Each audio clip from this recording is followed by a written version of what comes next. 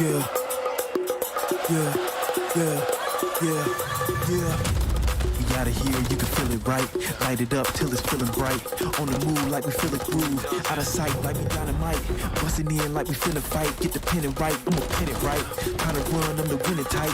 Heat it up like some minute rice. Bet I beat you to the finish line. Cause we out to get it feeling fine.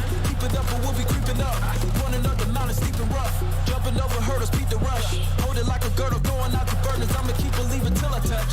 Hit another level on the clutch. I'ma get up in your face, whoa. Steady keeping up the pace, whoa. Get the feet that you can taste, whoa. Squeezing by you like some pace, whoa. Feel your confidence and this is the beginning, ain't no way to spin it. Headed for the finish. I'ma get up in the wheel, about to win it. Are you ready for the show? Now we caught up in the flow. We gon' give a little roll. Ready, set, go. Are you ready for the show? Now we caught up in the flow. We gon' give a little roll. Ready, set, go.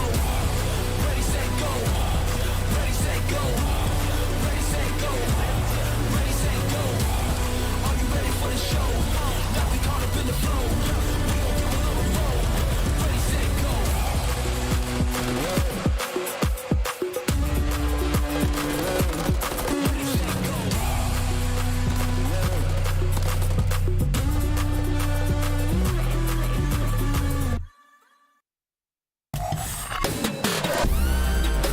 He's taking out 2 and out the 1v1. How he's able to take the Real with the 1v3. He's stop holding it down. He's still going. There's just absolutely no way you can hold this man right now.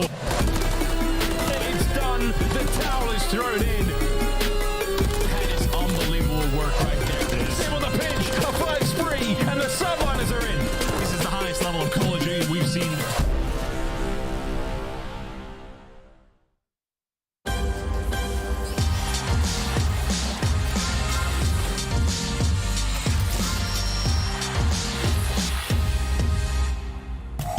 He might be pushes. Let me look. Could be sick. Every shot, Kenny, one shot. Every shot, Kenny. Alright, sit on. It could be upside, careful. I'm seeing the first shot.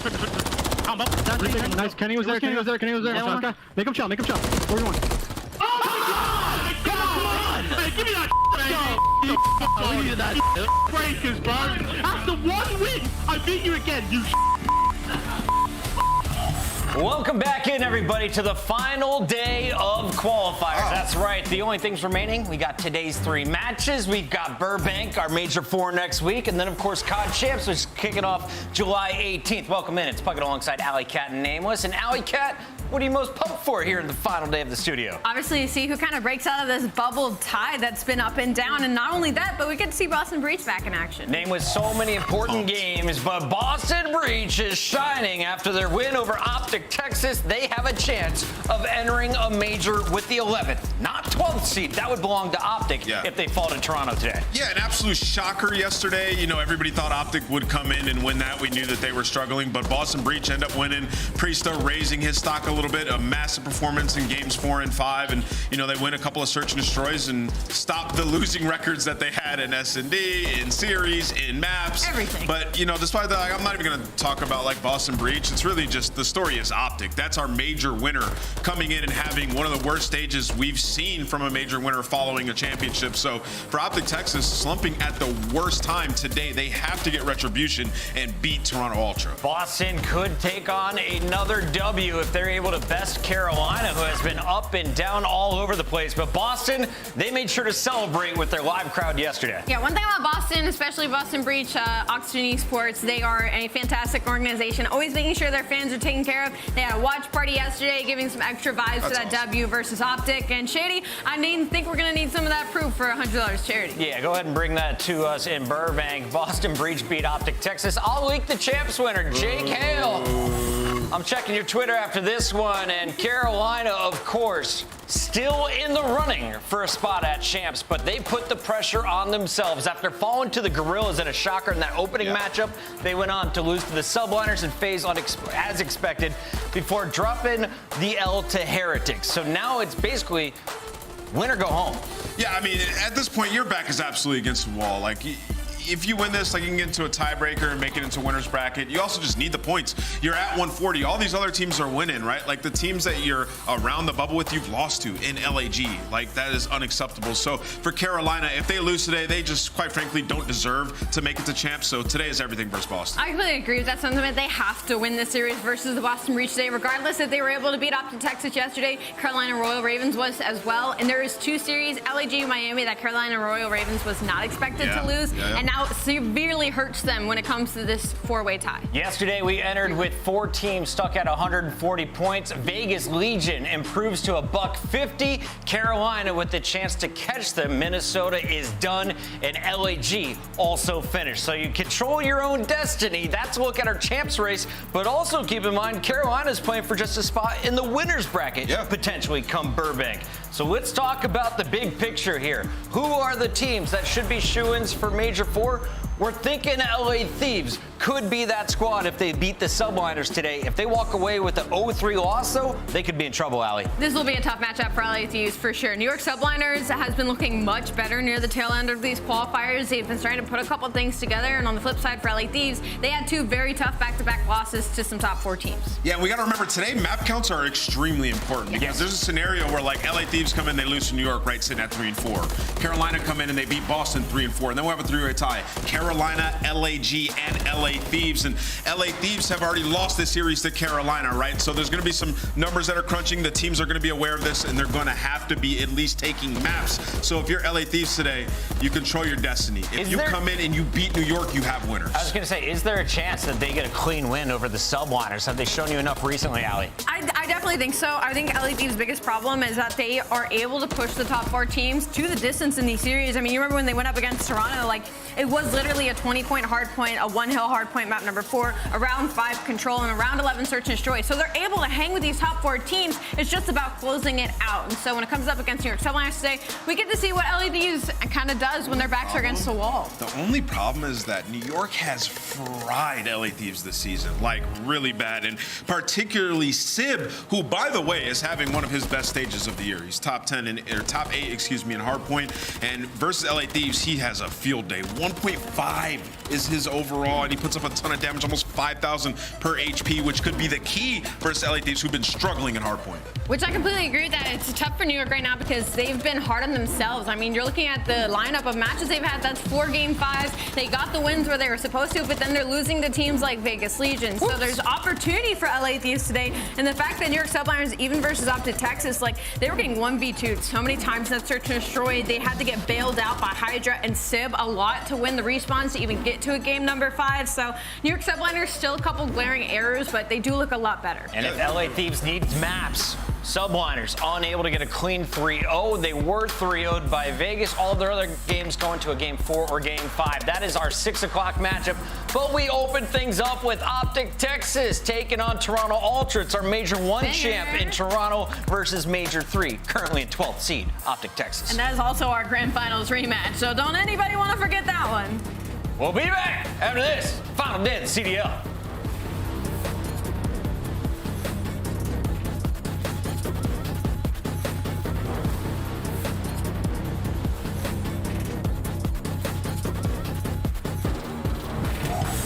All right, fans, time is running out to make your picks.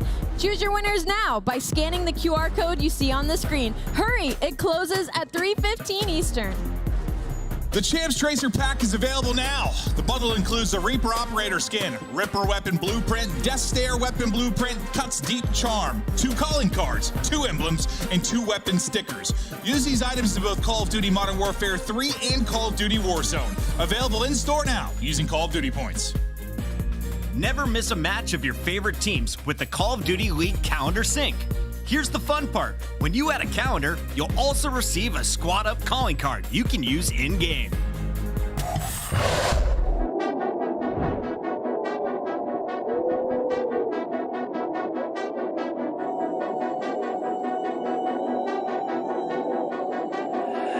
That's the cue. Look, I come from a city, you hear signs when we sleep. Heaven sent, hands down, vibes so unique.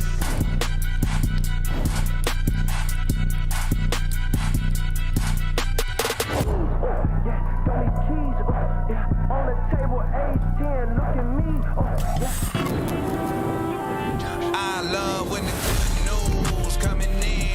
day to day. Already know what's happening, I don't gotta shake the hay. Big moves, big stepper in the right direction. The trick continues, every double use a psychedelic. I think they gon' need a minute.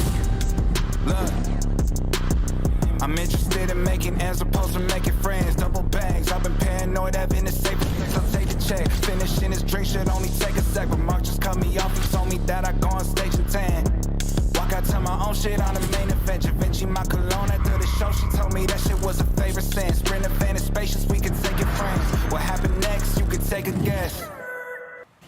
That kiss from inside gets me every time. Welcome in, everybody. It is the first of 3 matches, and we are starting one off with a top 3 teams. It's a battle between Toronto Ultra, who has our number 2 seed, going up against OpTic Texas, who has the 3 seed overall in the season. But right now, OpTic is in a slump, and Toronto is surging after taking down Atlanta FaZe. Let's start with the team wearing purple today, Alley Cat. Yeah. What have they shown you in their recent matches? I mean, they have been unreal during this qualifier. One of the favorites alongside Atlanta FaZe. They are undefeated in map 1s right now and just been unreal in Respawn overall. We're talking about a 14-3 combined in Hardpoint and Control in the last 30 days. And beyond that, like, their slang has been unreal. Kleenex has been on a heater in Control throughout the entirety of this split. Their only downfall has been in Search and Destroy. They've been falling short there, but versus Atlanta FaZe, they were able to clutch up and make the mid-round adjustments to pull that W. So for Toronto, things are looking great. You got Insight and Scrap running the ARs, Kleenex and Envoy, the frontline men with the SMGs. And as we take a look at our monster pregame name list, give me the keys. What do we need to see? Yeah, straight Control defense, 12-3 record first, you know, and that's kind of what I wanted to highlight. Like, they had a goal coming into this stage, and it was like, we want to add another map to our Control map pool, and it's going to be Highrise. And guess what? They won 5 straight Highrises. Kleenex might be the best Control player in the world right now, dropping almost 4,700 damage a map and 1.24. He's been downright bonkers in that game mode, which just gives them an edge because we've known all year long, top 2 Hardpoint team, right? And when they play the top teams, they have success in Search and Destroy. Just overall, throughout their season, they tend to lose them to some of the bottom. Taking a look at their weaknesses, it's early round S&D. Big picture, though, Toronto Ultra, known for their incredible teamwork. They can win games with less slang. On the other side, you're looking at an all-star lineup there on OpTic Texas, one that you are banking on winning their ones and putting together multi-kills. Let's walk through the lineup here, Allie, and give me a quick description of Kenny and Friends. I mean, Kenny and Friends, they were like one of the best teams in the game, but right now they've had nothing but a slump. Their respawns have still been fairly solid, but the Search and Destroy has been literally killing them. 2-9 right now. They're 0-5 in game 5s in the last 30 days. This is 0-5 in game 5s. 0-5. This is not the same OpTic Texas that we saw during Major IV Qualifiers or Major 3 at all, who was extremely icy and extremely clutch. They have the most clutch player in the league on their team in Dashy, and they haven't been able to do it. Nameless, I'm looking through the numbers here. OpTic has already played, what, 28 maps? Yeah. You're in 12th seed, but is it a good thing you're getting this many reps before the final major? No, it's a horrible thing, right? And I think it's like a direct comparison to like stage 2 when they went to all those game 5s, if you guys remember, even versus the lesser teams. Yep. Except they're winning them then. They're 4-0 in the game 5s. Now they've lost, what, 5 of them? And when you talk about Search and Destroy, it's a 9-map active losing streak in that game mode where they're averaging under 4 rounds won per S&D. It's just unacceptable. And you could see all the glaring weaknesses of their Search in that game 5 versus Boston yesterday, just not on the same page. The mental just hasn't been there. The good news for OpTic fans, Subbase is in the mix here. Allie, how do you see these maps playing out? The first 2 maps, like, neither of them really prefer. I mean, OpTic Texas Subbase success, you talk about, you know, last split, that was one of their best hard points, but I'm more shocked that Highrise Control was allowed map 3. You're talking about Toronto Ultra, it's 5-1. That is the only Control that they have been playing this entire qualifier. Yeah, Toronto love it. I mean, you're talking about 6-star. They've added that to their map pool now. They feel great about it. Highrise 5 straight, and then that Subbase, OpTic lost to Vegas on it. No longer unscathed there, a map that Toronto's been good at throughout the season. So I feel like Toronto look at this and they're like, we're taking this easy. OpTic could go as high as 9th seed with a win. That would be a clean 3-0. And of course, on the other side, Toronto could enter Major 4 with the number 1 seed if they're able to take down OpTic in their final fight. We look at our numbers, and it's time to pass down the crown. Lord Nameless, back, baby. The king of correct picks. Where are you going with the first one of the day? You know what? Are you standing Why on not? I'm going to go with OpTic Texas. They're going to take this series just because That's how Call of Duty goes. OpTic Texas jumping up the leaderboard, but staying in the elimination bracket. How about you, Allie? I'm going with Toronto Ultra to hopefully win me that crown back after that series. I'm going with Scrap Daddy. Sure. I have a feeling he's bringing the heat, and the fans selected Toronto as well. But I just heard from the producer there was less than a 1% differential in the fan vote. This one is split 50-50 by the community. Number 2 seed versus number 12. We hand it over to two of my favorites, though. It's Chip and Study. Scrap called me an unk. That's why I picked OpTic. I don't know if stream can still hear that or not, but that's crazy. Also crazy that the fans actually picked Toronto here. So I know there was a major conversation on the flank last night. Lots of opinions. I'm sure there are people writing dissertations about what's going on with OpTic, whether they're fine, whether they're not. The big news here, Jay, you got to start with these first 2 maps, re-identifying what this OpTic team actually is right now. Oh, yeah. OpTic need to come out swinging because they're starting off this series with the sub-base HP. They were sitting at 11-0 before the last time that they spawned in on the map versus the Vegas Legion, and they got absolutely ran. Did not win a majority of their rotations. They got outslayed by 30-something kills, probably even more. Just wasn't a good time for them, but this has been a staple for them. Going back to the votes, though, like Greenwall fans starting to shift a little bit. I guess realizing that OpTic Texas are not really clutching up in their search and destroy has got them going the other way.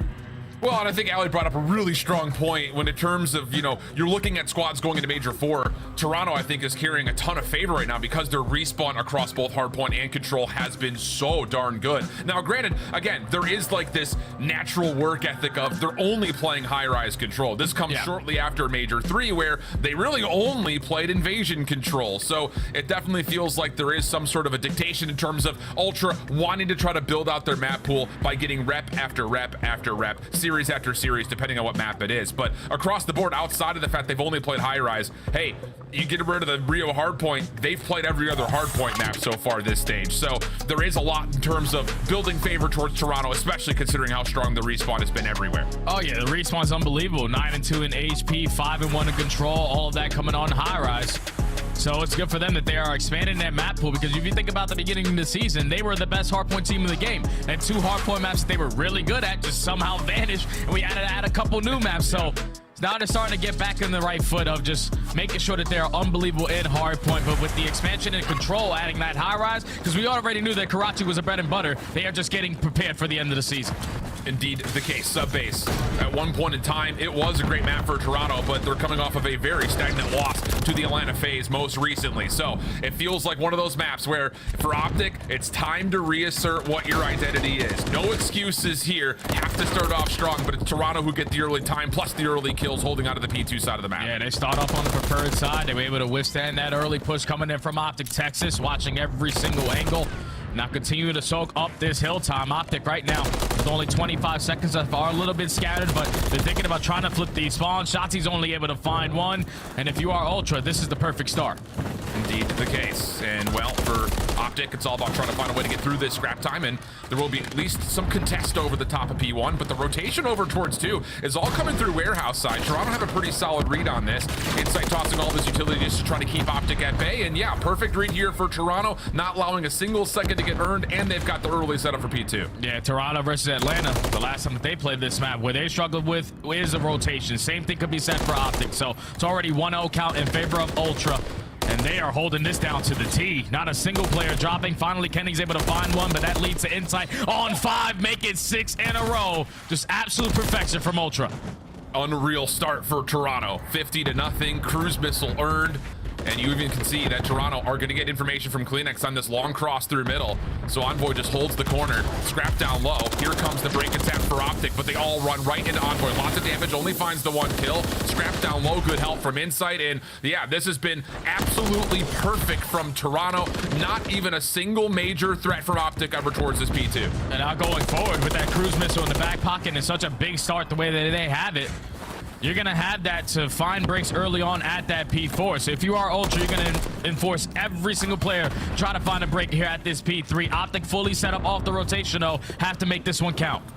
And Kleenex trying to get up top towards Snow, trying to double check to see if anyone's topside warehouse. Kenny's nearby, but, well, he will be found. I was about to say he stayed pretty concealed from this hit to the moment, but look at the route from Envoy. He's already flipped the spawns around. I mean, you want to talk about not just OpTic getting battered, but you want to talk about the improvements from Toronto? This has looked so much better than how they played Atlanta just a short while ago. Yeah, this is clean, man. And I don't know if it's because Toronto are playing at such a high level or OpTic Texas are playing at such a low level. Because obviously, when you have players the way that you have, a full lineup of superstars, you're expecting them to making sure they're keeping up in every single department, and especially the slaying. Right now, they are currently struggling. They find the break-in for the final 20 seconds, but you would take that if you're Ultra. The back through P4. Trades are even. What happens to spawns here? Hardpoint's going to open up. Toronto still spawns out, and Shotzi's going to spawn right behind the hill. Brilliant moment here for OpTic. They're going to find the kills and open up this hardpoint to their name. Yeah, this is perfect. That's now 2 rotations, 1 out of OpTic Texas. But still a 60-point difference. Now, if you are Ultra, just got to make sure you... So now Shotzi up top tries to play recovery. He's at least in a spot to contest, and there we go. Okay, moment there for Toronto that started to get a little bit scary for the OpTic setup, but they collect themselves nicely. 5 kills straight for them, and that'll be enough for OpTic to also put themselves in a really good oversight position over the top of the new hill. And that's why I would assume if you're Ultra in that situation to invest that cruise missile on that P4. Just so you can account for everyone and make sure that break is going to be successful. But you allow OpTic Texas to reinforce their way back in and put themselves right back in a position to potentially take the lead here at P5. You have Dashy holding down top warehouse. You still have the spawns that you want for this hill. But it's a 2-2 in the trade split. OpTic Texas is going to be in first. Yeah, but you still have Toronto holding the high ground of their own, so a chance for them to at least battle off this oncoming assault from Texas. First 2 kills are good. Kenny just tries to kind of surprise Toronto through the middle of the map. Yeah, but you don't really want this. You don't want to be spawning over towards warehouse side, especially when you allow Toronto Ultra to find those initial kills. Now they put all their focus over towards warehouse. Kleenex holding down top Snow, and OpTic Texas might not have an opportunity unless Dash is able to win this one-on-one to find any time here. He's able to get 1 second, but that's not enough. Ultra win the rotation over towards New because they have the preferred side of the map, but these kills are massive for OpTic Texas to start to work their way out. Yeah, Toronto still fully spawning on the left side of the map, like you mentioned, but Pred just watching through the catwalk. Shots over towards Kleenex, Scrap battling off, but yeah, all things told, considering it was an 80 to about 10 game, this is not bad news for OpTic overall. Toronto's trying to play recovery towards this left side of the map. Staggered spawns are all over the place. Once again, we go pinstripe in the kill feed, but Toronto able to at least capitalize, find the kills, and get themselves at least a neutral hard point. Yeah, they're able to get them out of the hard point now. But you got to take care of Shotzi and Envoy with the perfect read and the headshot. Is able to win that gunfight. Now Ultra work their way back into the HP. OpTic Texas, though, they still have the spawns over towards a new hill, but every single player falls at the wrong time. A perfect opportunity for Ultra to blow this game wide open. Yeah, Insight can just hold over towards frontside Snow. Scrap is right next to him, and he is shooting 20 and 9 off 4 in a row, eventually taken care of. A couple of decent trades here for Texas, but not really going to amount to too much in terms of what happens over the scrap time, nor what's going to happen over towards this P2 setup. Maybe a chance for OpTic to get the but Scrap off the reset, gets back in, shuts it down, and now Toronto can open up P2 with a lot of comfort around the hill. Yeah, they're already up 60. Last time OpTic Texas could not find any breaks in towards this P2 HP. But you have to try to change that here because we allowed them to get all this time. It's basically going to be GG. You see the kill feed, it's all purple. They're able to dominate in that department, and now it's only Shotzi in a position to potentially contest. Well, not looking good here for OpTic at the moment. Still 35 seconds to fight, and as Toronto starts to run away with Scrap on 5, we jump into a Toronto Ultra. Listen it. Side door. I'm outside. Top. Dead. Side door. Dashy. Nice. I'm going new. Top. Dead. Nice. I'm going new. Yeah. Try and push forward here. Yep. I have streaks though. Get top. Tunnel. Dead. Nice. I'm top 10 though. Are we flipping? Could be. Not Shotzi good. Try for it. They're going to get back door. Dead. One more back 10. Shotzi on all weak. I think he's back 10 somewhere. Low 10. Where'd he go? Back door. Two back door Scrap. They're back. Already out. One more. Go on. Close to the left. Same spot. I push. I spawn back one time. Yeah, here. One time. Stun on time. Give me a second. I'm going water. Hit us back and then once. Play left every sec. I don't know if they know here. I kill the guy time. One keep fight and then one time. Nice. I'm blocking the both spawns. Tunnel. No, really weak in time. I'm blocking them. Nice. Let's guy P2. Let's guy spawned here. Yep. I'm gonna go. This is the game, bro. Go. One on mid alley. Ready? Yo, Shout 2 in. jumping out front, 1 going 10, 1 top. I have tunnel. I'm playing tunnel. Just good. Get under the hub. I have all tunnel. I only have low tin. They're gonna jump. They're gonna jump. Watch the door. Watch the 10 door. Top 10 right now. Or top. Just make him top jump. rails. Make him Top jump. rails weak. Tunnel, bro. You know what I mean? Dead. One more jump. Top 10 jumped out. One out. This is fine. One more tin. One more back tin. Stay alive. Weak. We're good. Wait. He went tin. He went tin. Top third right now. Okay. Shake for this. Top 10. Nice, big time. There might have tin here again. We got wall with the streak? I'm down. Yeah, I'll go. I'll jump water. Oh, I like the streak I already too. have tin. Wait, top 10. You just sat there. There's 2 tin. One low, one top, I Low think. glass. Low glass. I think there's 2 on the left. I'm just going water, bro. Go for it. They in glass? He's in glass, Yeah, he was. You reckon? I don't see him. He's gonna be top guard. Right in your wall? Right, top guard. He's water. Mid-side snow, mid-side snow, mid-side snow, guys. One top glass, pitch low. Okay, one in time, one top double, one in glass, and one in tin. Time is then. What's glass? Ramp one shot. Ramp one shot to camera. I can't go. One P2, Nice carry. I'm carry. Top short, top short, though, I can't kill him. Still there. Lean in. Top short, weak, and one back. He's front time. Yeah, one's top single. That's the guy P2, Jimmy. Stay alive loading first. Single weak. Well, once again, it's that P1 to P2 rotation, plus Toronto making life difficult to 3. It's just really been, again, impressive to see Toronto's recovery after what they faced versus Atlanta just about a week ago. Yeah, this is unbelievable, man. Like, they are playing perfect Call of Duty on a map like Subways where they can be 50-50 a majority of the times. When you're winning rotations to 3 straight hills, finding early breaks on the 3rd one at that, that's what allows you to have the lead that you do. You can't find a break here, though, at P4, so this has been the money hill for OpTic Texas so far on the map, but only needing 17 seconds. You rotate nice and early, and you should be able to close out the game here.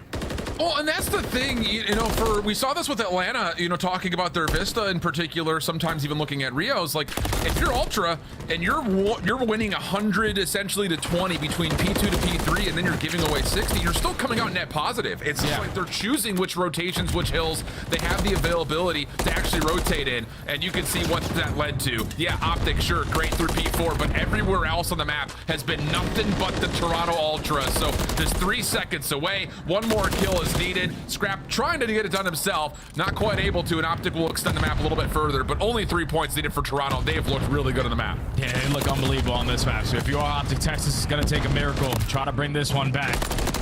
Hopefully able to keep up in the kills. So right now they are trading effectively, but Scrap and Kleenex combine it for 2, make it 3 in the feed. They're going to be able to close out the game. That's map 1 to Ultra. Yeah, it really is. I mean, we've seen the top teams in Respawn right now. You're not just talking on the year, but the teams in Major IV Qualifiers that have been really good, especially in the Hardpoint. You make these choices of, okay, we can get the full 60 here at P2.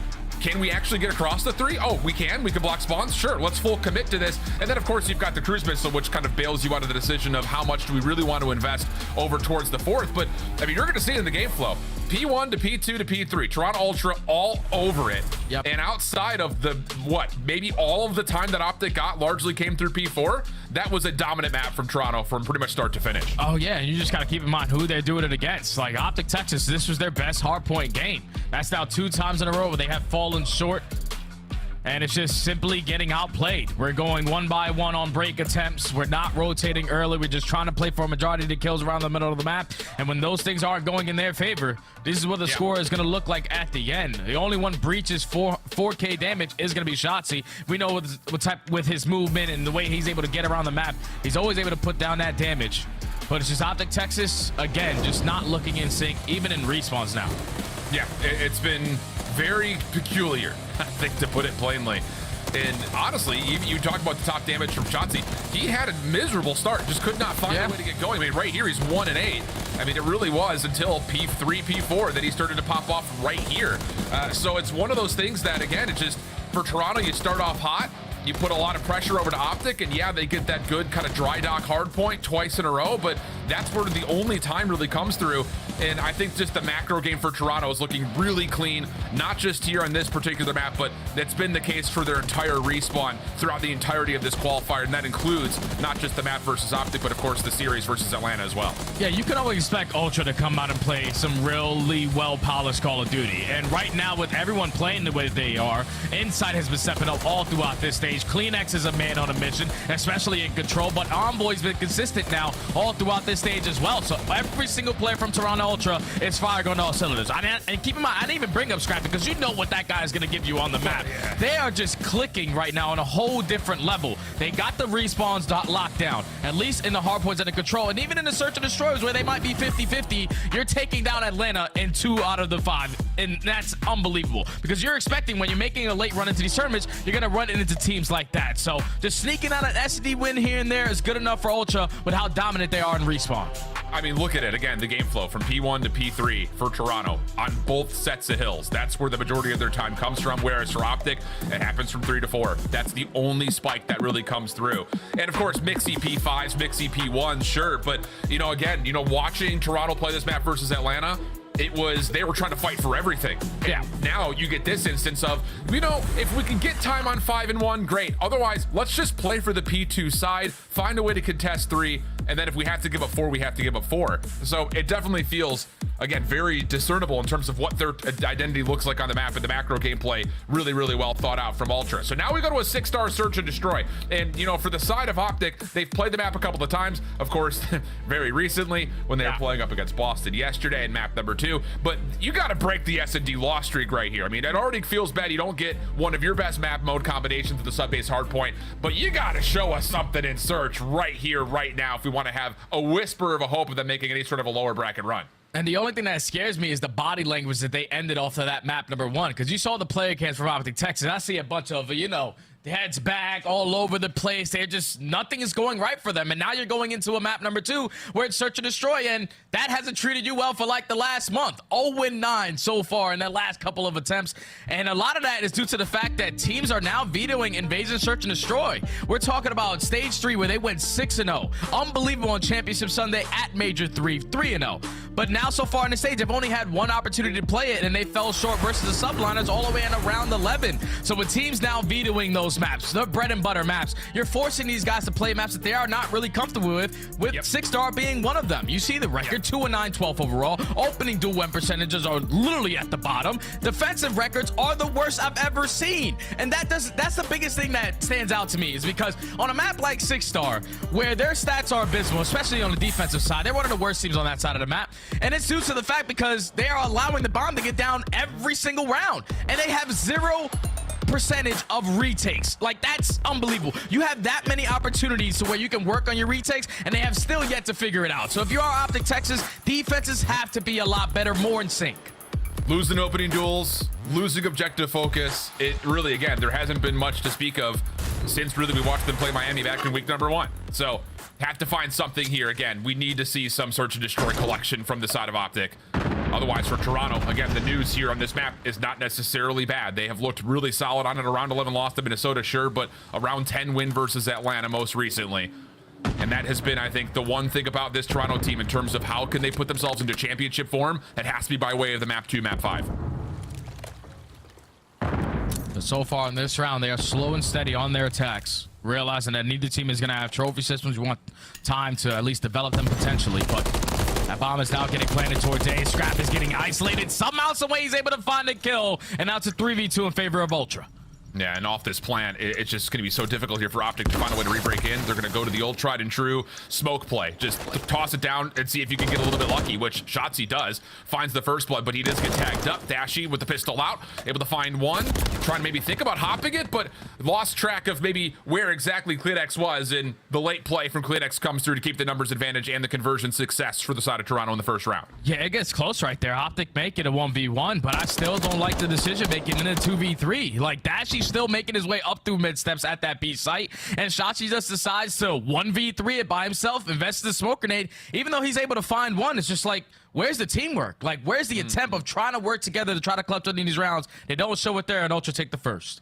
And I will say, just on the other side of things, speaking more positively, I love the proactivity from Toronto to get a little bit further beyond the A site, make OpTic have to rotate back over through U-Haul. It just forces OpTic to be in the worst possible position. So good stuff for Toronto. Chauncey looking to go quickly over towards the A site. This is going to be left alone here by Toronto, just watching for Envoy on this cross as the rest of Ultra are looking to get through and aggressive on the B side of the map. Oh, and I love this play right here from Ultra. If they could commit a little bit quicker, because you want to try to retake this site through security. You have two players working that pinch. And both of the SMGs sitting around that mid connector. Inside trying to invest in nade. It's going to blow up by a trophy. That's already been 15 seconds wiped off the game clock. But Scrap finds the first blood. Yeah, Kenny just gets caught, kind of going back and forth. Oh, man. Scrap turns that into a second. Smoke down. Shotzzy in a little bit of trouble trying to play around the B flank. And now it's just down to Pred. Decent damage, decent shots. But all things told, the only one to lose their life is Envoy on the retake. And I mean, I'm sure Scrap can't believe his fortune to find 2 on that angle when Kenny was hard scoped on it. Yeah, it just doesn't make sense. Like, if you're OpTic Texas, you're playing for the info.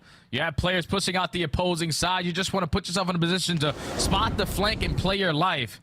But the fact that Kenny's in this kind of angle, Scrap reads it, and then the snap onto Dashy, which neither player really does miss shots. Just Scrap is on point right now. Take down both of those guys. You take full control of security, and you trap the rest over towards Statue. It's a perfect retake right there from Ultra. Really good first 2 rounds from Toronto on both sides. OpTic looking to try something a little bit different this time. Not going to have any defenders on the A site. No trophy system here either. Nade is up and over, and Toronto are going to say, wait, there's no trophy here. There's no one tagged off that. Let's just go for the quick plant. I love this call from Ultra. I love this call from Ultra, but I love the play from OpTic Texas reacting as fast as they did. They're not going to be able to stop the bomb plant, but they are potentially going to be here to contest early on. Here comes the smoke. It's a little bit short-sighted, though, so this double stack for Toronto members on the backside can read the play through it. Envoy's going to get 2. I mean, that is just a post-plant setup that ultimately uses OpTic smoke against them. Dashy in trouble, has nowhere to go, and it's 3 very quick rounds for Toronto. And I thought OpTic Texas was going to play that round a lot faster. They're gaining the info. They dominate that mid-map pressure early on. They also shut down that early B push as well. But when they put themselves in a connector, that bomb is getting planted. You have to try to instantly go because you had 3 players sitting in that position. Dashy was just playing his life towards the backside of Skybridge, waiting for the play to come in. But when eventually it does, it's just too many players from Ultra waiting for those pushes out of the smoke grenade. Envoy finds a double, and Ultra so far flawless in the search to destroy. Wow. What do you say? Again, the retake percentages have been abysmal for OpTic, to put it plainly. And that continues to be the case here. Envoy, lots of opening nades kind of exchanged between both sides, but Envoy really can't do too much here from this bottom Skybridge position. He has been stunned, can't really get on towards this site, and that's going to force Toronto to kind of reposition their defense. OpTic will get the offensive smoke, but they're trying to bait out Toronto's defense with it, and it's really not working out. So they miss a window here for a plant, and you've got CleanXO. I was going to say maybe he catches the timing onto Kenny, but now everything starts to move. OpTic in a good numbers position. Yeah, OpTic also take care of Envoy as well. So they instantly put themselves in the 4v2 advantage. Just try to work that bomb plant. Kenny also finds another one through the middle of the map. This is an OpTic round. Yeah, definitely should be. You can definitely see a window in there, though, where it looked like if Toronto were caught Kenny on that little timing, that whole round kind of goes awry because every single piece of utility was thrown for OpTic early, trying to pull that Toronto defense for a contested bomb. That doesn't really work, but Kenny, fortunately, able to catch one over towards the pool side, and then from there, Toronto just spread. Legitimately, they were spread too thin. Yeah, and it was the stun that connects onto Envoy that allows OpTic Texas to now be a little bit slower on that push because they were expecting someone to be playing aggressive around that site, but when Kenny finds that first one and then they eventually sniff out Envoy, that is a GG. So OpTic Texas get one on the board. Now they go back on the defensive side where, again, they have a 0% chance at retaking. Let's try to not allow the bomb to go down. They've pulled OpTic's defense a touch, and look at the little 2-man stack over towards B. They're going to try to flush out this backside Tiki bar. Yeah, they're taking a lot of ground away from OpTic, and they're also forcing them to think that an adjustment is going to come in.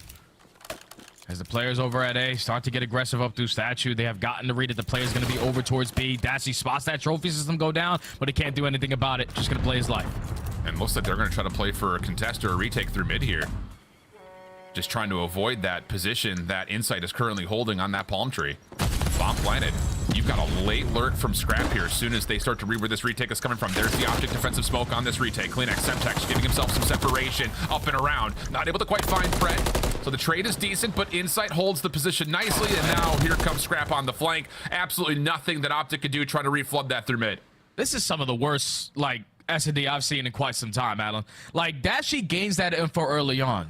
And once you gain that info, you have to now make that play. You can't just wait for the bomb to go down and then, all right, we're going to pop a smoke grenade, run through it, hopefully it goes our way. Like, no, you gain the info. You have players who are very, very confident. Let's just hit it out before they can even work that objective, because once that bomb gets planted, they are perfect on their post-plant setup so far. OpTic Texas need to play a little bit more faster, a little bit more confident, a little bit more in sync. Think your frustration started to be hell yeah, here, Jay. Hell yeah. Like, damn, what we doing? Well, first blood here is OpTic are just full running it down middle, and the SMGs come out with the first two. One trade from Insight before he gets taken care of, and okay, just a little tempo change. OpTic say, let's just play TDM, not worry about the objective, and that works out. That's good plays. All right, there we go. Switch up the pace. Send the SMGs aggressively up through mid. Pred is actually able to strike for that first blood. And that leads to an early round success right there from OpTic Texas. A 15-second rounds. Those are the ones that you sort of need, especially on the attack. But now you have to figure it out on defense. We got to stop the bomb from being planted. Can they find that same sort of aggression on the defensive side? Do you just play it through mid? I mean, is that the option? Because this whole feel out on the outsides hasn't worked out decently at all. So maybe you try to just stay aggressive through mid-map, and that may be the case as Shotzzy automatically checks in.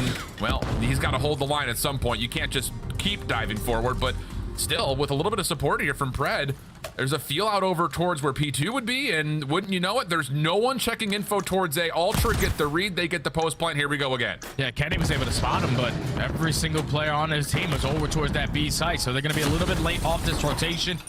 And it's already been 10 seconds wiped off the game clock, but here goes that smoke again. And it's almost the exact same setup this time. The trades are decent.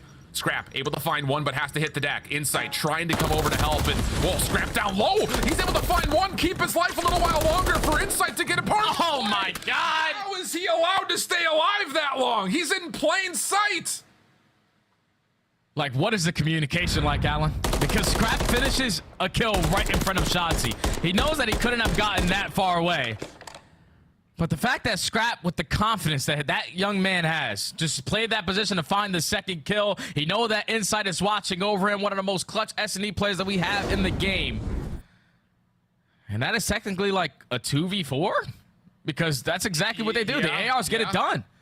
Yeah, I mean, it legitimately is. I mean, you see off the kill feed right there. It is legitimately a 2v4. It's the exact same retake attempt as well from OpTic, where the smoke comes through and they just cannot find the kills. And all of a sudden, we've got an 8-man hit over towards A. Kleenex is already forward. First time we've seen him in this position, but an unfortunate bounce off Insight's nade will give a free first blood to OpTic. Scrap on the pinch, though. Opportunity starts to brew. And how about the help from Insight again?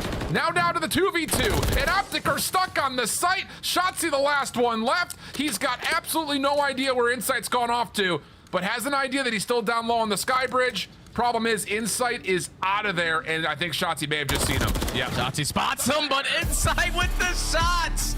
Ultra could do no wrong. Even with the team kill right in the beginning of the round, they still clutch up in the man disadvantage.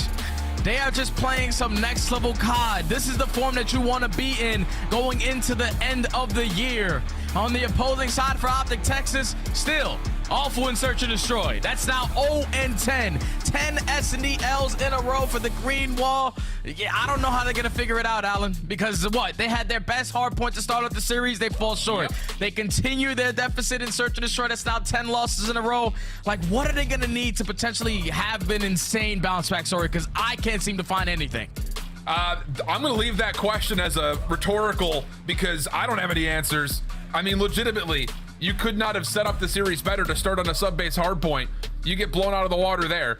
You return over to a 6-star search and destroy, where, again, it hasn't necessarily been terrible in terms of how OpTic have played. Again, a round 9, round 10 loss, but that came to the Boston Breach. But it's the same thing we saw yesterday. Smoke retakes. It's just, I hate to say it, but that's what we're seeing in challengers, Jay. It just doesn't feel dynamic enough for a team like OpTic, your Major 3 champs, and Toronto absolutely punish. And the better news for Ultra fans is you're going to a Highrise Control for map number 3, a map that they're currently 7-5 on. but 5 of their wins have come in their last 5 matches. So doesn't really feel good for OpTic fans in terms of trying to use this series as a chance to reestablish some sort of a competitive identity, because at the moment it is out the window. I know Patrick Price is probably loving it right now. Yeah, nah, OpTic Texas, I don't really know where they're going to be able to find, man. They were needing at least a series yesterday versus Boston. You fall short, but now you're coming in and potentially getting 3-0 by Ultra. Their minds all over the place going into Major 4. And for Ultra, there's a chance to possibly top the overall qualifiers and set yourself up for number 1 on the Major 4 stage. We'll come to find out what happens. Highrise Control right after this. Don't go far.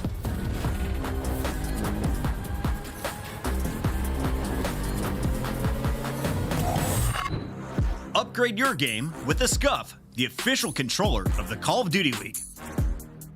Scuff Gaming is doing an ultimate giveaway where you and a friend can win a chance to go to COD Champs this year. The giveaway includes 2 VIP tickets, travel expenses, and more. To enter, scan the QR code on the page or go to scuff.co/CDL and enter your email. Terms and conditions apply. The Call of Duty League is brought to you by Monster Energy, the official energy drink of the CDL.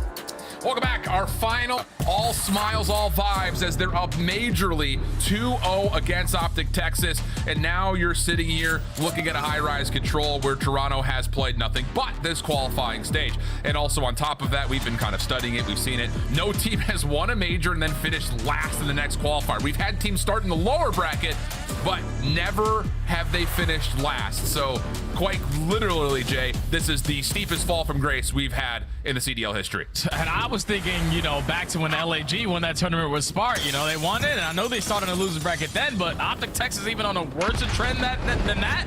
So they had to try to turn it around, and unfortunately for them, it's not going to be easier going in on this Highrise Control, because Toronto on a 5-game winning streak on this map alone. They have only played this map all throughout this stage. And where they have shown drastic improvements have been on their attacking side. They used to get outslayed by 4 to 5 kills. Now it's barely 1. They have figured out the map. And this is the thing, is Toronto, they're so good at isolating this B zone. Envoy just threw underground, waits for his teammates to pick up on the information, and now he's guarding you from getting out of spawn. Kenny trying to do the same thing on the other side, unsuccessful. Only a single kill to this point. Envoy still hunting out eliminations, and OpTic look lost. Second tick gone, third on the way, double stack still in play. And they're still finding all the exit kills there. Everyone from OpTic Texas who have yet to leave their spawn, so they make a little bit of a contest here at the B point, slowly working on that progression on the third segment. But 26 to 21 in lives remaining. OpTic Texas need a turnaround and need it quick. Yeah, absolutely the case. You've got Fred trying to play from elevator side. He's in for the contest, and whoa! The shots, I'm sure, were great from Kleenex to start, but better from Envoy to secure the kill. And now he predicts the jump up on the pipes. Not fully. Do they get the extra 60 seconds yet? But a follow-up hit from Insight will confirm it. 21 plays 18, minute 55 in the clock. And it's the same thing for OpTic Texas. This used to be one of their good maps, especially because they used to be able to outslay both teams on every single side, but defenses recently for them have been a struggle. 9th overall on the map. And at least the start off was showing that a little bit, but trades are effective. 2-2 on the split. OpTic maintaining the map control. Just need to hold on for a minute 35. Yeah, no need to rush or panic really on either side at this moment. Dashy trying to play just over the top of the A zone. We'll get a little bit further depletion on that first tick of progress as Shotzi cleans up some action through mid-map, but Toronto, very patient. Find the trades they need to at least keep the effort forward on towards this A zone. Pred, up and over, really well done. And once more, OpTic right back in control here defensively, and they've reduced the life lead just down to 1. Yeah, so far what OpTic's game plan has been, trade. Try to pin the lives remaining back into our favor, but the route from Kleenex might get enough. He finds that first one onto Dashy. Scrap already finds a second. They know the last 2 players are pushed out towards Heli, but Kleenex said, nope, I'm still going to commit on the spawners. He finds another one out. Toronto should be able to work the objective. Whoa, plus the pistol at long range, able to find Shotzi, who was about half HP. Insight on the zone with Scrap. Trophy system down for now. Kleenex off the respawn, still keeping OpTic away from the defense being able to come back through. And at one point, it was a 13 plays 12. Now it's a 3 plays 12. Straight eliminations from Toronto. Third tick gonna get locked as OpTic try to fall off the map. Oh my goodness, how quick it transitions as Toronto dominate their opening attack. Yeah, no, this is looking over. Like, it's as simple as that. Ultra coming out ready to swing. And OpTic Texas still sitting in the bullpen. Just don't understand what they're doing. Like, they're just losing a bunch of these one-on-one gunfights. You're leaving openings for Toronto, and they take full advantage of it. But when you allow players like Kleenex to, you know, roam around your base, this is what the ending of the round is going to look like. Let's just jump off and not give that guy any more kills. Yeah, and all 6 ticks of progress did get confirmed there before that last suicide fall comes through. So Kleenex on 5, Toronto with 6 ticks on their opening attack. Set the bar about as steep as you could be. Kenny has 1 kill, it looks like. I think that's an accurate tally. I know the scoreboard sometimes comes up broken, but he gets his 2nd here. So again, the opening defense for OpTic not good, but offensively, a chance to do some work here over towards this B zone. 3 members on, 2nd tick looking good. Yeah, this is perfect start from OpTic Texas. They dominate the gunfights over towards B Street. They already had that 2nd segment earned in at the B point. And they are still trying to trade effective around this objective. As now it falls into the hands of Shotzi to just fill the gap. Is a contest going to come in? I don't think so. And if it does, it's a one-on-one gunfight. You just have to win it. Unfortunately, he falls short. Yeah, Fred able to follow up, find the kill. Still, the contest is alive, though. It still hasn't been confirmed yet, but surely it will here, and it will. So now, all of a sudden, Kenny, better start here on this offense. Gets into a good position, backside over towards this awning area, and there may be a chance to actually catch a couple of Toronto members off guard. Here we go. OpTic starting to wake up a bit with progress being made over towards A. Okay, this is perfect right here from OpTic Texas. First segment about to come in. You have the ARs, even the SMGs picking up the MCWs, still shooting. As Predator trying to make it 3 in a row, commits on the gunfight versus Scrap. If you strike, you better be ready to take him down. But that second segment is already in. Yeah, Dashi also still finessing, keeping his life, working on the third tick. Pistol's good, and the nice double here from Dashi. Follow-up help on for Pred as they're trying to get this third tick completed, and okay. How about that? Haven't seen that in quite some time, but both teams very fluent through their offense, both able to get all 6 ticks of progress, and I think 19 lives remained here for OpTic on this offensive round. Yeah, that's good plays right there from OpTic Texas. With everything that's been, you know, thrown at them so far throughout this series, you're able to find yourself a dominant attacking ground on Highrise. So you tie it all up in the segments. Just got to keep in mind that I think Ultra were able to outslay by a little bit more in that round number 1. But now if you are OpTic going back on the defensive side, let's not allow Ultra to have the start that they did. Yeah. Absolutely the case. So now it's just down to what does Ultra want to try to pull out here. As CleanX tried to get over through Underground. Good aggression from OpTic. Gets their defense going early. Envoy also going to be stunned up and dealt with by Pred. So yeah, here we go. Defensively for OpTic, a really solid start for them. They're winning every single elimination, and they're controlling some key ground right around this B point. Yeah, that's the perfect start. You win the initial couple of gunfights. You're dominating over towards the B Street, and Dashi's still able to find himself on 5. Make it 6 in a row. The Batman needs the bat signal, and that might have been able to present itself after that map number 2 as that cruise missile is earned. Yeah, it legitimately feels like a no more nonsense mode right now for Dashi. 13-9, 7 in a row. The heroics over towards the A zone on the offense, and now starting off the defense near flawlessly. A couple of trades though for Toronto, get them out of spawn. Dashi still cooking it up though. 14-9, 8 in a row, and still looking to get aggressive. The pistol's working, and Big Bruce is here, but Toronto have found entrance over towards A to stop the clock. Yeah, regardless of what everything that Bruce is getting done over towards B Street, just hoping that the teammates can find a little bit of success over towards Blue, but they at least find the exit kills onto the point. First segment already going to be earned, but OpTic Texas reinforce around the map, take full map control away, and Dashi unfortunately is going to fall short, but 10 in a row is a job well done. Absolutely, Pred through the middle of the map, also able to track down CleanX. So yeah, Toronto's offense after the hot fiery start in round number 1 has found absolutely nothing here in their second.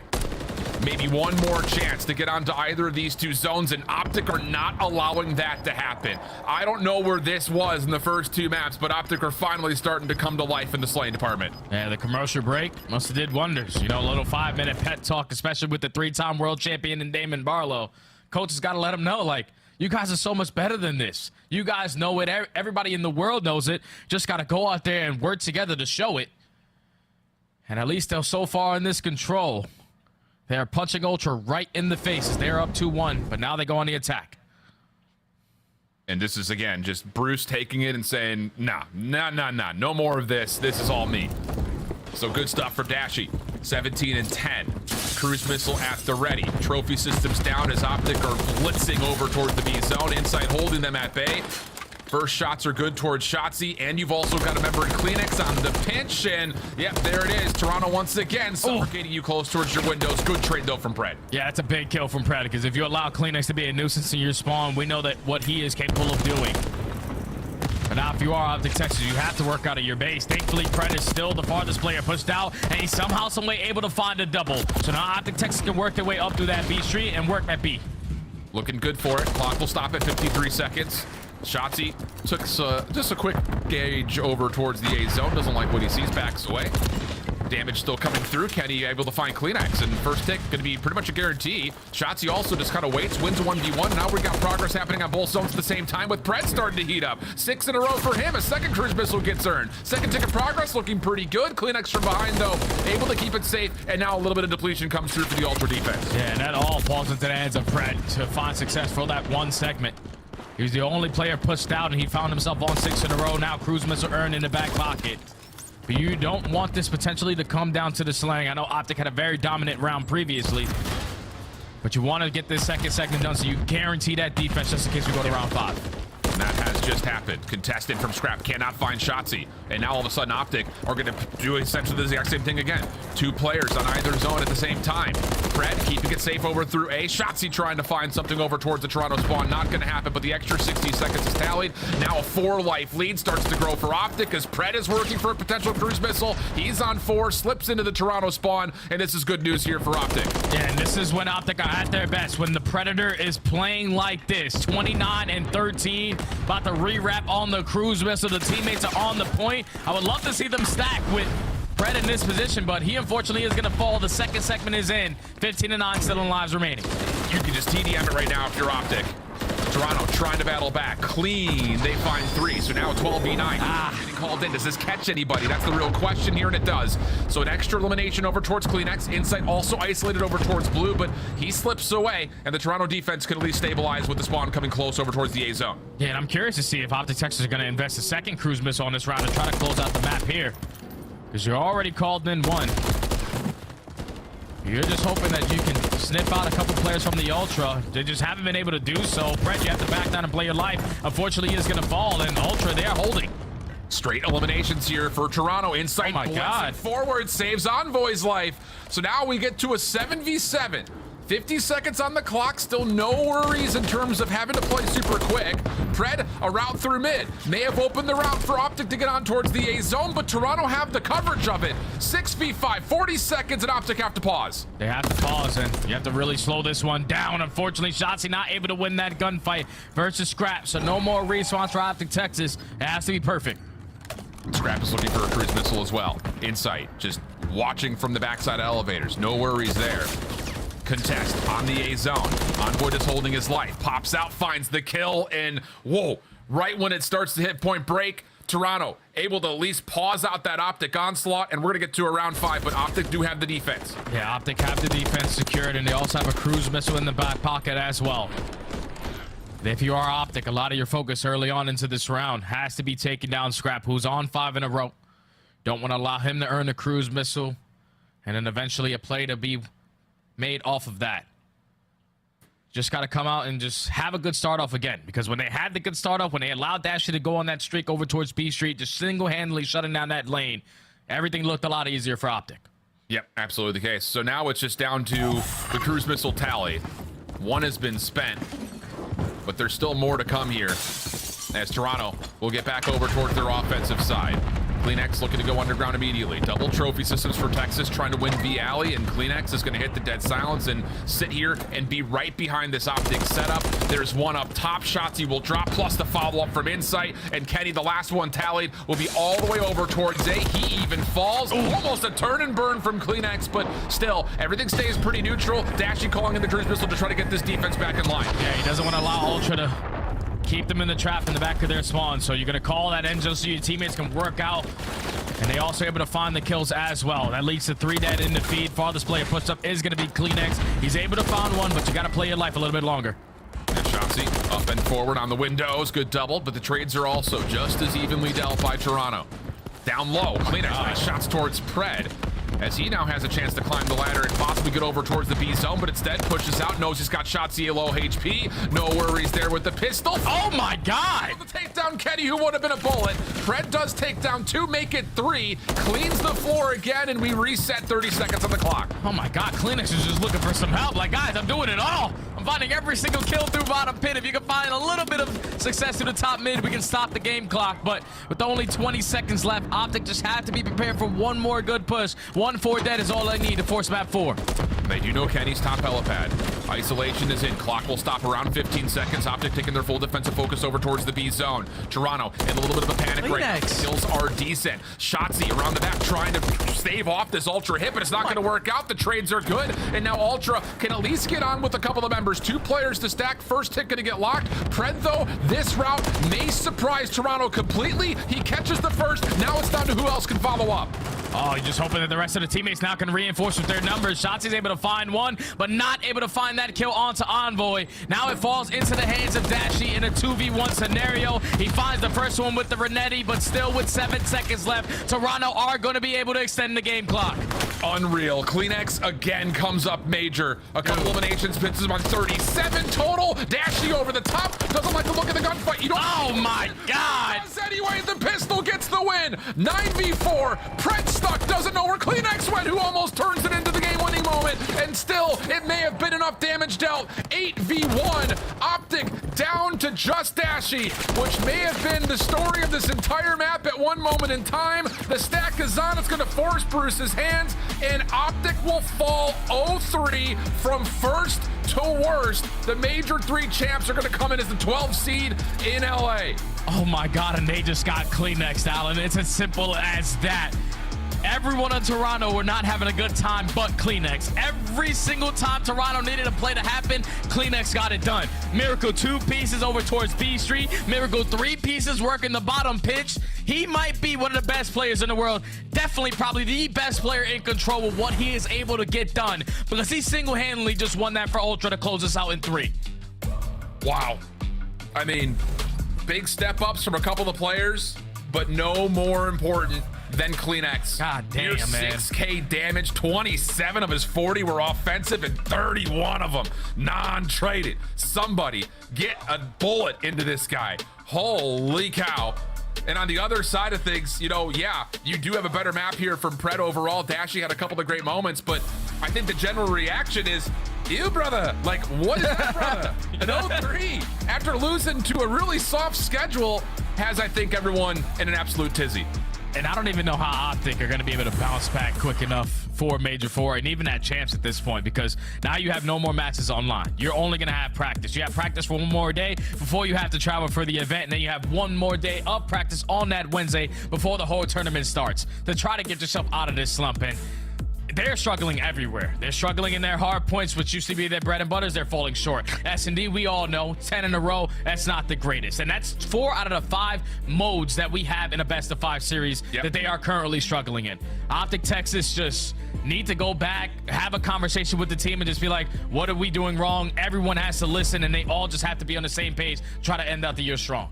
On the other front, that puts Toronto in the prime driving seat in terms of what could happen for Major 4 as they try to pursue a championship in LA as we head down to the desk, and I'm curious to see what Nameless has to say. Yeah, let's start with you, Unk. How do you feel about this series? I mean, I think that this series just shows how bad OpTic have truly been. I mean, honestly, that last map was within striking distance. I mean, I think about the situation that they're in, like, just concede the point. Like, take your time, try to get a couple of kills, regain control, and even with Pred having a monster performance going absolutely nuts, they can't close it out. And the most egregious map of them all is a search and destroy, which I'm sure we'll revisit. Allie, I said Scrap was going to be the player to watch, but it's Kleenex dropping a 40 bomb in game 3. The tissue has been an issue for everybody. Took down Atlanta, now you take down OpTic, and Toronto is officially the #1 seed entering Major 4. I mean, we talked about Kleenex in Control has just been completely unreal throughout the entirety of the split. He's dropping a 1.24 on Control right now during the split, and we saw it now. It's just going to get better from this series, dropping 40 kills. And it wasn't just him. Everybody in Toronto Ultra had their maps today. Scrap map #1, Insight map #2, Kleenex at map #3. Envoy still doing Envoy things, but he didn't have to do a whole lot with his teammates shooting like that.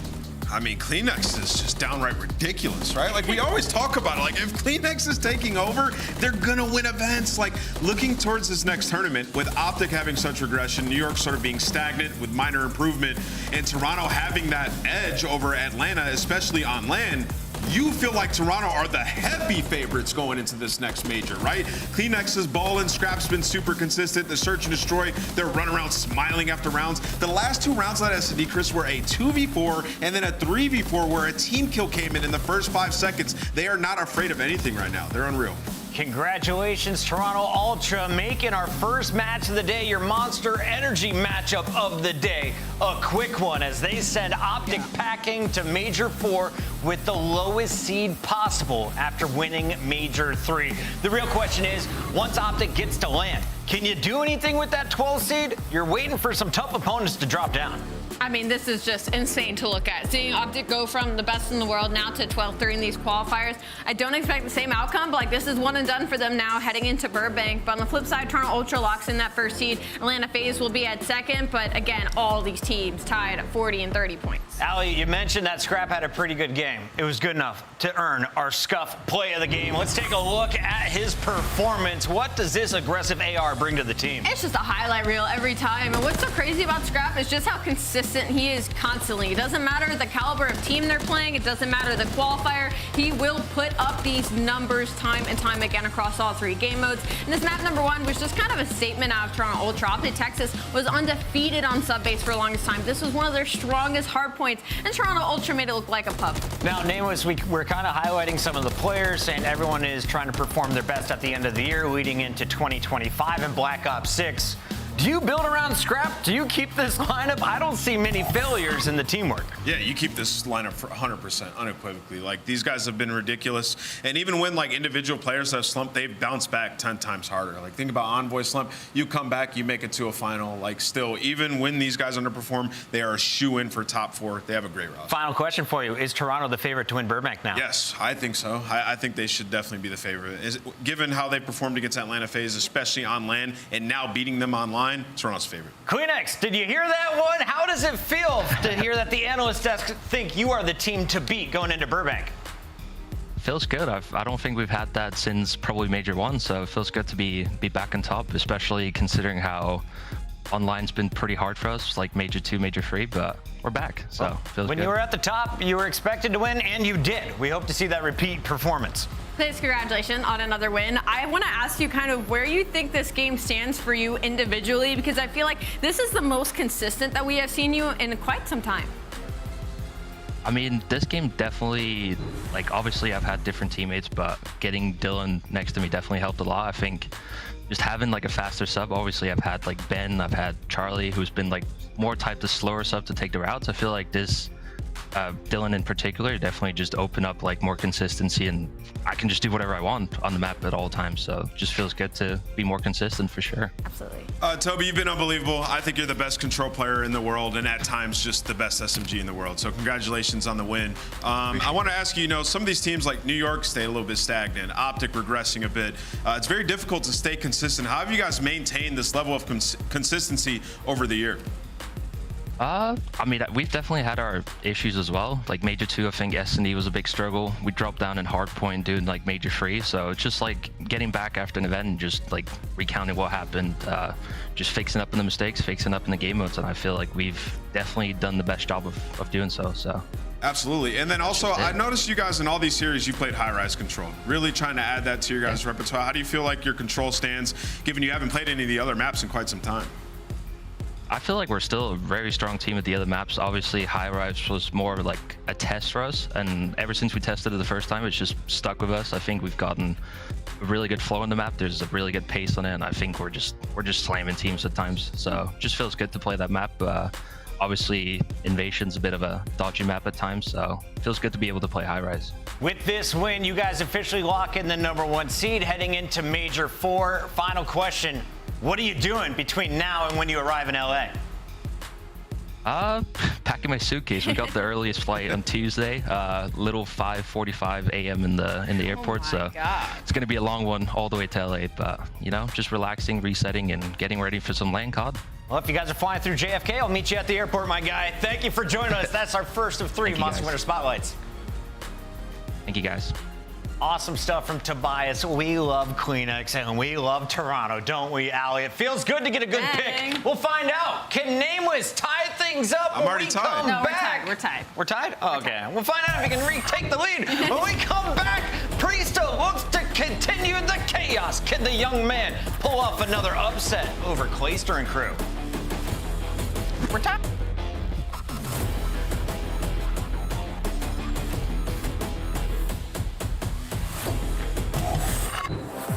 Upgrade your game with the Scuff, the official controller of the Call of Duty League. The Champs Tracer Pack is available now. The bundle includes the Reaper Operator Skin, Ripper Weapon Blueprint, Death Stare Weapon Blueprint, Cuts Deep Charm, 2 calling cards, 2 emblems, and 2 weapon stickers. Use these items in both Call of Duty Modern Warfare 3 and Call of Duty Warzone. Available in store now using Call of Duty points.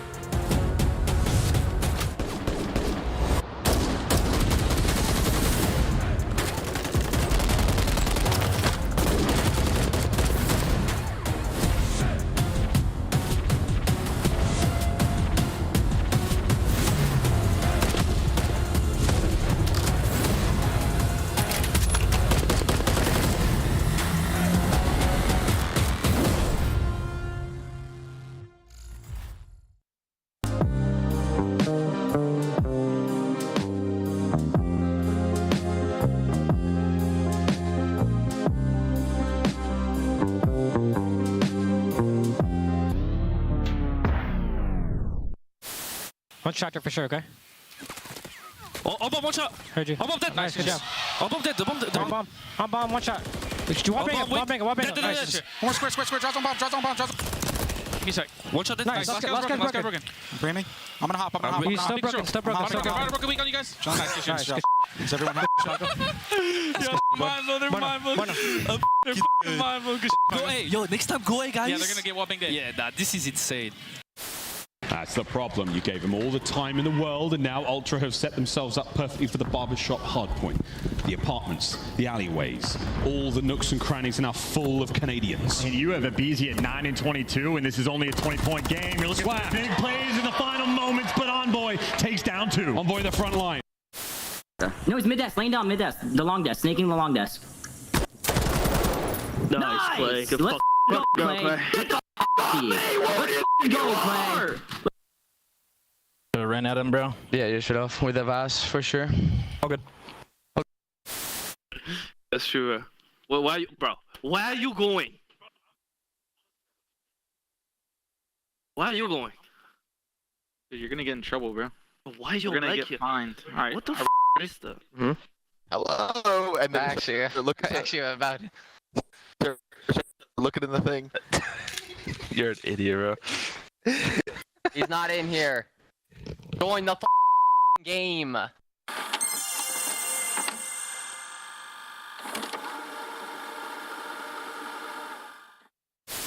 They're gonna sit deep. I'm one shot. I'm starting cross. I'm looking gold. Pinching, Snoopy got him. Nice. Yo, in the water. I don't know where he is. In the water. Oh, go, boys. Go, boys. Nice. Good DK 16. I got us, boys. Holy. 4v1, I think it was, the clutch, something like that. And we were just, you know, playing the round out. And I hear, oh, cat, you know, he's pushing at him, thinking, oh, he's dead. Okay, so let's play it nice. And then I just hear a roar behind me, an absolute roar. And then he's like, watch it. And then the kill cam wasn't running. So I was doing the roll the tape. I want to see this. And luckily it came up, and yeah, he's blown him away and left a bit of a little doo-doo in his pants, I think.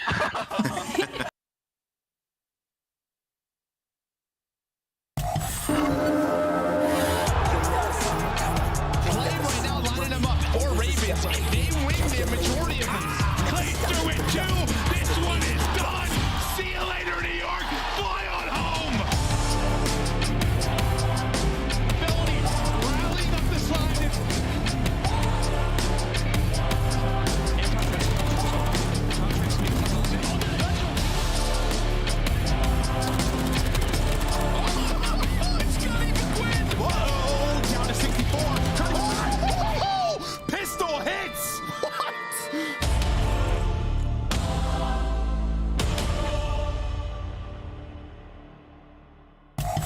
Welcome back, everybody. Carolina Royal Ravens going up against Boston. And before yesterday, we thought this would be an easy win for Carolina. But now they're coming into the day with all kinds of pressure on their shoulder. Not only do they need to win today, they're hoping for an LA Thieves loss a little bit later against the Subliners. And this all goes back to May 31st, Allie, where they dropped that Game 5 to LAG, who would have a tiebreaker over them if they finished with the same record. Yeah, unfortunately, you look at this line, you think of all these Game 5s, and you think of the teams that you should have lost to and should have beat, LAG being one of them. You are thinking back to that Vista HP map number 4, 30-point game that you weren't able to close out the series.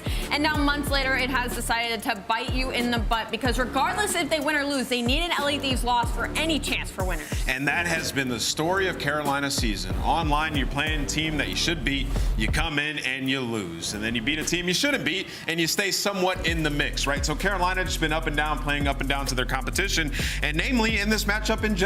They played Boston back at the major qualifier during stage 2. They lost 3-1, and Priesta went crazy with like a 1.2 in the series, right? So Carolina, you cannot look at this series and think that you should come in and just dominate Boston, especially given how Boston beat OpTic yesterday. Allie, despite having a rookie and Gwyn on the lineup, this is the oldest team when you're looking at average age across the board. A ton of experience across Felony, TJ Halley, and Clayster. Where do you find strengths in the lineup? I know we have all kinds of stats, but what do you need to see from them if they're going to have a clean victory over Boston?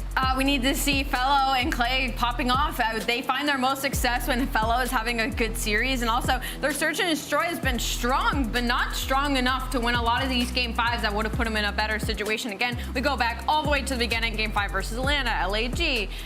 So there's some weakness not only there, but also in the response and the control. 8-5 record on defense. It hasn't been great. Their best chance is to try and get Highrise in this series. After Toronto just took care of business against OpTic Texas, we know Texas is guaranteed 12th. You can't go too far up here if you're Boston Breach, so not a lot to play for, Nameless, other than pride and showcasing your skills. Out of these 4 players, who have you been most impressed by throughout the season? Throughout the season, it's tough. I'll say Priesta, man. I'll just keep going with them. You know, they haven't given us a lot to say we're impressed by, but Priesta's just been that guy. Like, he came from a championship roster, won the world championship, and he's on the worst team in the league and still has stayed mentally strong, try to be a leader for these guys, talking about the role change and, you know, never counting their team out, like coming in and still beating a team like OpTic Texas. And, you know, for them, they're in a situation where, like, we get to play spoiler. You know, misery loves company, and that's exactly what Boston is going to try to do today, coming off that high.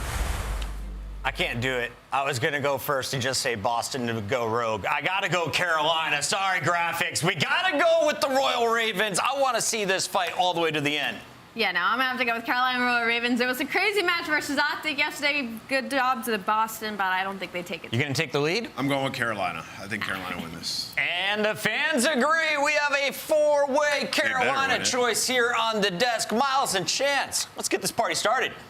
Well, this party's well and truly started. I like where everyone's thinking back. The last time everybody bet against Boston, they did the unthinkable. Chance, it could happen. And with the stakes higher than ever for Carolina, they really don't want it to.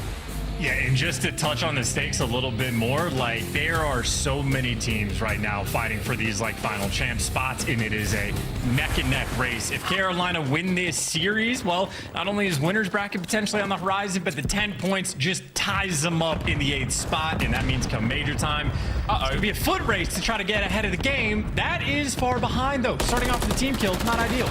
I wonder if we managed to catch that. That is unbelievably unlucky. Clayster at top AC just ate that stick.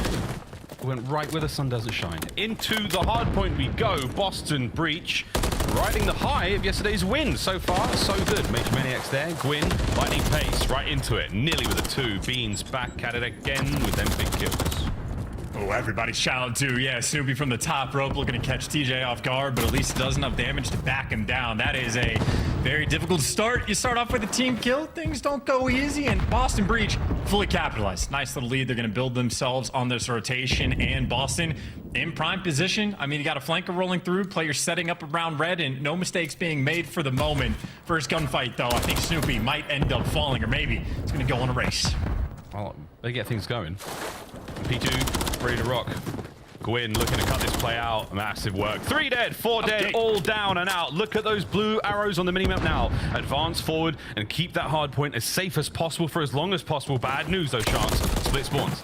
Yeah, this is going to be an interesting moment. I think, well, it's being red though, right? Felony's got the dumpster hop up, nothing cooking there, and Carolina ended up getting the back spawn as well. So that was a moment where Boston could have fully capitalized, and instead they couldn't even get a single kill. So Carolina holding things down strong, and now these are the worst spawns for the Boston players to be getting. Carolina maybe having to exit on the cross. TJ able to spot out one, but it's the whole squad, and he's doing it all. Picks up two. His teammates win the rotation gunfights as well. Now Boston might get daggered. You are spawning so far away. Carolina set up around P3. Lovely work so far. The Ravens have come to play today here on Karachi. Siege on a 5. Can he make it a 6? Snoopy gets himself on the board. Finally ends the spree as well. So that's a big turning point here. Numbers now in the favor of Boston Breach. Ravens, at least one of them spawning out. Teach. He's got to get a bit of a fight towards the hard point, but it's not going to matter whatsoever. Fellow from the back line. Clay from the inside of the hard point. 3 down once again for Boston. And good reaction, good comms. Felony calling out, hey man, guys jumping over, and Clay's are there for a little bit of pre-fire, kind of through the door, but now Clay feeling the heat, feeling the pressure, and eventually the overwhelming force and presence of Boston able to break it down. So, told me once, shame on you. Twice, well, they're going to get into P3, and final 20 seconds left. Maybe going to be able to tie this game up going into new. Win loads the chopper. That's it, the rain on a Major Maniac. Whoa, Teach with another massive 2-piece. That is outrageous. Snoopy the point. 3 spree comes to a close. Rotation on. Major Maniac, the only member here for Boston, too close to the hard point. The rest of his teammates going to be fighting through old, going the long way around. And it looks like, yeah, big wins again for the Ravens with that mini-map. Most recent update, the streets are a dangerous place, and it's all Carolina. They're picking up every single kill as well. Snoopy gonna fall and get traded out. Beans might have found a route just to get past Gwyn though, so an interesting moment for Carolina where they're about to get shot in the back, or maybe Clayster actually heads up about it on the mini-map. So Carolina doing a little bit extra awareness on point, but the spawns are still chaos, but at least the fight towards this time, Carolina doing a very nice job to keep Boston pinned back. Yeah, lovely work. Teach, a major proponent of that at the 11 and 5. Damn. Beans gets gunned by old Jim. Clayster finds a big one.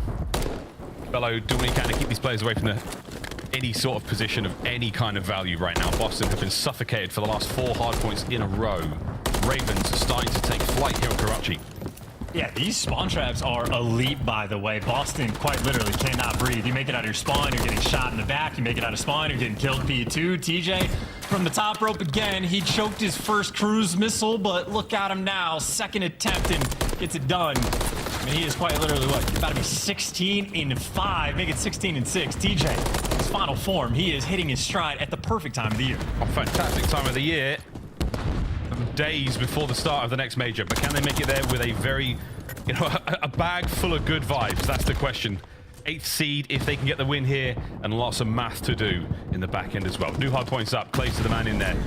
It's a war of 2 fronts though for a moment. If you can take care of Priest on one end, there we go. Priest and Beans finds theirs respectively, and that is going to be it. Boston Breach finally break the dry spell. They're into the point for a moment, but Gwyn from behind finds the kill, and Carolina keep control. Let's go for a listen in. I have all street. I have all street. 2 at all. Major and Snoopy. They're both just sitting P5. I'm playing. Yo, back castle, climb that castle ladder right now. Heard you. I have all street. You can come left. You can come third. I hear you. I'm going third. I stunned your left. I'm mid. Snoopy dead top. One is... I'm nading soda. I pinch. Look in your top right. Priest are dead. Nice. Keep putting Top church. Major one shot. Staying down on that kid. Listen, our mid alley dumpster, okay? You have to pick Tyler has it. He's weak. It's Major. You're missing one. You guys are missing one. Melee. I have all you guys are missing Snoopy. Nice, you're missing Snoopy. Soda hit you. I'm with you, Beach. I needed their side. Stun, dead. Nice. I have a trophy. I have all of your left still. I have a trophy too. I'm getting in red. Yep. Be hard kills here. Nothing's left. Nobody's left. Two left. Make 3 left. I have your top plat. Okay, I'm gonna stay now. 3 being sweet. I have top plat. I got stun. I'm nading over your V-cut. Jump over trips, guys. Stunning over hill. V-cut 2 of them. Major and Beans and 1 top red.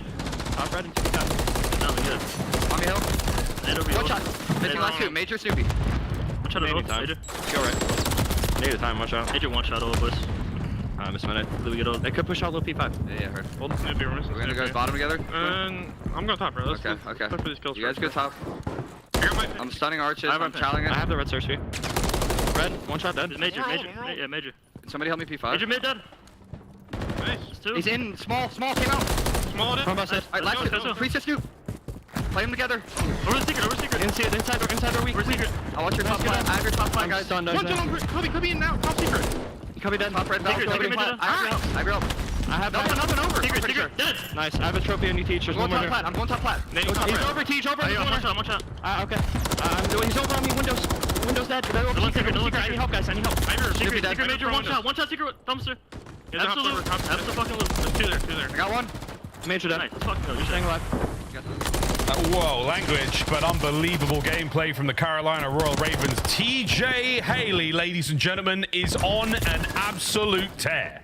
Yeah, this man must be loving himself, Charlotte, North Carolina. I don't know if the cookie order is just hitting right, but he has been a monster in this stage. And again, this is also a Carolina. This is some of the best Call of Duty they have played. I mean, in fairness, Boston are the 11th seed now in the league, so it's sort of what you expect, but this has been a clinical Karachi performance ahead of every single rotation, able to get the breaks when you need them, and individual performances on point. Carolina can do no wrong. It is 4 players positive. It is not even close. I think this is the best stat line we've seen Clays to have maybe all year. That's a gut check. We'll have to check the actual stats on that as the match comes to a close. Boston with a last-ditch attempt to get involved. Beans has struggled, and TJ, this has got someone's name written all over it, and it's Snoopy. We'll see you later, boys. That will be the map. Yeah, 100-point club on the horizon, unless someone can make a hero play and get the last step in, but can't get it done. And Carolina, again, exacted dominance on that map. Exactly how you need them to, because for this squad, everything is on the line. You need to get these 10 CDL points to be just tied for the 8th seed. And of course, that difference is then you just have to match the other teams in league performance come major time. And Carolina have been on point in land, so they're going to feel comfortable if they can get the tie. Still, though, if they somehow lose, I mean, Boston beat our Stage 3 champions, so they are going to be a threat in this series. That means Carolina are going to have to overperform at the next major to qualify for champs. You want to avoid that at all costs. And again, the team, well, they simply want to. Plus 10 for Clay, plus 7 for Fellow, plus 9 for TJ, and plus 9 for Gwyn. If you're outslammed by 34, 35 kills, there is nothing to complain about. No, whatsoever. 8 minutes on the dot, folks. We're rolling through this series quick. Boston, a swift defeat at the hands of the Ravens there to start the map off. I do think that might be Clay's best performance at 19-9 in a respawn. I'm not saying that in any disrespect. I remember talking to him about, you know, how the season's going so far, and as he put it, statistically, I'm not having a lot of fun, whether the wins are there or not. But as we saw in the highlights here, plenty of 3 downs. Very decisive teamwork from the Ravens. The comms are on point. They're playing together fantastically, Chance. And you said it best about TJ, and I think for the team, you've peaked at the right time. It's the last chance here to get in towards the major and to fight towards champs, and the Ravens are starting to get it going. Yeah, and it's one thing to talk about their peak, and another thing, again, they're going to have to get it done and continue to prove this, because, I mean, how many teams are right now in the race? Like Seattle and Miami have put themselves in great spots at 170 points, but that means Thieves, Vegas, Carolina, LAG, and Minnesota Rocker all within like 15 points of each other. It is going to be tooth and nail come major time, so got to make sure you execute, but of course, this is all a ways away. Still, though, got to get rid of this series too. Carolina, again, on form. Got to make sure that their S&D stays on point as well. But one of the shorter game flows we are going to see all year long. Boston, what an opening break they had when Gwyn team killed Clayster on accident. Outside of that, Carolina were perfect. Perfect. Absolutely perfect. A smooth ascent to the 250 points we saw the Ravens fly. Great stuff there to start things off. Rio coming up next. Karachi to follow that one. If we have to go the distance, we'll see if 6-star and that Karachi to close out the series even play a difference. 250 to 98 chance. What happened there? Boston sort of come out a little flat. Obviously, the match against OpTic yesterday was historic, magical, possibly pre-written, scripted, whatever you want to call it. I know the fans are upset. It was a historic performance. They've come out flat today. What's going on? Well, a lot of their hard points, they have been struggling, right? It was surprising that they were able to win the Rio yesterday and make the comeback that they did, because generally speaking, they've just been getting slammed in the game mode. So that is effectively how the Karachi should have gone in theory. The S&D, though, on Rio might be a very different story. I know it has been one of Carolina's best maps. They were running the map for a long time and still very strong on it. But Boston did get a dominant win on it yesterday, and I know they've been building up their comfortability on that map as well. And they're showing off some good S&D gameplay as well, specifically on this map. So I think this will be Boston's best chance to get back in the series. We'll see if they can. There's a lot of teams riding on the back of this one, hoping for a colossal failure on the part of the Ravens. No one outside of the bubble wants to see the Ravens find any success here. So we'll see how that goes. Boston, the hopes of many teams are riding on you here now. You have the chance to spoil it for at least the boys in blue on the top side of the screen. For them, though, a chance to make it to champs. Clayster, one of the most storied players in Call of Duty history. For him not to make champs, it would be a tough one. He was there technically last year. He was just on the desk. You know what I mean? Chance was different. The same, but definitely different. Yeah, and well, TJ, not on the desk, but the same situation for the old Vegas squad. They were in the same situation that Carolina is now, where last year they had to overperform at the major. And I think the situation was they had to get like a top 3. They ended up getting like 4th. Like, they got so close to qualifying, but they just dug themselves in too big of a hole, which again, in this situation, if you don't get this win against Boston, that would be putting yourself in a hole, because right now 150 is sort of that benchmark spot, just the cutoff line for the 8th seed.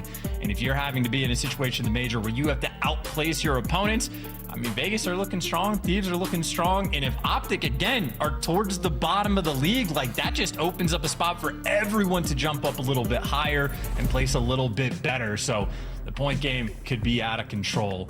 Carolina, it is a necessity to get this win. Yeah, real absolute lives on the line here. To start the season off, I mean, it wasn't fantastic for the Ravens, but this is a strong finish for them if they can get it there. Opposite to be said for Boston. Things started off shaky, a little bit iffy, have ended terribly, aside from yesterday's performance. We'll see how it goes. But with rain comes rainbows. Shout out to, I think, Easy Mac on that one. Can they get their first back-to-back series win this season? Unbelievably difficult thing to do when you think about, you know, the way form has been. But anything can happen here, folks. Ravens versus Boston, map 2. Here we go in Rio. And again, strong map for Carolina, but there's been a bit of a fall off. Like, they're always still going to be competitive, but they were originally dominant on this map, and the record not kind for Boston. But an opportunity to make some plays, and I know a lot of triple flanks are coming through for Boston yesterday to play for the B site retake, and maybe that's the idea Carolina are rocking with. Yeah, Gwen and TJ just showing off their, I don't know, fancy footwork, but no one's biting on the flank. Boston is staying patient. There's something to chew on. Gwyn throws the frag down range. To no one, though, but the explosion does draw some attention. So you managed to pull some aggro, but this is the aggro you're looking for. It's your boy Tej. And he's going to find not a whole lot here. Clay might be able to get in there in time. Oh, the snap and the teamwork. Is it perfect? It is nearly. Tej can't save Clayster in time. So it's a 3v2, Boston down a man, and now Bean's in trouble. Major Maniac trying to reinforce, and the round is nearly over. Can Ross get it done in a single breath? All down to Beans. 30 seconds on the clock. 2v1. And you're going to run out of breath as well. Yeah, it's going to take a little bit more time because Carolina just able to stabilize. And now Bean's going to have to gun 2 players, MCW close range. And I don't know if I can trust it, but 15 bullets in the clip. Not going to be enough to take this bait. Think the intel over-rotate. That is exactly what happened. They get the bomb down, take the map space. Perfectly played out of the Ravens. Yeah, lovely work. And it's the sort of teamwork and the coverage they've got over each other in this moment. Everyone's very, very happy to take place on the map, knowing that you've got someone looking out for you. 1 round up now for the Ravens, 2 there for Tej. Snoopy's banging doors, making noise, and the Ravens are coming for this kill. Priester, he's in trouble, desperately calling for help. Snoopy answers. What an opener here. Both teams going absolutely head-to-head. Yeah, you are just running it down as well. Snoopy got good timing, though, to actually spot out TJ. But yeah, Carolina, like a ghost in the night, just get out of dodge and sort of hit the reset button. And now Snoopy, yep, Shaolin, 3 players at the same time. Major, how icy can you be? It does not matter. Carolina, like a flock, flying at you. No holds bar, all gunny, and I mean, that's the way you play Rio against one of the lower seeded teams in the game. Or you just send it like a flock of seagulls onto an open packet of thick cut chips.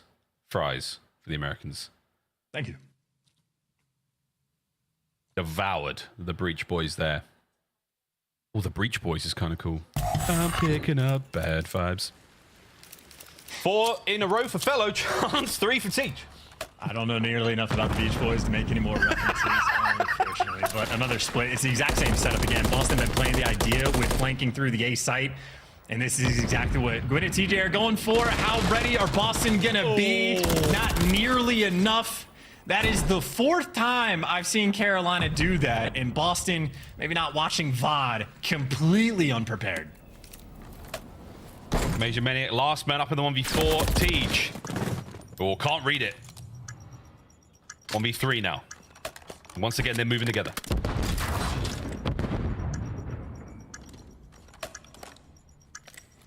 I mean, we're just waiting for it at the end. Clayster on the flank as well, gonna be able to catch him. Freebie kill, shoot in the back, and Clayster didn't actually get it. Kill got robbed from him at the last second. Couldn't quite see who took it, but I think someone might have been on an old 5 spree there. And yeah, Felony with the final bullet, I think, or maybe the final 2. Now he gets to think about a cruise. Thinking about it. And there's a lot of fun and games taking place here at the Ravens camp. They're really enjoying this matchup, and again, playing with a tremendous amount of confidence. It's trust in their own game, it's trust in each other. That is certainly what's getting them through this. It's a sort of a well-deserved arrogance. The gameplay absolutely backing it up. 6-1 for TJ, 5-0 for Fellow. Well, no action over towards B as well, but now it's the same setup. You got like Snoopy breaking open doors by the looks of it, waiting for Carolina to fly you. I guess when you have a round like that where you just swarm your opponent, Boston just going to spread the map, play for picks, and maybe pray for a mistake from Carolina. But even with this setup, when Carolina flew into it, I mean, they still broke it down. And now Carolina just get time to sort of pick it apart. They can feel out the pressure coming towards B. TJ going to wrap back potentially. As this bomb gets planted, we're going to test their retakes, and retake that name is Cruz. Now, here it comes. Gwyn sent in for the kill, finds at least one. And they're posted up. It's going to be a nice angle, but it's not going to land. Not too much movement. Oh no, wait, it's Gwyn with another. He's on for something special here. Major Maniac brought down by TJ. The fights have been isolated. The bomb will be defused, and Fellow gets the last one. The round done. Once again, the Ravens come to play. It's going to be 4-0. And Felony will get a cruise missile as well. So a perfect utilization there out of TJ. At least you force them all over towards bridge. You know, they're trapped in the small slivers and sections of indoors that are available on this map. Well, Felony can do the exact same thing. So Carolina, plenty of options, and I'm still just a little dumbfounded that I watched Boston tear it up on this map yesterday and get a 6-1 win. Because right now they're just getting played. I mean, yeah, they are getting played. They're being read in every situation, and the Ravens, whatever advantage they get, they press it immediately. They do not relinquish any sort of initiative. Boston are playing very reactionary, and there's not a whole lot they can do. They're taking one-on-one fights, and if you win it, great. If you lose it, you're in serious trouble, and that's where the Ravens press you. Once again, 2-2. Here on the split, it's the Ravens. Priest and Major Maniac playing together, but still isolated. If Major Maniac gets taken care of here... Whoa, there we go. Boston, first and second blood. We might be seeing them around here. Yeah, Clayster bit off more than he could chew, and now Snoopy's on the hunt. Gwyn has to run for the hills. Uh-oh. Felony, you expect to get traded out, and yeah, Priest from the top rope. Maybe just going to help win his team this round. Gwyn, last man standing, and Snoopy knows that he pinned him back in spawn. He pins him back in spawn. You give Gwyn a fighting chance in a 1v3 if he can absolutely mutilate a couple of players, but it's not going to be easy. Snoopy could get spotted out there. I do believe he's on the inside of the corridor. Other side. Oh, he's on the other side. Good. Thank God you can see. These glasses are fake. Gwyn, though. I'm a young man, Miles. Young man. Ain't got nothing in the world these days. Less than 30. Who are you singing about? All right, 20 seconds. You got me thinking about the who now. And whereabouts is Gwyn going to get caught? And it's mid-map. Boston on the board. Yeah, unfortunate for Gwyn, not exactly at his peak best there in that round, but nothing that he was left with in a 1 versus 3. Boston doing a great job, again, getting the kills. We've seen Boston, when they get the advantages in these rounds, do the right things. Get grouped up together, pump the brakes, don't make mistakes, and at least wait until you have intel at some section of the map before you make too aggressive of a play. But Priesta, beautiful job towards the middle of the map. Clay gets over aggressive by the steps. He picks up that kill and hunts someone down afterward. So Boston get a little bit of a bounce back. Bad news, still have to deal with the cruise missile felony, which obviously the round before was perfectly used for a B retake, but now Carolina are just stacking it. The boys are doing it again. They're actually sending it, but this time Priester, he's on the aggression. Priester, push it, finds one.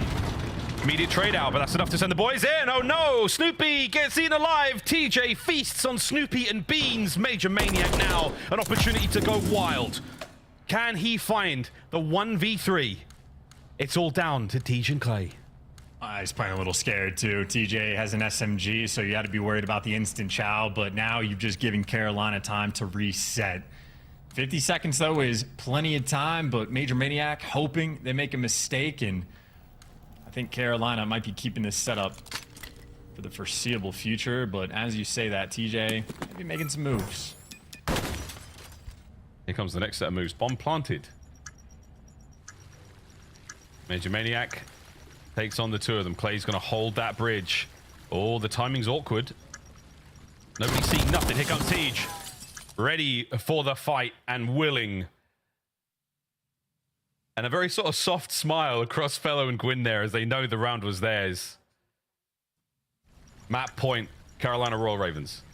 And just unfortunate for Major Maniac. I think maybe Clayster was able to catch like a cheek, maybe poking out from Major, so they knew he was in the spot. Maybe too big of a Keith Moon moment.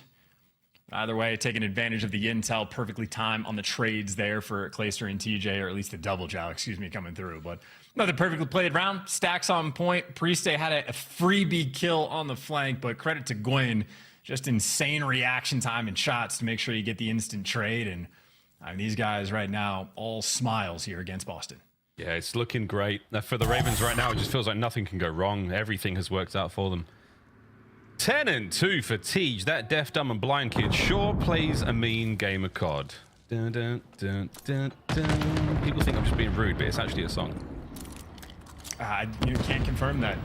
Not in my repertoire. I think you might be making things up out there. Pinball Wizard, how dare you? How very dare you, say Boston, as the bomb is now planted on A. Yeah, Priest going for a flank again, so he has shown a little bit of success for the team, and you're setting up a 2-2 sort of retake on the site in Carolina. Let me tell you, turtle up and felony, he's going to tell you everything. Motor mouth in the comms. Woo! Finds you at least one and tells you about everybody else. He went Mach 3 to the ground. Beans down, Snoopy, last man left alive. Gunned, hopeless. As the Carolina Royal Ravens rip the heart from Boston Breach there on Rio. 2-0 in the series and an incredibly strong showing. Yeah, this is exactly how you play against the Boston Breach, just with nothing but confidence behind you. I mean, perfect play calls on the cruise missile, and I think Felony might be the perfect guy to actually be the one delivering the comms. Every single player, he gets it out in 2 seconds flat.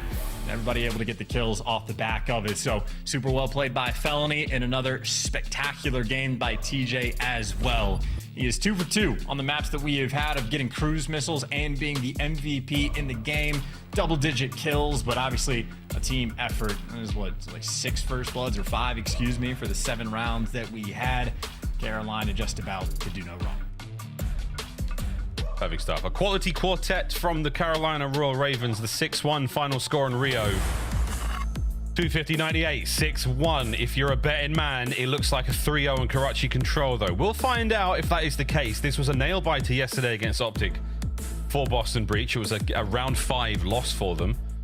Can they turn it around here? We know they can do it. We know they're capable. The Ravens just feel like a little bit too much right now. We'll find out how the rest of the series goes after this quick break. But for now, an absolute blinder. Chance tonight, it's our final match of the online season. And what a treat it has been so far. The Ravens put on a great show. We'll see how things go after this break as we play one more game of Control here. Will Boston turn it around, or will the Ravens have their way and march into the major happily? We'll find out.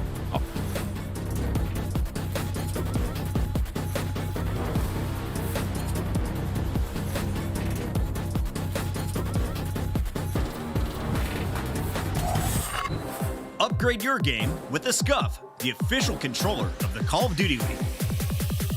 Scuff Gaming is doing an ultimate giveaway where you and a friend can win a chance to go to COD Champs this year.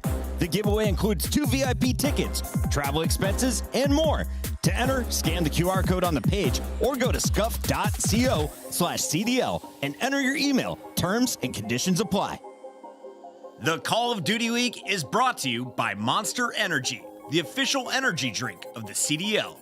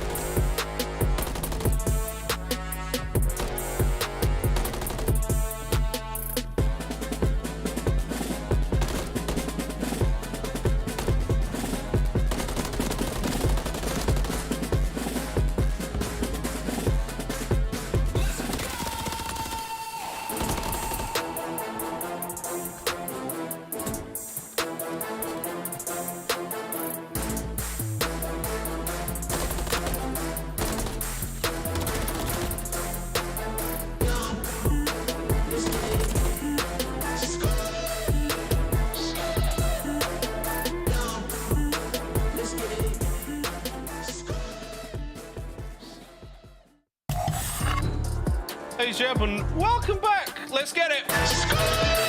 It's time for map number 3 here in this very, very spicy series. As far as you're concerned, Chance, I mean, we were talking about it somewhat in the break. Obviously, Boston looked great yesterday, or, I mean, maybe not. Maybe not. We're going to find out if they can bounce back here and keep this run alive and kicking. Boston Breach. Desperation times now as Karachi Control is on as Carolina Royal Ravens marching happily, gleefully towards the 3-0. Very happily into that major. We'll find out. The attacking rounds chance here on a Monster Energy pregame for Boston Breach. Not ideal. 1-12.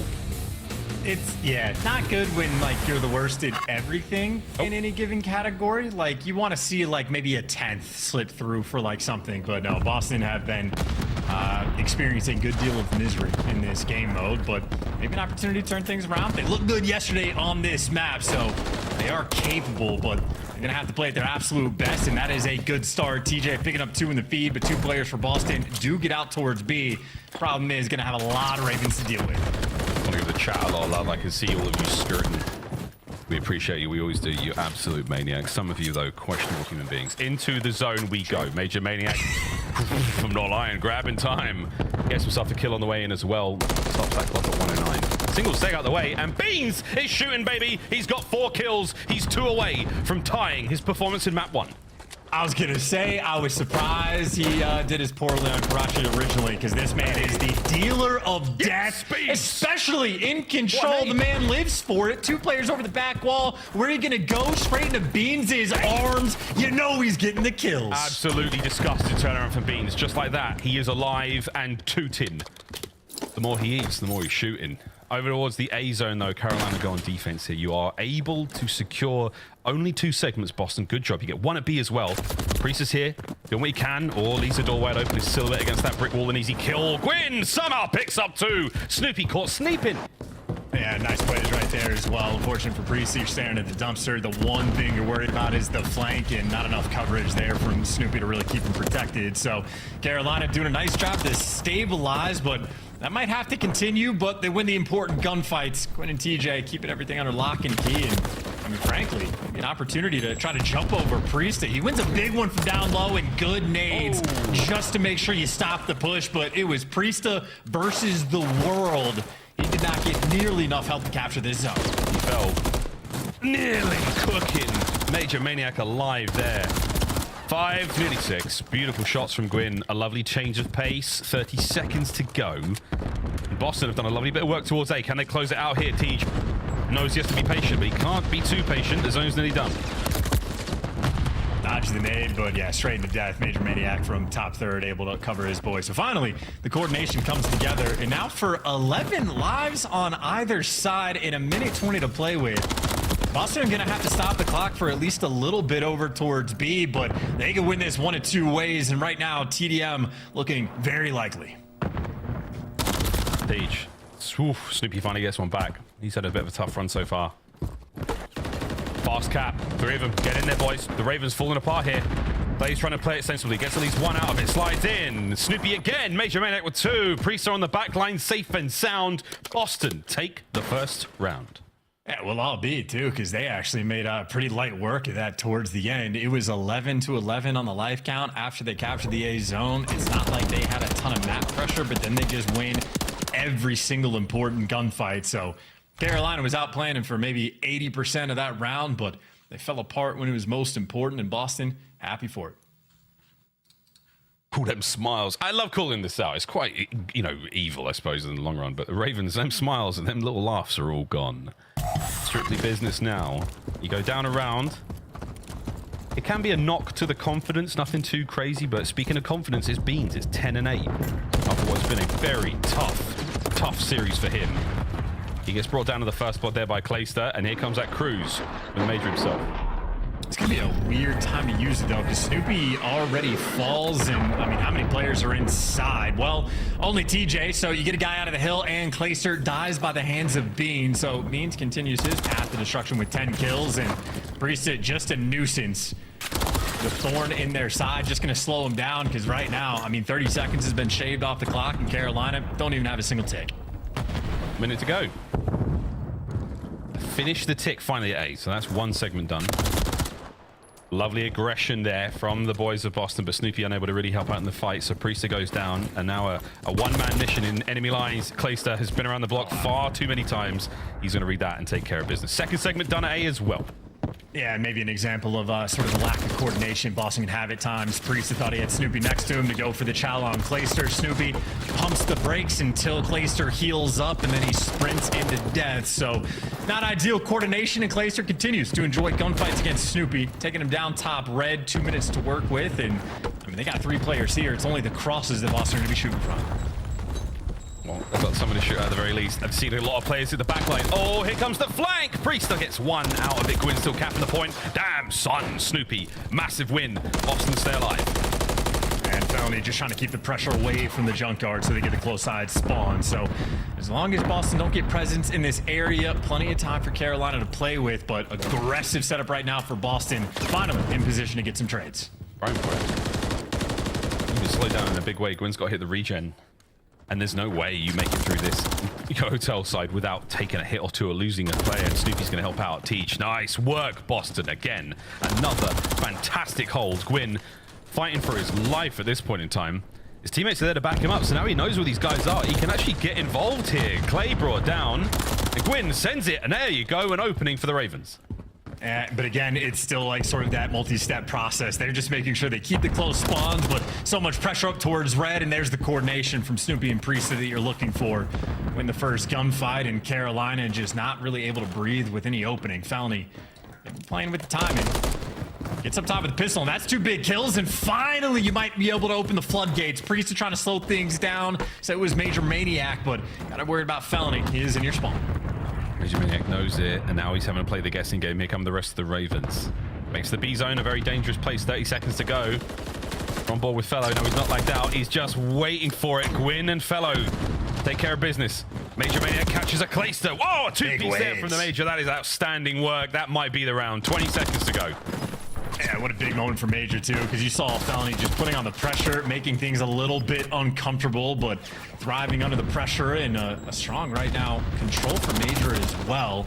His respawn's definitely kicked up a bit, and with 7 seconds to go, Clayster might have to flood out and touch the point, and he's going to be able to stop it, but just barely. He's by himself. 2 kills in the feed, can't stay alive, and now Gwyn doesn't make it in time. His little legs a little bit too slow. He's very, very strong over smaller distances. Explosive power with those little legs. It's the long range runs. That's where he falls a little short. Tough one for Gwyn there, but wonderful looks there from Boston. 2-0 here in the control. Yeah, never forget about your cardio, right? Everybody likes the weightlifting. It feels like it's better, but heart health goes such a long way over time. It really does. Well, time will be the problem now you face for the Ravens. You have got to turn this around.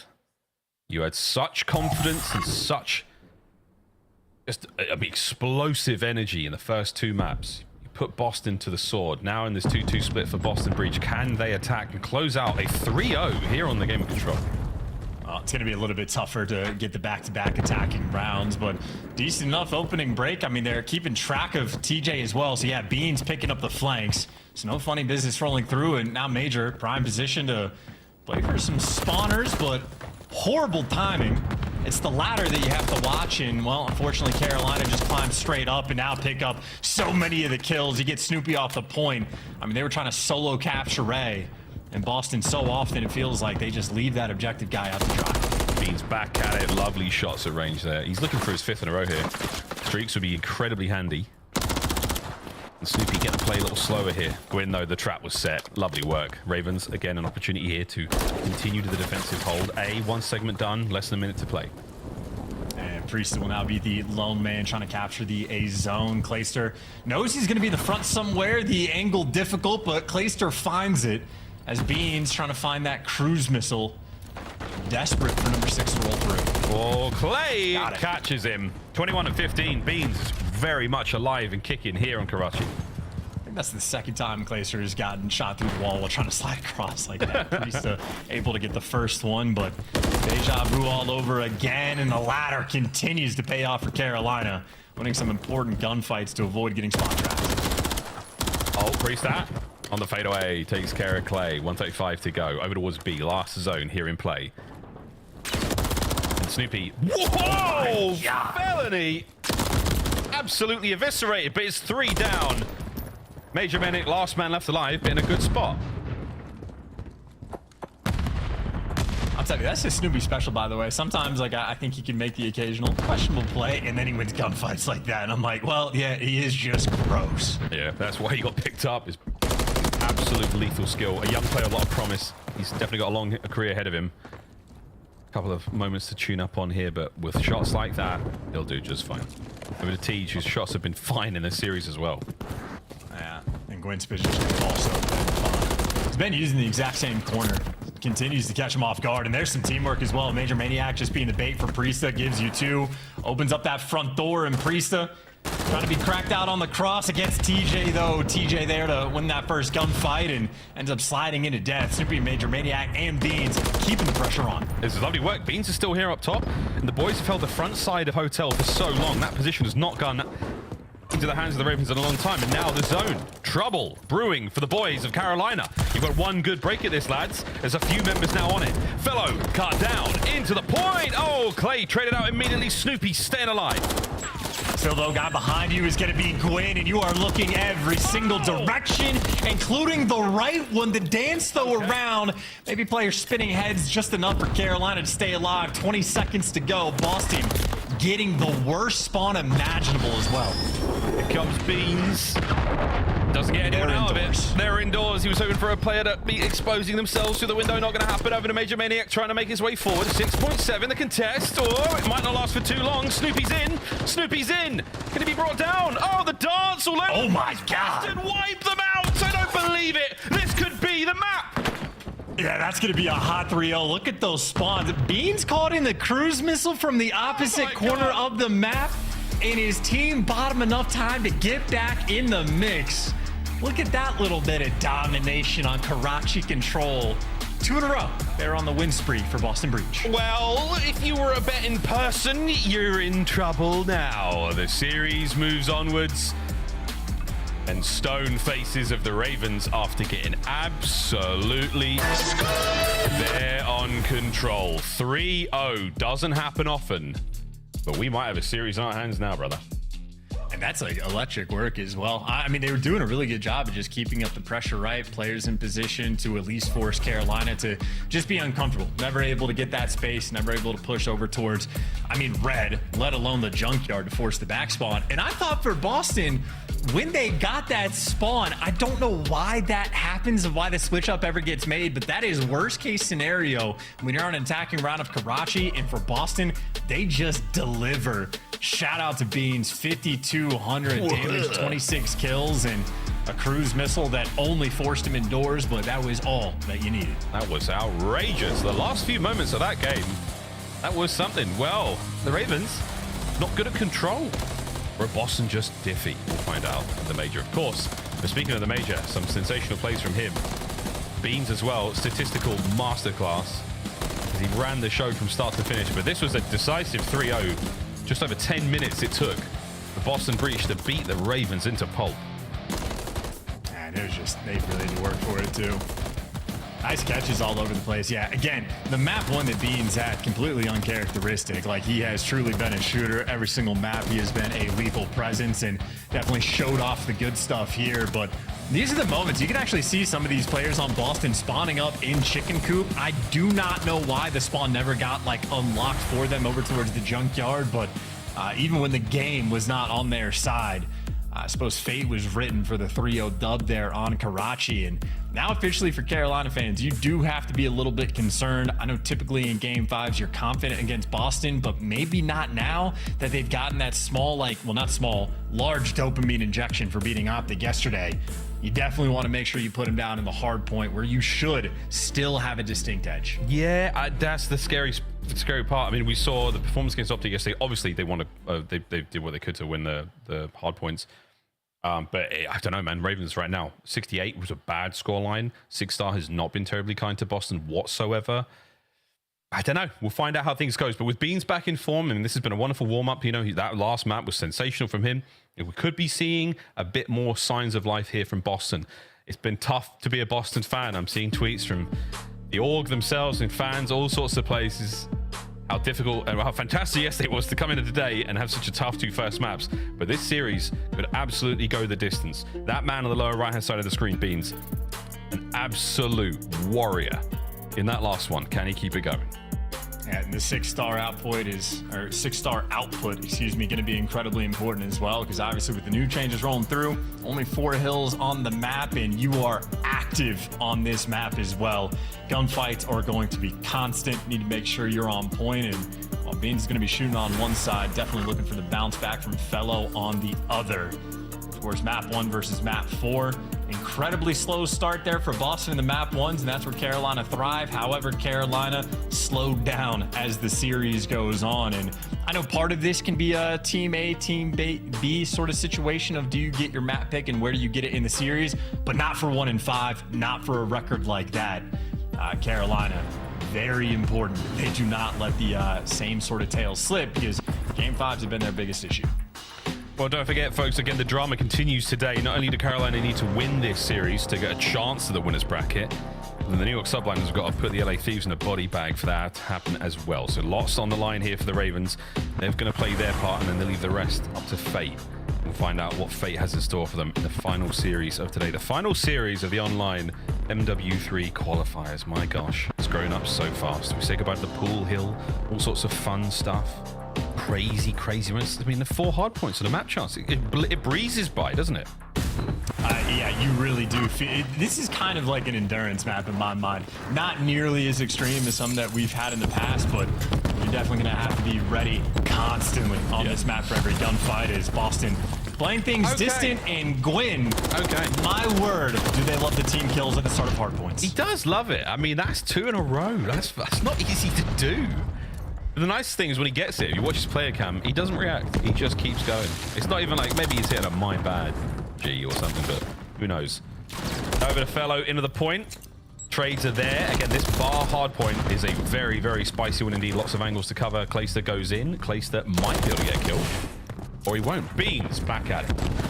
Might or might not, and now you're worried about getting cut off as well. Gwyn gives you 1. Actually, never mind. Felony gives you 2 from the background, and now it's the last man standing. It was Priesta. Could have made a dent. Instead, you get the clearance, but of course, all 4 players for Boston spawn up at the new time, and their holds on this map. Boston has been their biggest theme of success.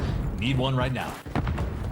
Wins, big wins over there by P1, straight to P2 we go, and Beans on it. Another 2-piece from him, 5 and 1 to start the hard point off. That's what you want. Oh, another one. Wow. And Clay manages to play it a little slow, a little safe, gets his, and lovely angle there on a Major Maniac on the edge of the pool. The Fellow there to pick up his. Nice work. Ravens are in. Yeah, and they just completely ran over him. Shades of the Rio, where Carolina effectively just sprinting at you, and Boston holds on this map have been good. Not right there. Just instantaneous on the break, and you're going to have to flood through this front door and just pray that you win the gunfight, but you're not going to be able to. Gwyn, perfectly timed flank, picks up 2, shuts the push down, and maybe the only good news for Boston in this situation, they spawn up at the new time, or at least most of them do. Well, Gwyn might be a man of faith, but absolutely a man of action with those kind of kills. 5 and 4. Clay once again finding the better of Major Maniac in the AR fights, be it long range or up close. Now 2v2 on the new hard point.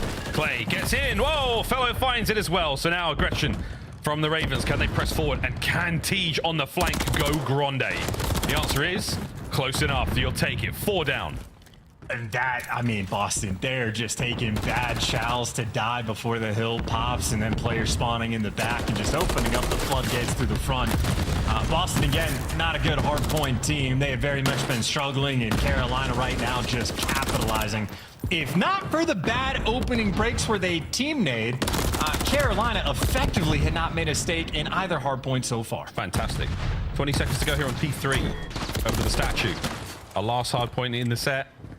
Gwyn, he is playing like a absolute rabid animal. As soon as he gets given the call that somebody's weak, he's on top of it.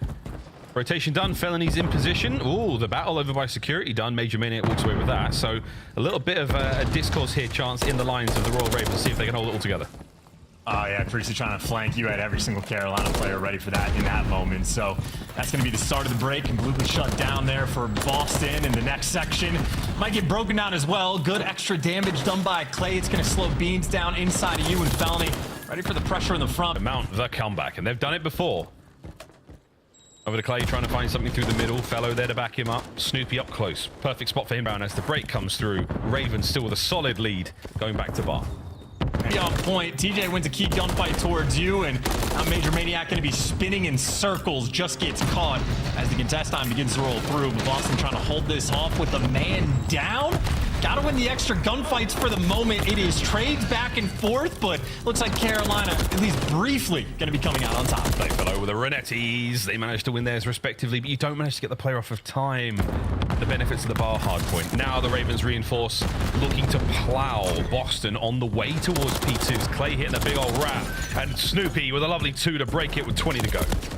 Yeah, bad news, you lose the time. Good news, you get the spawn. So maybe Carolina using that investment to attempt to play the long game. But this is still fantastic scrap time for Boston to be getting. I mean, final 20 seconds, and maybe you get some of these entry kills as the hill pops. But I think Beans going to be back down just enough. And you see the kill feed. Beans is going to have absolutely no help, and easy cleanups there for Carolina. Looking to hold this at a 60-point lead as the hill pops. Yeah, it's maintaining the lead as well that Ravens have done such a lovely job of here. Breach not necessarily out of the fight, but they don't seem to have the legs to catch up. P2 should be a good one. Can they hold on to it? It's Gwyn. He's the one causing problems right now from the pool side. Again, Priest a little too ambitious. Snoopy mostly sends it.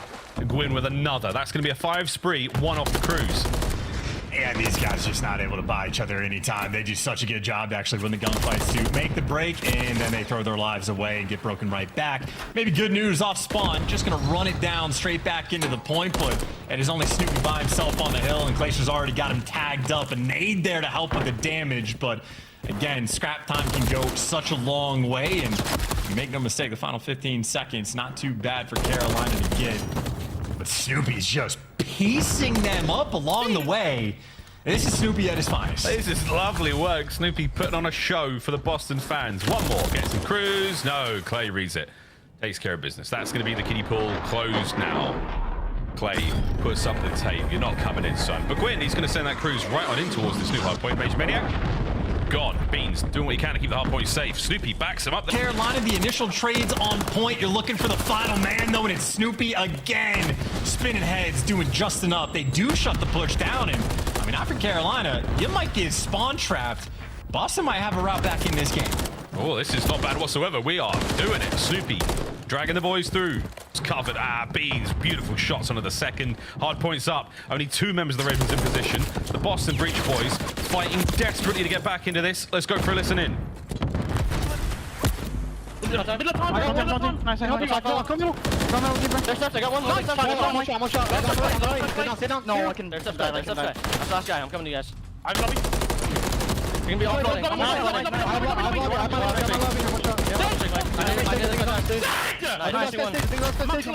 I'm trying to take Charles, Ben. I'm trying to. Lobby on me. Push me. Water. Lobby. 2 lobby. I hear you. Yeah, came out. Make him come out. You weak. I'm getting shot. I'll get our side. I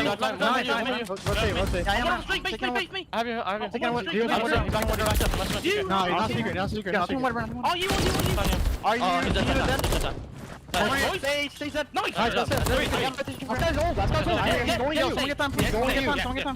you. Last guy's you. I'll get you. Lobby. Watch him in the long round. Map the mid stairs. I think you. Lobby stairs. I'm on shot. That's him. I have you. I'll come. You're done. 4. Get out water on spawn. Get the setup. I want to get you. I'll get water. How about you? I've got you now. Holding lobby, I think, guys. Yeah, lobby on me. I got help right. One more lobby. There's 2 right, I think, guys. 2 right. Go in the follow. Last 2 right. They're gonna be I got a streak. I want to play out.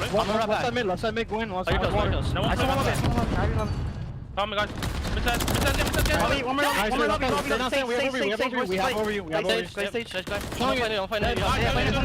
fighting. Yeah, watch her on you. I have over you. We're together right. They can be front. I'm about to name hold you front. Don't see me. Lay down.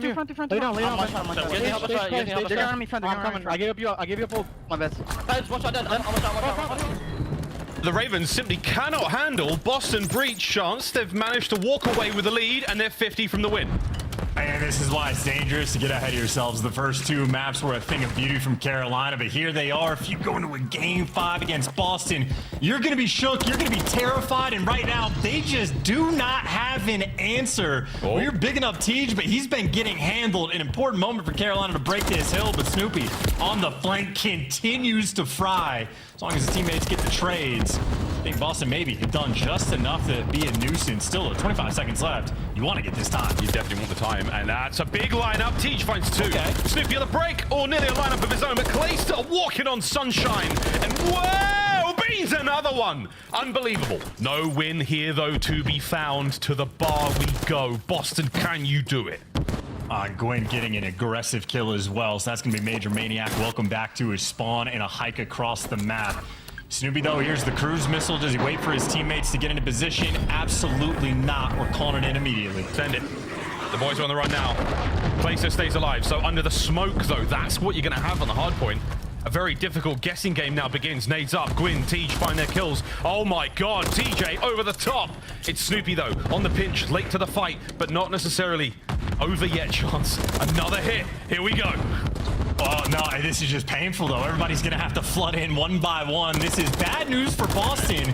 But maybe an unfortunate angle. Gwyn gives you 1 and a stun to slow the next player down, but the 1v1 gunfights, it looks like Carolina coming out on top. Snoopy, last man standing, can't get it done. We were big enough Teej that we mocked him for this game. Look at him now, 5 spree. Carolina are going to take the lead. Oh, they've taken the lead. The rotation, though, finally won by Boston Breach over towards Statue. This is it. It's going to be a photo finish. Ravens need the break here. Streaks in the back pocket, and it's Clayster. He finds his way in. The contest. Major Maniac 1. Can't get any more. Clay can't find his. Teej 7. Teej. Oh, Snoopy wins it. Hardpoint Boston. Yeah, here comes the cruise missile, though. TJ off spawn, instant investment. How quickly can your teammates get in position? Gwen going to be full flanking. Priest is going to be ready for it, so how good are your comms? Should be able to get 1. Snoopy's going to fall. 2 players on the ground, but you got Gwen losing the flank battle. Now it's all guns forward. You know where Beans is as well. He's been red. There's the contest. The battle continuing here, a 2-second game. Priest on the top. Beans taken care of now. All eyes forward. Oh no, Snoopy on the sneaky flank. He's causing problems. Snoopy finds a few more. Clayster with 2. Clayster with 3. Hardpoint Ravens. And this is enough for the win. It's enough for the win. Beans doesn't know. He does get him off their time. He picks up 2. Opportunity Boston. You got to flood in and contest just for 2. The cutoff bend, though, with Carolina. Get it done. 10 CDL points collected. Job ain't finished, but for online it is. Carolina ending on a strong note. What a strong finish from the Ravens. And it is a head scratcher from Boston. Moments of brilliance. Another sensational comeback, but not quite enough to close out this one. And it was that man, Clayster, with an unbelievable 3 to secure it. All bases covered. If you got the guy in you as well, the final player there, that would have been an absolutely historic moment for Clay this late in the career. Beautiful work there from the Ravens. 3-1. The final score, an extra 10 points and 1/2 of their miracle move towards the winner's bracket complete. They just need the Thieves to lose now. Yeah, and it's never fun when you're having to prey on other people's downfall or just like hoping things fall into place. But as far as controlling your own fate at the tail end, Carolina did everything they could do. And at least now we know come major time, it is going to be an absolute foot race for this final few spots to roll in for champs. So Carolina getting active and a solid game there from a few different players. Gwen was carrying them at the start, but you see the damage output, and obviously Clayster popping off towards the end, making sure that he keeps his chances of getting back to champs alive. Brilliant work. The game flow there, we will not be seeing him at 5, which I'm sure Boston would have absolutely loved.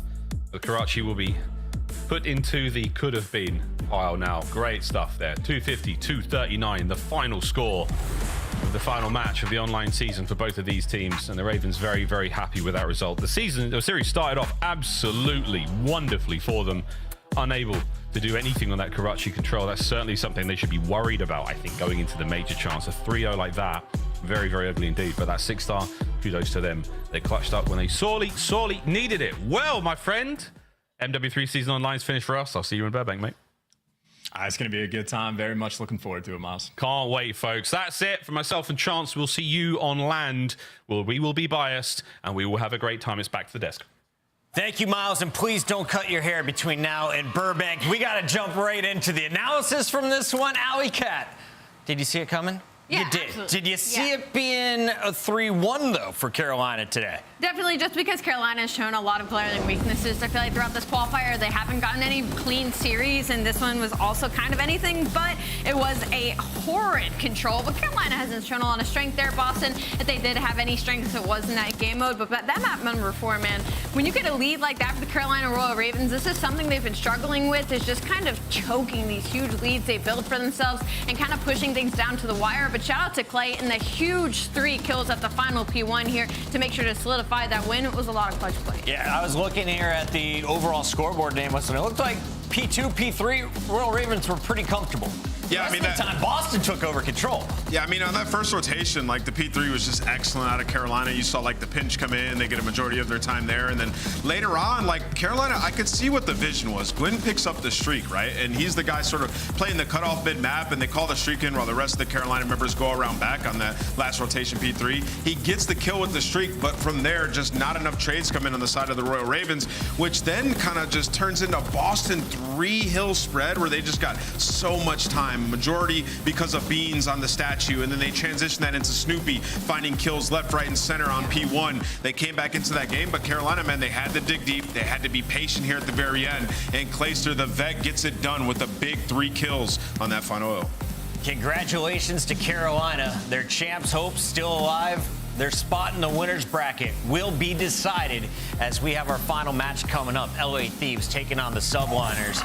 But as we recap Boston here, who had the big day? It looked like a very slow start for Beans. He dropped 6,300 damage to that final game. Snoopy had a big game 4. Yeah. Who did you like from Boston today? Honestly, I kind of like Snoopy. I knew that he knew that this was one of his last opportunities to sort of turn up and leave a statement, and he played really good in that game 4. Some big moments in the control as well. And honestly, even in their win yesterday versus OpTic Texas, Snoopy he disappointed, like in his individual play. So he needed a bounce back today. I thought he did. Good bounce back for Snoopy, and an even better bounce back for the Royal Ravens. They stop the losses. They pick up a much-needed dub, and big thanks to this man's performance. TJ dropping some bombs across the series alley. How impressive were his numbers? Very impressive. TJ, I think, has just been impressive during Stage 4 qualifiers in general. I feel like we haven't seen him this consistent on any basis. So this game has certainly been extremely kind to him. This team has been extremely kind to him. I just can't wait to see what Carolina Royal Ravens are able to do come major time. A 3.3 in search and destroy. Is that where he's most crucial to his team, or do you think it's the response?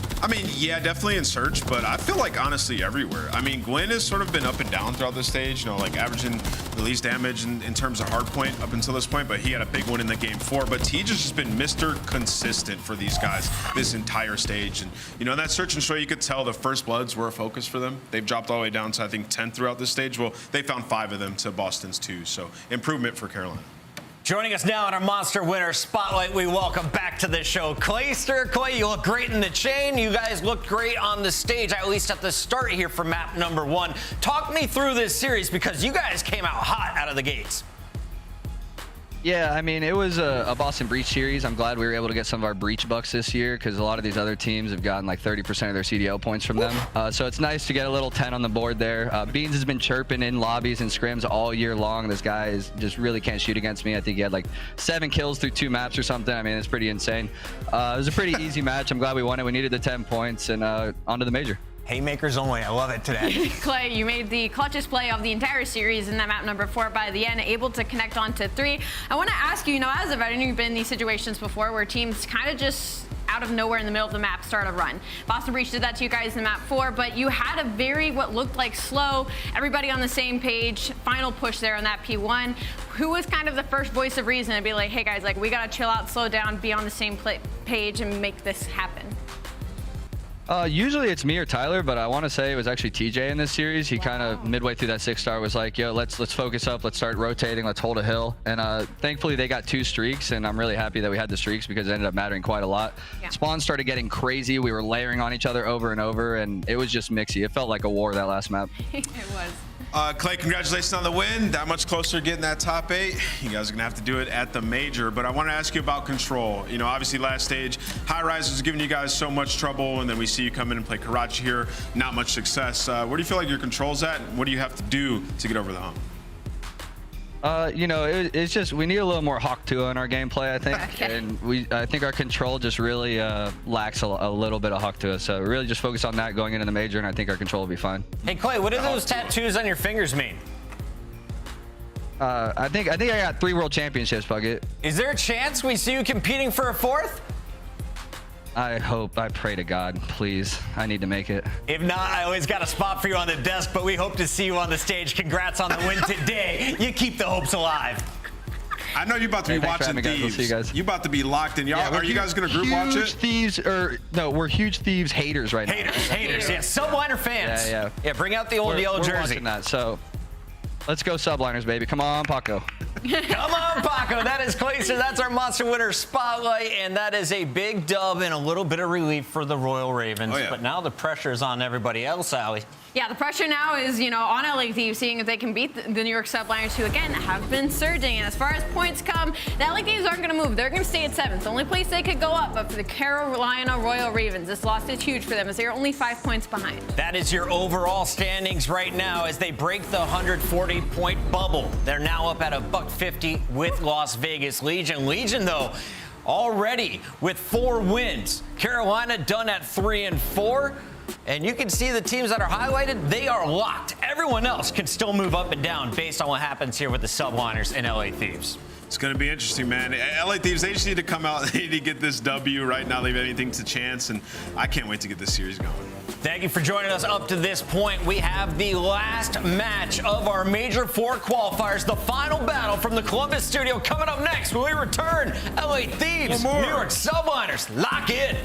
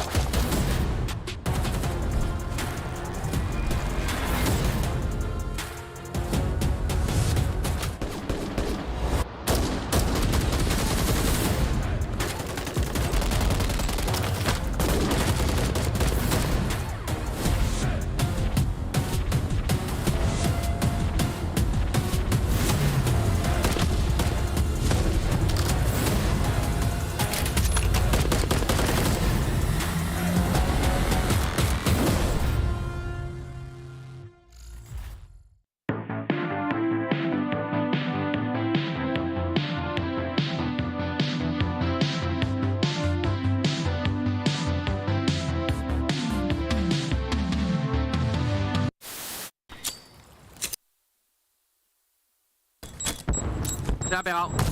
No, doble. Ahora en la izquierda, tío. Hay una en la izquierda, no. No, ahora, está por medio. Pícalo.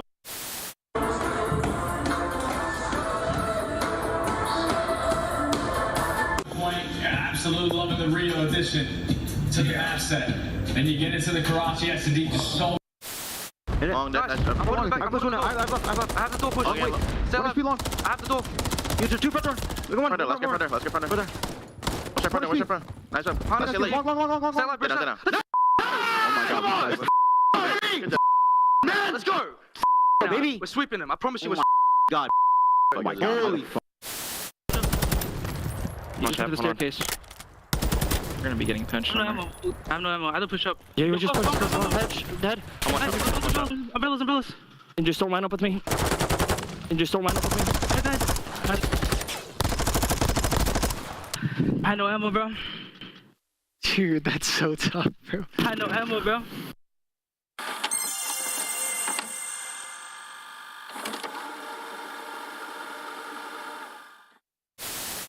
Incoming, I'm Sean. Stay up, bro. Man.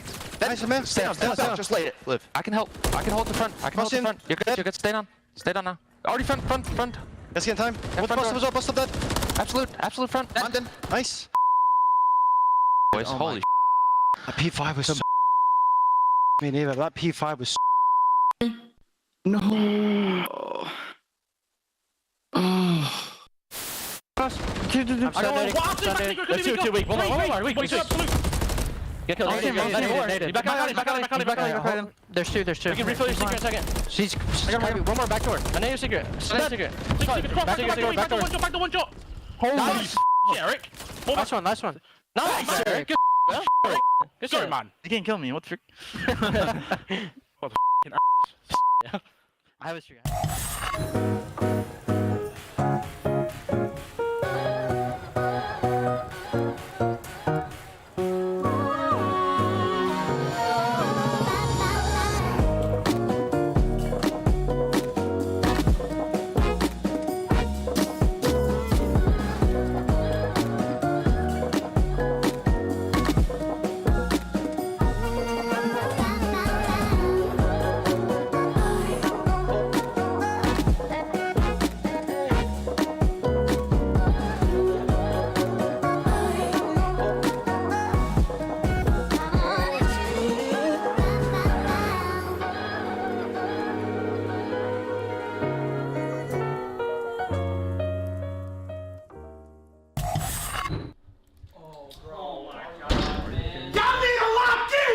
Trying to make ends, I don't wanna make amends, and I came to the lens. I mean, seriously. 1, 2, 3, 4, 5. Yeah, I'm turning up to the sky. Yeah, I go up till I get right. I ain't feeling trick till I get by. Yeah, I'm going up to the top, Dubai. If you think I'm playing, just know it's on site. What you on? Hit you with the more tight. You don't kick till you don't, bitches on site. Try to walk in with the limelight. I come up with the kush right.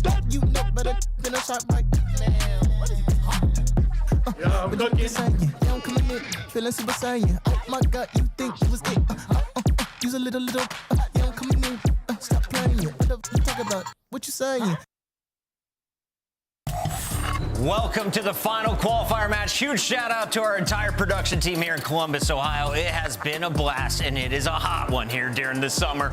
We're closing it out with a potentially super hot series. Is it going to be a swift 3-0, or are we going the distance as LA Thieves take on New York Subliners? If you're just joining us, this matchup has huge implications, and not just for LA Thieves. Carolina is waiting to find out if Subliners can help them get into the winner's bracket come Burbank. Yeah, the biggest focus right now is going to be on LA Thieves. They do not want them to win this series and move up in the rankings for the sake of moving towards champs. On the flip side of things, though, for LA Thieves, they've been on the up during this flawless. Now, Nameless, I think Kremp has definitely stepped up his game recently from what I've seen. What have you liked from this LA Thieves camp? Yeah, I've liked Kremp. You know, that's kind of one of my points to piggybacking off of the search and destroy. I feel like he lost that 1v1 to Rio, and he took that personally. I mean, the man's got a 1.41, number one in the league in search and destroy throughout stage 4, and that's been their backbone, man. 6-2 in the game mode. The Hardpoint's been a little bit up and down, but they're back in control as well. They're playing Invasion once again, which I'm happy to see. We saw them get the 3-0 win with the huge attacking round that they got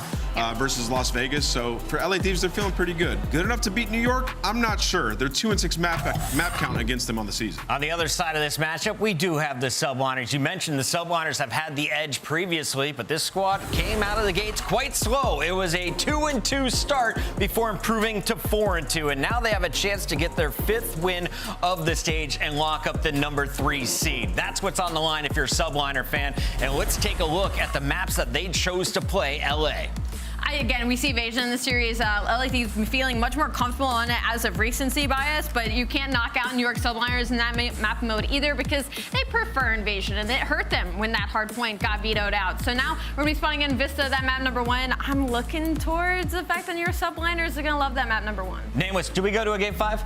No, I think New York closed this out 3-1. Personally, I feel like their Vista has been getting a lot better, playing it throughout the stage. Invasion's good, so I think a lot of opportunity for them to get early maps. All right, let's make it official as the Scuff Pick'ems come in. Nameless already voiced his opinion. He is going with New York as he tries to make it a $146 before we get to Burbank. Alley Cat, are you going with Dan Ghosty today? I'm not, unfortunately. Me and Aaron are going to have to settle this at Burbank. I'm going to go with New York Subliners. The Carolina fan club is going crazy here on the desk. We're all cheering for a New York Subliner win, and the fans are as well. Let's send it to the caster. Shift Study, please give me one more game 5.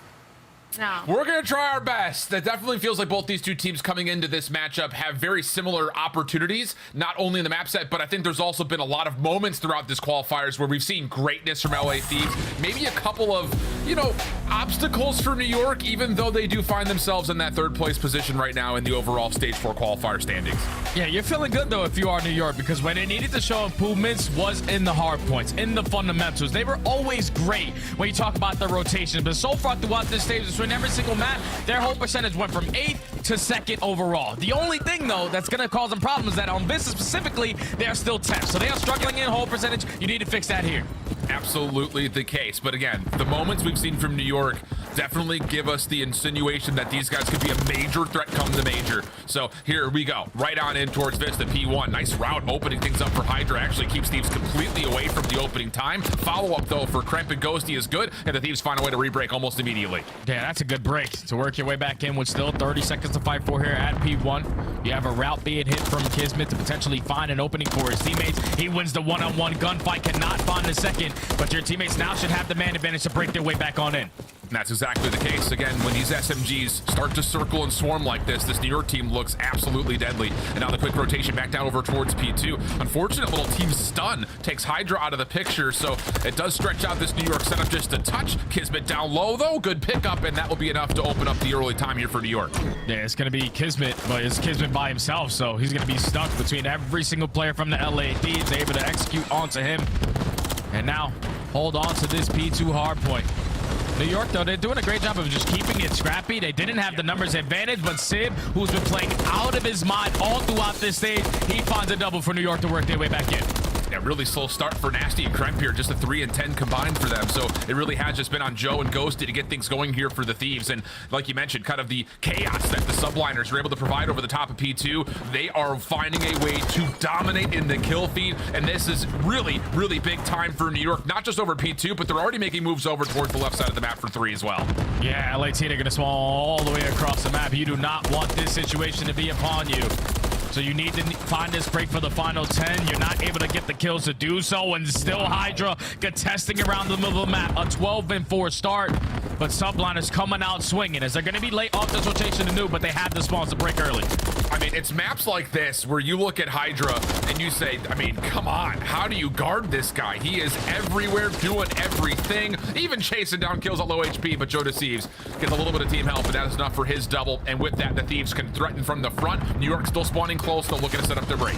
Yeah, they're just waiting too. I love the patience right now out of the subliners to execute as a complete unit. They find every single kill in the feed. Sky finds a double, and now you're going to allow players like Kismet and Hydra to get a little bit more farther pushed up on the map, just creating those layers, making it more difficult for LA Thieves to even think about a break. I mean, this has been blinding speed for New York. I know at times, especially when you look to the middle of the season, the criticisms around New York have always been around, can they actually put together an SMG line that not only plays quickly, but plays together? And then the same front, how much criticism was there about Sid possibly playing a little bit too slow in the mix of what the SMGs are doing? But when they play like this, they look like one of the best teams, if not the best respawn team of the game.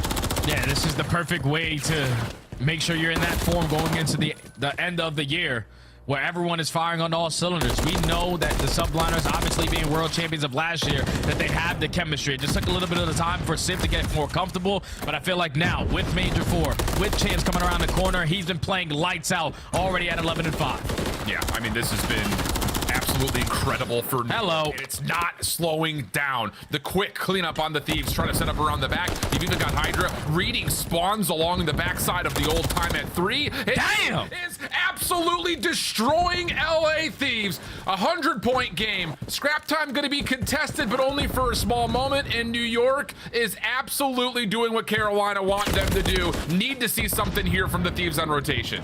Yeah, Hodges is playing like this. You have to try to shut him down and shut him down quickly. Because in my opinion, he's the best POV to watch in the CDL. With what he's able to get done with either weapon in hand, but now LAT win a rotation over towards New. You're still down by 113 points or something like that, so you need a hold and you need it now. Well, the setup looks good to start. Nasty's double gives a little bit of separation, just a moment to breathe here for LA. Trophy systems also getting placed up top towards P1. Nasty, Cramp working on that location together. Really good start here for the Thieves. New York largely trying to hit this kind of through mid and around the back, but LA have gotten a really solid read on this. Can't quite capitalize on the kills in front of them, but so far so good in terms of the opening 30 seconds. Now it's just holding off the final approach. New York with numbers will find a bit of a break, and LA want to try to keep pressuring. And that's another break where the subliners just were super patient on that team push. They hold down the middle of the map. They wait for 2 kills to go in their favor before they strike. So they're able to break in with about 25 seconds left. They're going to walk away with the final time, and still going to be in the lead by 100 points. But now on the second half of this game, LAT, they need to flip the switch and flip it quick. They need this P1 to P2 chain. And it's a good start, Jay. This is exactly what you need. Even the cleanup kills, kind of staggering out New York, just not allowing them to get the full concentrated approaches. This is how you can start to really dig into this deficit. You can even see also Nasty kind of holding down this mid staircase. So New York are going to be really bottled up trying to hit. But so far, the kills are just as good as you would have expected if they were able to find multiple points of ingress. Cramp not able to find an angle. He's outside the play now, and all of a sudden, New York have found a way to get in. Yeah, they found a way to get in, and they are also finding kills in the feeds to still hold on to it. Now Krep, who's been alive for quite some time around this P1 hill, finds himself on 3 in a row, wins the gunfight on the pinch versus Civ. And now you just have to find this kill on the Kismet, but he's not even peeking. Ghosty just doing what he can, but like you said, Kismet's just staying down, soaking up hardpoint time. Ghosty eventually has to try to make the play. Staying alive, slips past Civ, and that's enough for Jodecius to come out and save the day. Okay, still a 100-point game. Let's not get ahead of ourselves, but a good moment here for Thieves, going from 5 to 1, and maybe a chance with kills to possibly open up the P2 as well. Oh, this is perfect because they were able to flip those spawns right before that new hill pops, but Civ, the guy who just has an unbelievable series every time he plays against the Thieves, he averages a 1.5 KD. He finds a triple for New York to work their way back in. I mean, that is just a momentum killer for the Thieves. 100%. All of a sudden puts himself on 4. You've got a zone in front of the hard point, and New York, once again, not just winning on the hill, they're trying to win on rotation as well. And now with 30 seconds left, this is all the time that you want to fight for if you are the subliners with the lead that you have. Civ, unfortunately, is going to fall again on 5 in a row, so no cruise missile going to be earned. But when you have such a lead the way that you do, you're going to hit that early rotation with a lot of time still remaining on that old hill. I don't know if LAT are going to be prepared for the plays coming in from the subliners.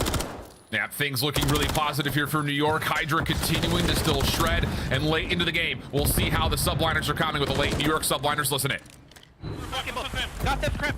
Dark Pillar's absolutely new. RG. What's behind me, Burger? Nice. I'm looking P1. Flip. Behind me, Burger. I forgot steps. Behind me, Burger. I don't have anything. You can be patching. I'm watching my back steps. Short me. No one short. Weak. 2 more short. Only cat. One shot got steps and one got into me from cat. He's Dark Pillar's behind the bar. Yeah, he's front time. He's front time. P1. Dark Pillar's nasty. Dark Pillar's? Yep. I'm only P1. Dark Pillar's. P1 dead crimp. I'm easy. So do I. I have P1. Yeah, hold P1. I got your mid. I got a girl. That's... I'll blow him. P1. Man, one shot. That's one. The last guy. I'm blocking. I'm shotting him. Dead. Nice. Block. There's one. Yo, behind you. Help me P1. Yeah, I blocked that. We're good. 2 on you. Yeah, that's 3 P1. They're going towards one of them behind. Close right. Close right behind it. 2 got step one time. I need the back. Just wait. Deep Joe, one shot.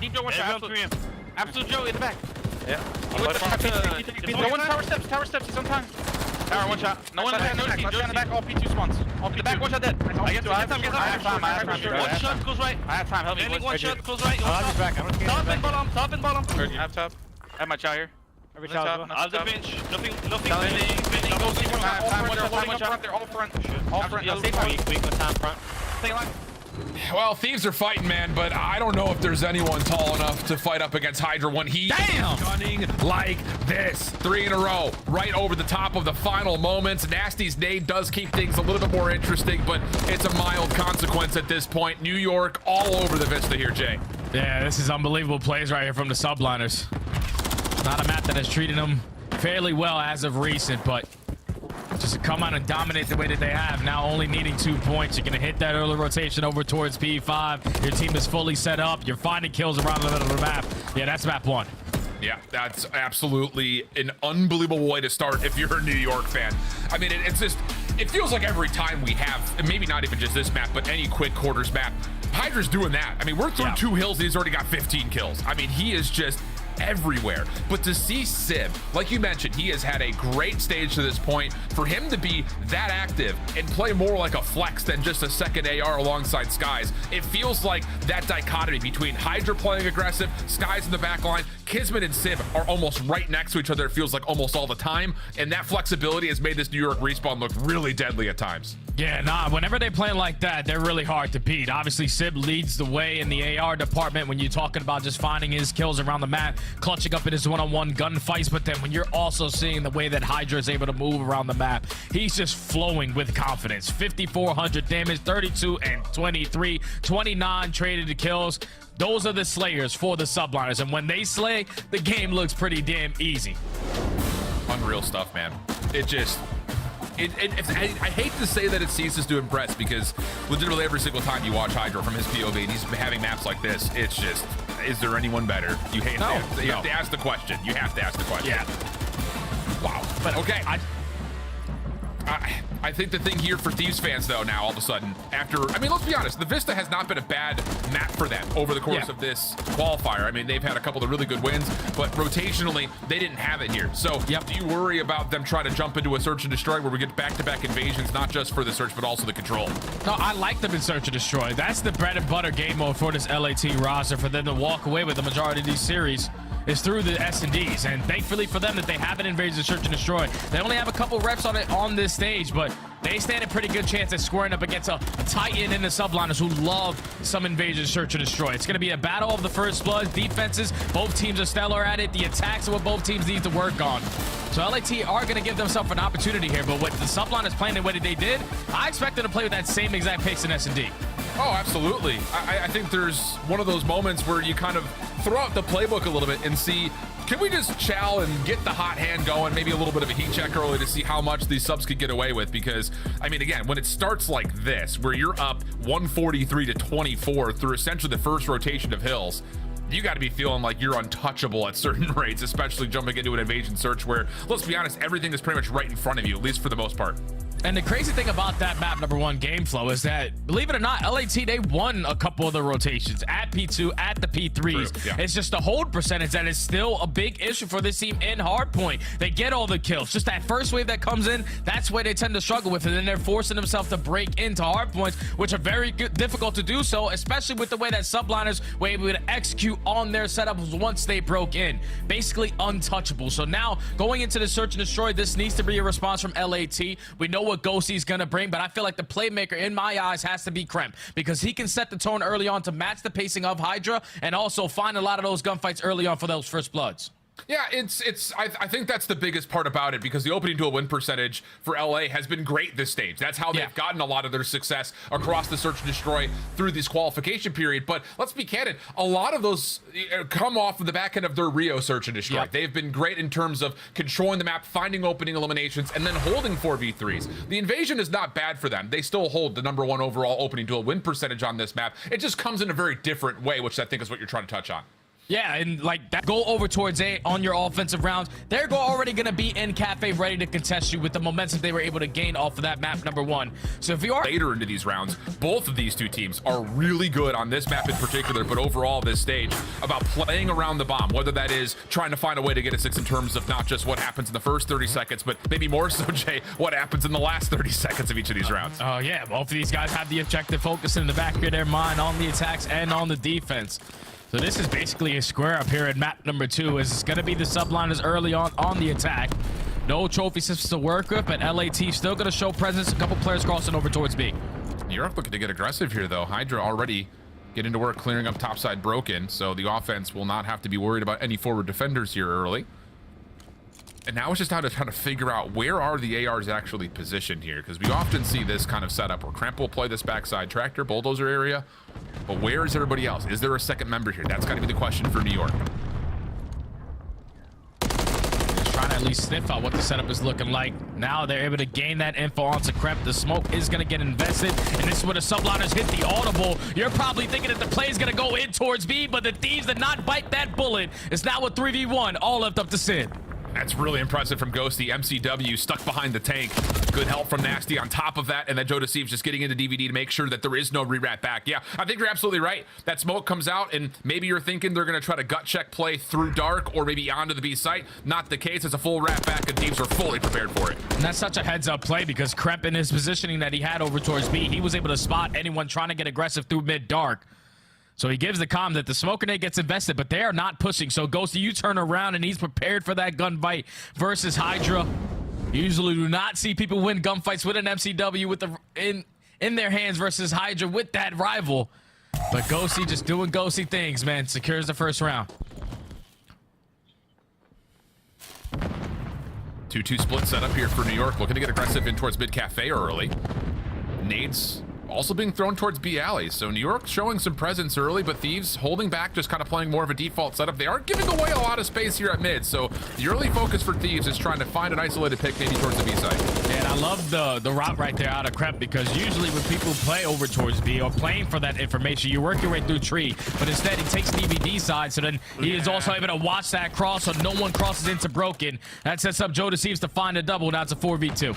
Yeah, that's just a really good breakdown in terms of how Thieves kind of isolate that setup, especially over the middle of the map. Kismet, ooh, SMG not able to win the battle versus Kremp. And this round is pretty much gone already to the wayside as Sid finds himself 1v4. First shots are good. Stays alive, delays it a little while longer, but the stun keeps him weak, and Ghosty will find the easy follow-up. Yeah, I mean, it did feel like Thieves were giving away a lot of space at mid, but as soon as that little duality play between Skies and Hydra breaks down at middle, Joe's right there to say, wait a second, if there's two in cafe, I've got middle of the map, thank you very much. Yeah, that's everything. Every ounce of information they were able to use to secure the round with only one player dropping. So far, it's been phenomenal plays from LAT. They found the initial 2 first bloods on the rounds.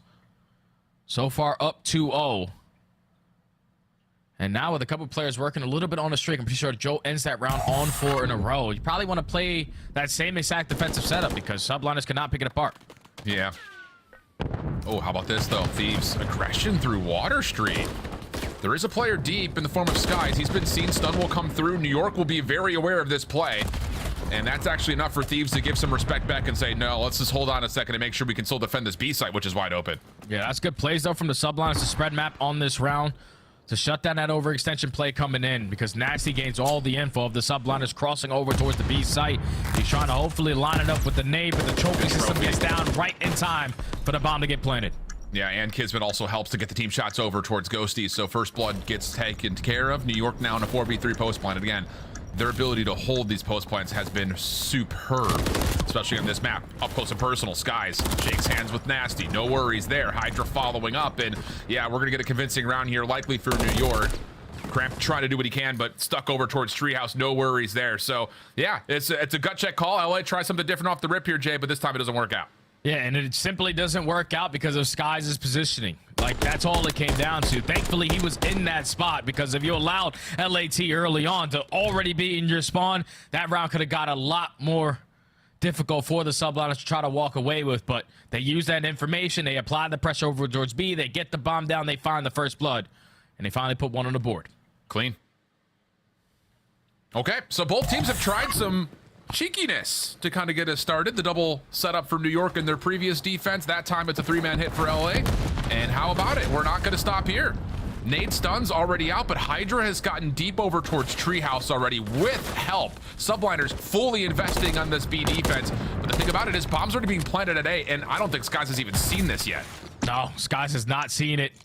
And the rest of the teammates haven't gotten to read it. The play was going to be over towards A. So it's going to be a 4v4 retake. Skies, being the island player, is able to find the first blood.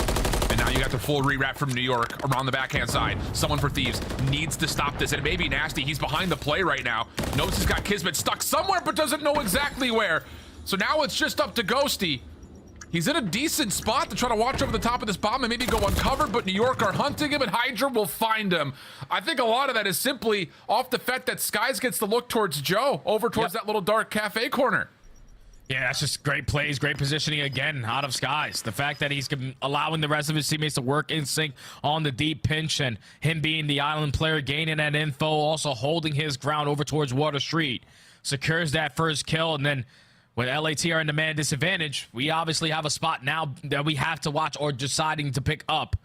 So the repositioning just too much to handle with more players from the subliners trying to locate where they were.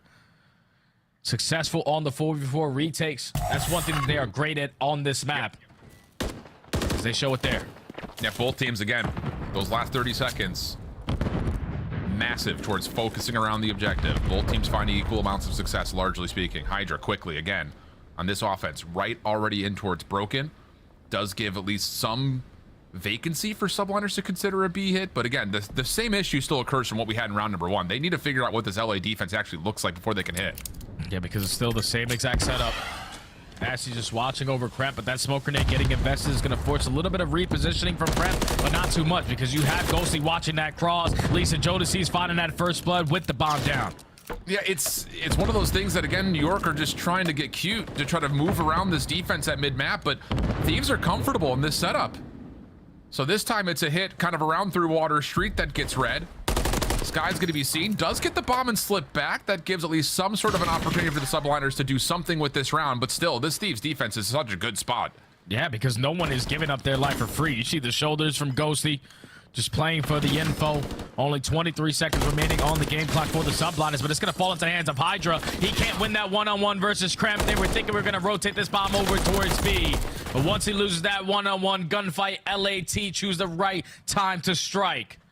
Perfect on that round to take the advantage again. So really now, I mean, that's 2 offensive rounds for New York that they try to force some, hey, look at us, we're putting effort towards B. We'll see if we can move those defenders in the middle of the map, and Thieves say, no, we're good. I think that kind of goes down, not that he's been a part of the play necessarily fully, but that's Kremp saying, guys, I don't need the help, I'm good. Like, he's the sole defender on that B side, it feels like almost every single time. So that's good commitment, I think, from the Thieves to trust their setup.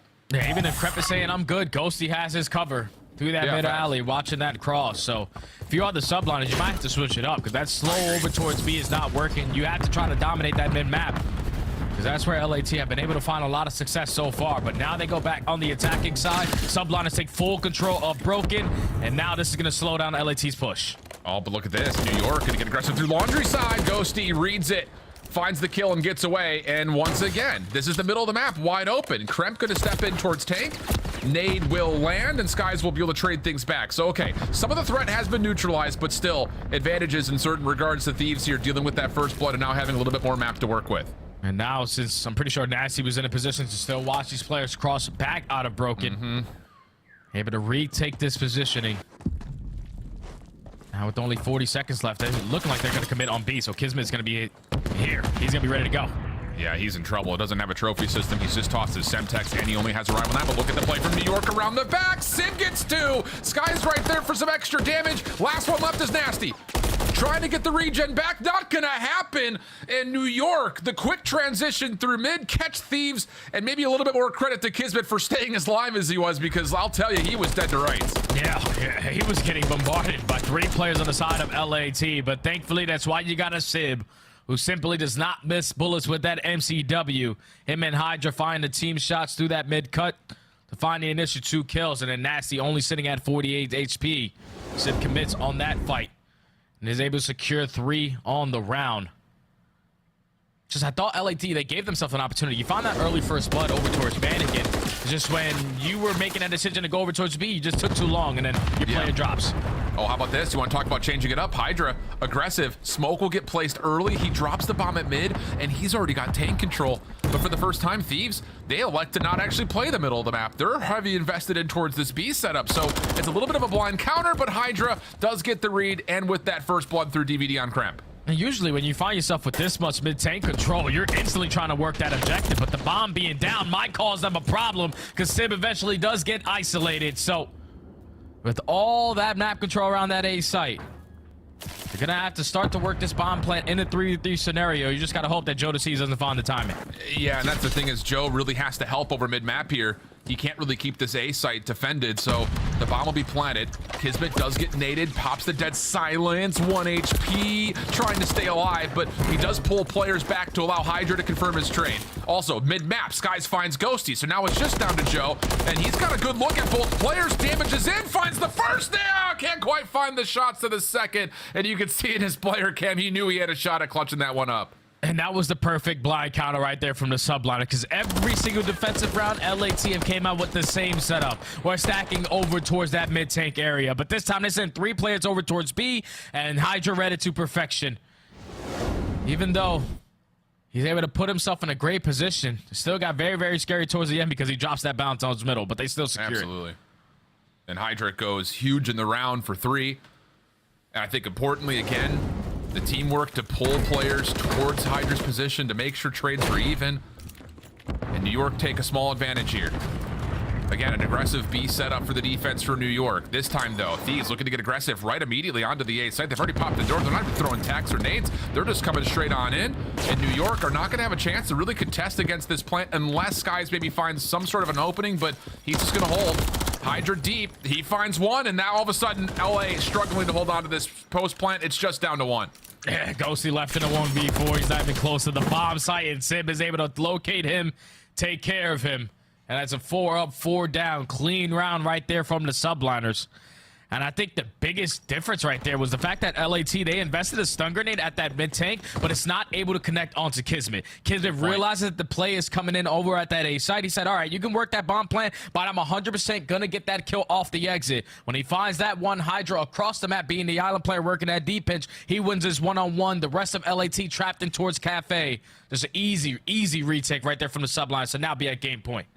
I mean, I'll tell you, this has been a creative invasion, search, and destroy. We have not seen either team play much of a default, whether that be the offensive lens nor the defensive. They're going to get tallied immediately, and now Thieves can just set up a normal 1-2-1 split and force New York to have to make a play.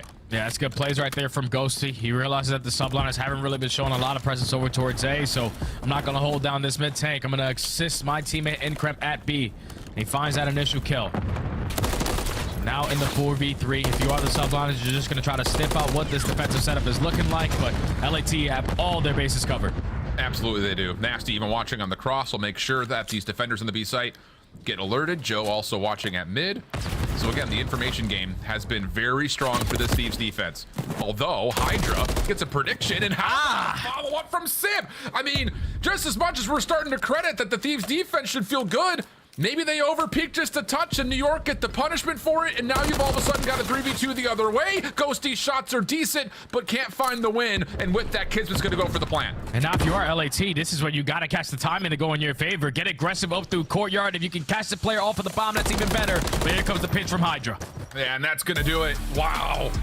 I mean, legitimately, that's a round right there where, again, we talked about it. The Thieves defense in the first 2 rounds were perfect through the middle of the map. Reading great information, counting numbers, counting crosses, everything looks so calm and collected. And maybe New York get a feel for that and say, hey, if they're gonna keep peeking us, let's just hold these hard scoped angles. They find the kills down a man, and then the immediate transition works out perfectly. That is a brilliant adjustment, and now New York find themselves 2-0 up. Yeah, that's perfect plays out of the subliners, but a mishap right there out of the Thieves, because you found that first blood in that final round. It's just the only difference on your setup now was that Joe DeCeves wasn't watching over towards Water Street. He was playing around that mid-tank area. When we saw Ghosty in that position, he was throwing shoulders, playing his life really, really well, and just simply did not get picked off in that position because that's such a crucial position on a map like Invasion. You lose that side of the map, you lose all map control. And then once that first kill comes in onto Joe DeCeves, you see that Nasty try to commit on the gunfight versus Hydra, thinking, all right, Hydra's going to be a little bit weak. I could potentially put down a couple shots to find this kill to keep the numbers in our favor. But that's when you got players like Sib keeping his teammates alive, always using that buddy system to the best of their ability, and even in the man disadvantages. They find that second kill, they work the bomb plant, and they walk away with the search and destroy in a clean 6-3 fashion. Now they're up 2-0 in the series. Yeah, Sib for 2k damage. He is cooking right now. Invasion Control coming up next.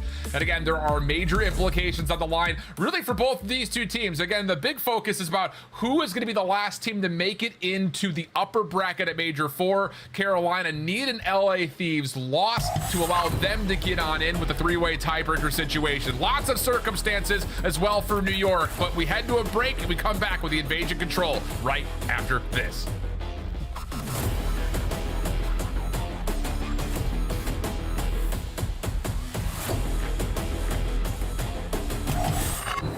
Upgrade your game with the Scuff, the official controller of the Call of Duty League.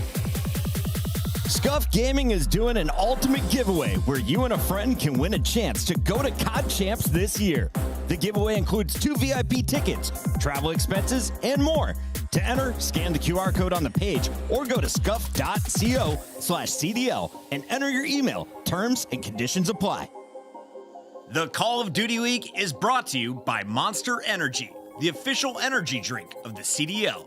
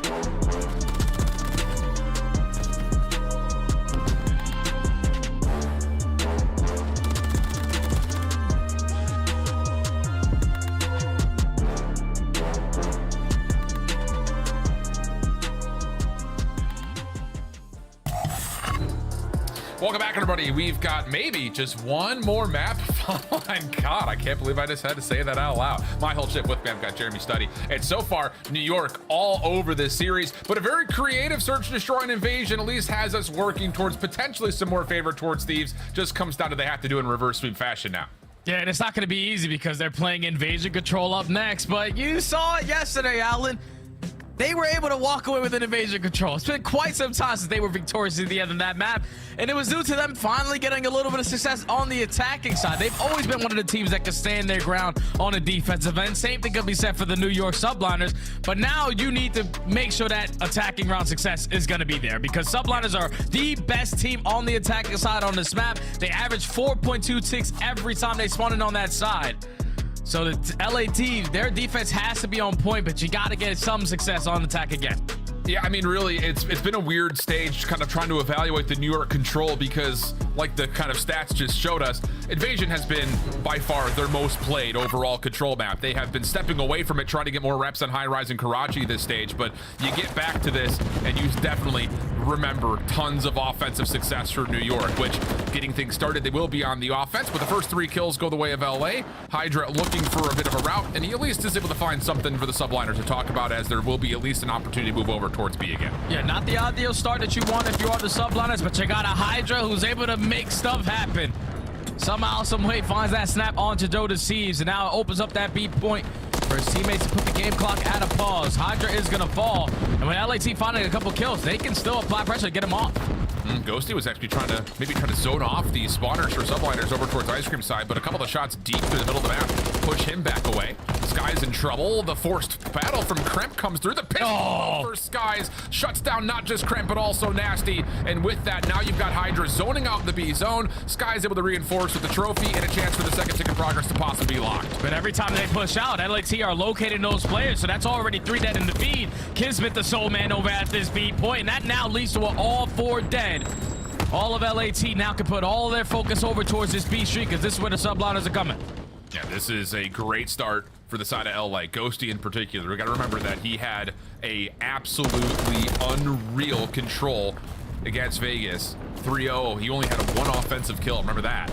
So his defensive presence continues to be a problem here for New York, as Kremp will take down Hydra. The clock continues to tick, and now all of a sudden Kremp is zoning you out through Ice Cream. Yeah, this is their last push. If you are the Subliners, you might not even have an opportunity to even get close to the point, because Kremp is able to get aggressive up through Ice Cream, catch a double. And now with only 12 seconds left, Subliners are looking like they're going to commit over towards A.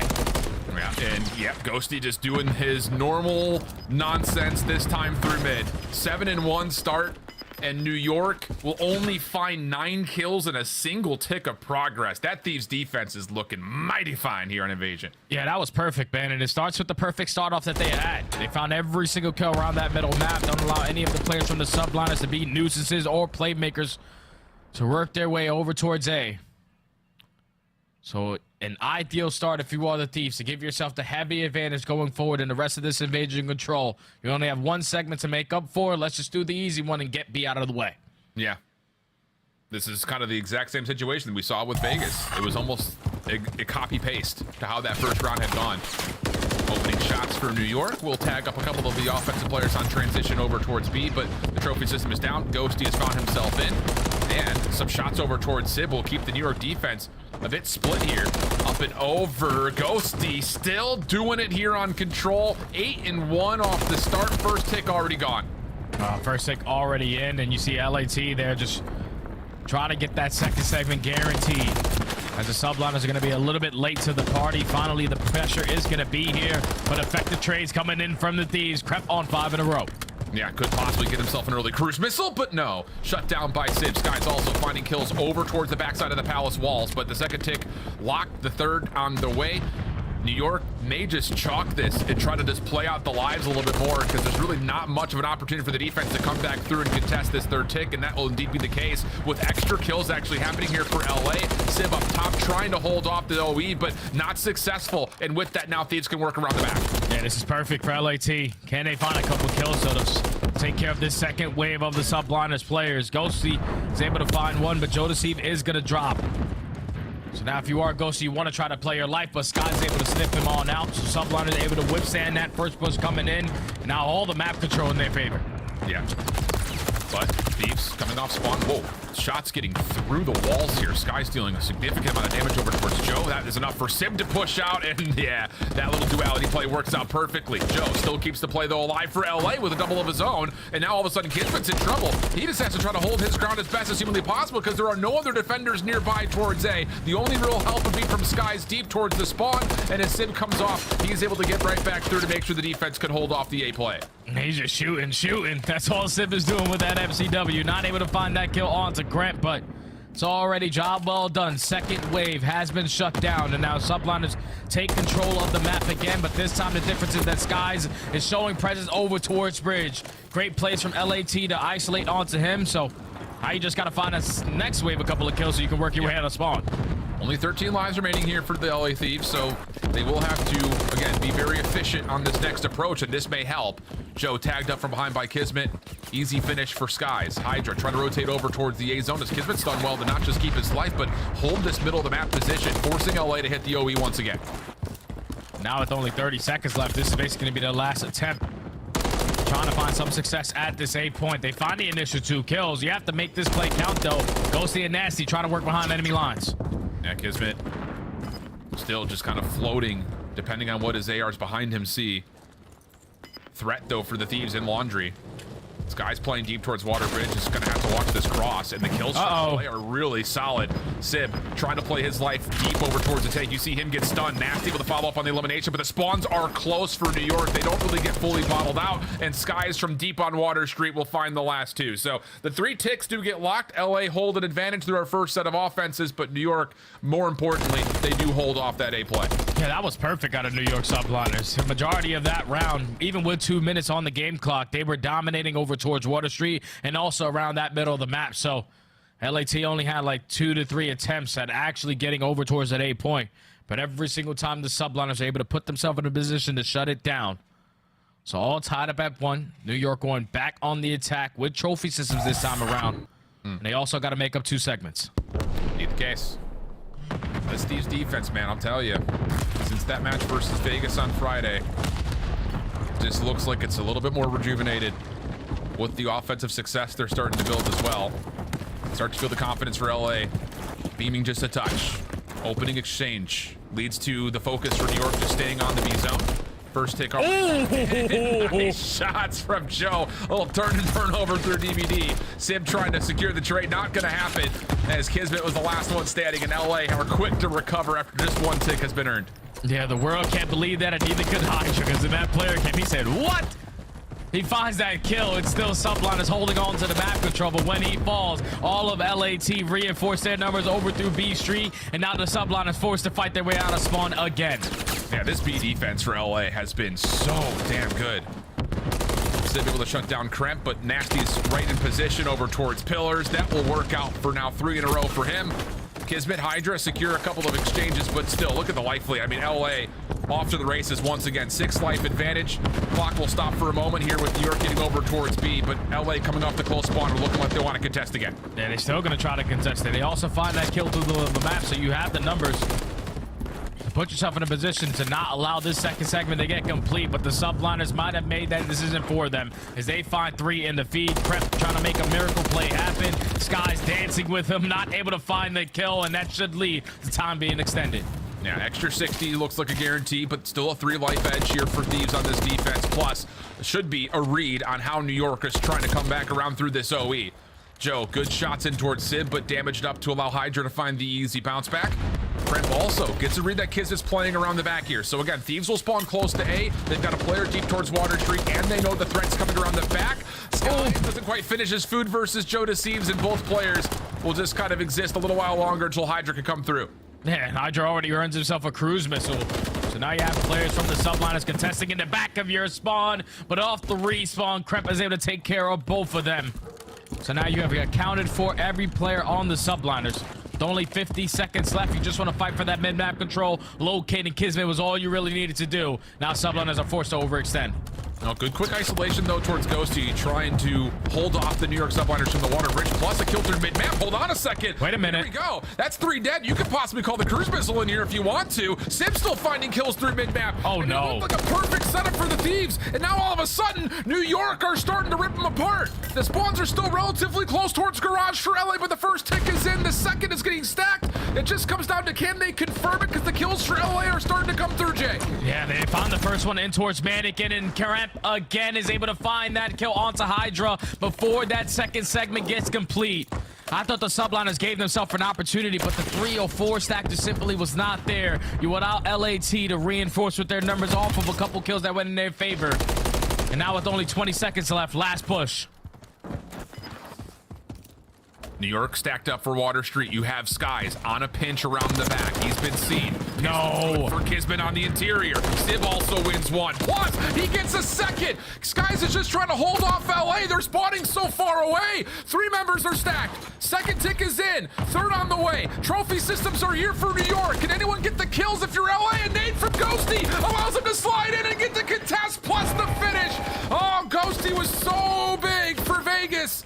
Then he came through here once again to at least save the defensive round for LA. Oh my God, I don't know how LAT worked their way back on in. Thankfully, there was no trophy systems. And also that update comes in for the trophy. So even if they had to, 4 people coming off the respawn, a Sun and a Nate is guaranteed to connect. But that was in a split second, man. You see everything getting bombarded in towards the bathroom area. Just the nades too strong from LA right at the right moment before that segment gets complete. And now they give themselves an opportunity here on the attack to just get a couple segments and they get round 5 defense. Absolutely the case. Wow, the heroics for Ghosty and Invasion Control, though, continue. How did that trophy system not delete that Semtex? The world may never know. But Ghosty gets taken down. LA on the zone. Nasty following up. Good kills coming through. New York still trying to force the issue here. Pistol out for Nasty and almost gets the beatdown, but not quite to happen, and things will stay pretty neutral here through the middle of the map. Yeah, and the sublines know what they need to do. We can't allow the LAT squad to get 3 segments completed, so they came out swinging with the aggression over towards B. Eventually, with Sib falling, is now going to give up all the map control on this side of the map to LA. So the first segment is going to be in, and I don't know if the sublines are going to attempt it. Oh, they're waiting for the cruise missile. Now they go. Second tick of progress not going to get confirmed, though. As everyone backs off. Trophy system not in place as LA get back on towards the zone. New York taking shots over the top, not able to fully connect onto the kills, but there's damage to at least keep Thieves from stacking for now, but the kills are still just so darn good. That's going to be the extra 60. That's beautiful plays right there from LAT. They knew that the cruise missile was going to get invested, but when it falls into the hands of Kremp, who's watching that overextension, just winning that one-on-one gunfight versus Kismet, got the job done to now extend the time. So all the segments are made up for. If you are LAT, you just want to make sure you simply just don't get outslayed in the rest of this round. And no one has any idea that Kremp has gotten through the back here. This is how Thieves can set up this offense. What can Kremp see from this position back towards gas? Can his teammates find kills from the front? This will force the New York spawns to be deep around the backside of that blue building, and Kremp's just going to sneak on in, find Skies through mid, and here we go. There's a chance for Joe to help stack this. Yeah, there's going to be a 2-man stack onto the point. You wanted to guarantee your defense in round number 5. Just this one segment gets it done.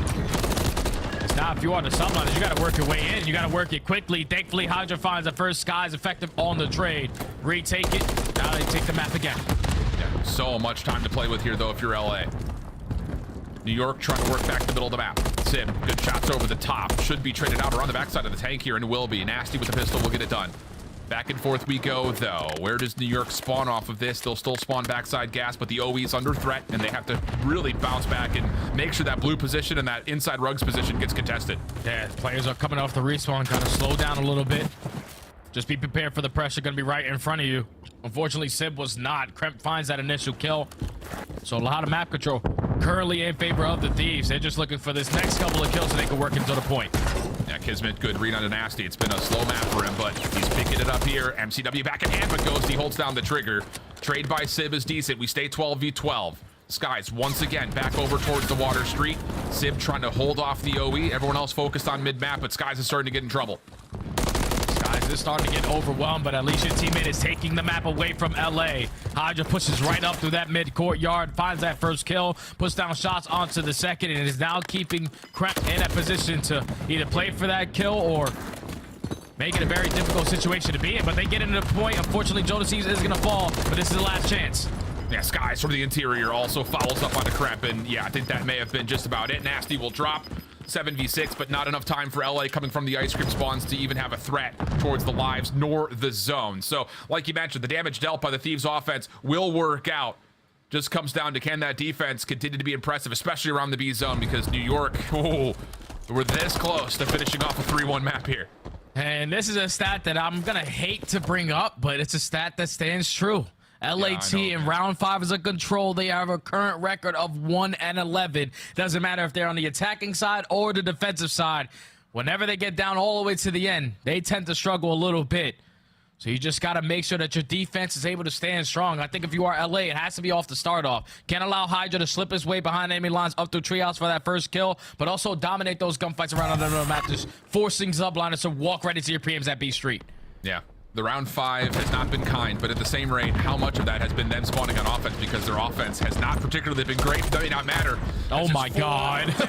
Immediately, Sib, Skies, Hydra, all combined for kills. Now you've got 2 members already onto the A zone, and they're just going to play for kills here through the middle of the map. Sib's got a good look over towards Nasty. The follow-up over towards Laundry's looking pretty decent. Skies trying to spam things out as well. Hydra trying to follow up, not going to work. Second tick is in. Third on the way. Here come Thieves for the challenge. Can they even get here to touch this in time? Skies are on the back, not able to find the kills, and it's Joe to clear. Thieves will hold on to the A zone. Oh, that's good plays right there from LAT. I thought with the spalls all the way at Treehouse, they weren't going to have an opportunity to work that 8 point, but the Subliner decided to go for a 2-man stack instead of a 3.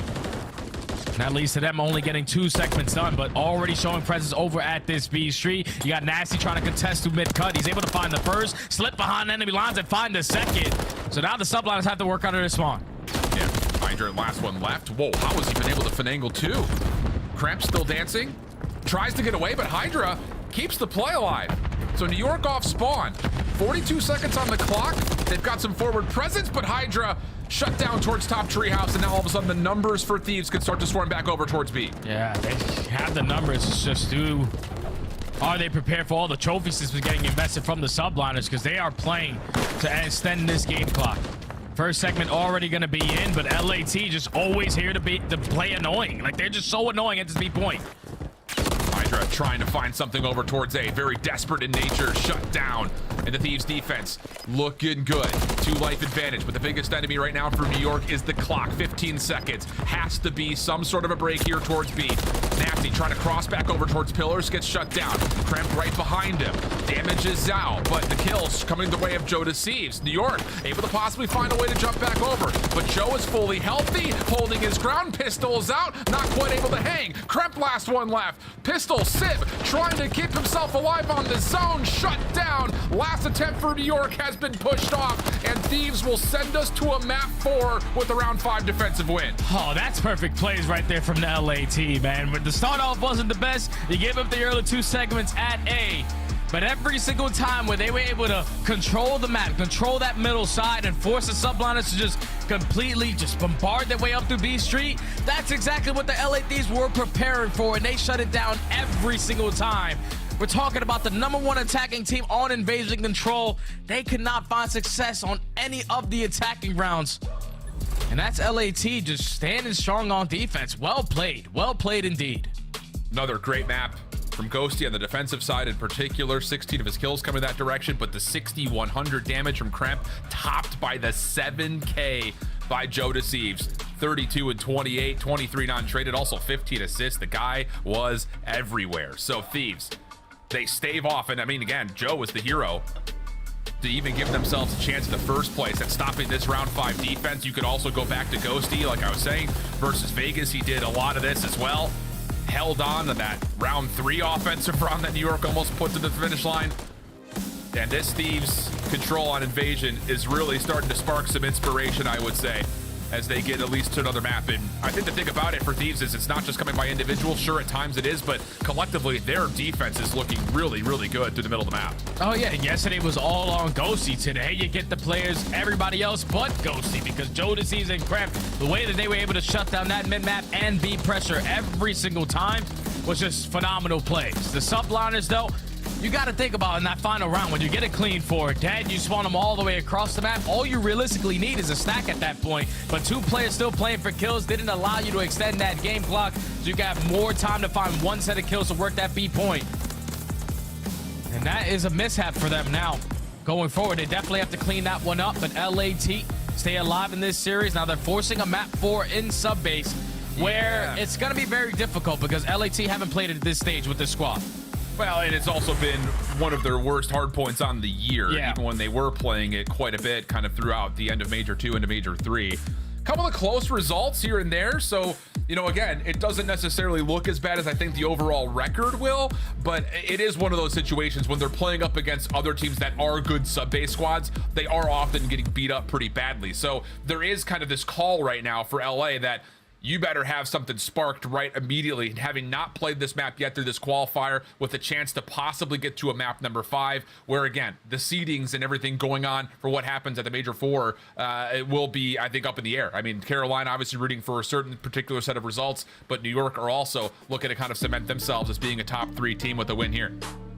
Yeah, Sublines are going to be feeling good, though, going into the sub base, because the last time they played it, they beat the hell out of the Minnesota Rocker. 250-38. They were winning every single rotation. Flawless on the holds, 100% on that category. But then the break opportunities, they didn't even have a chance to, because Minnesota were never set up at one of these new hills early on.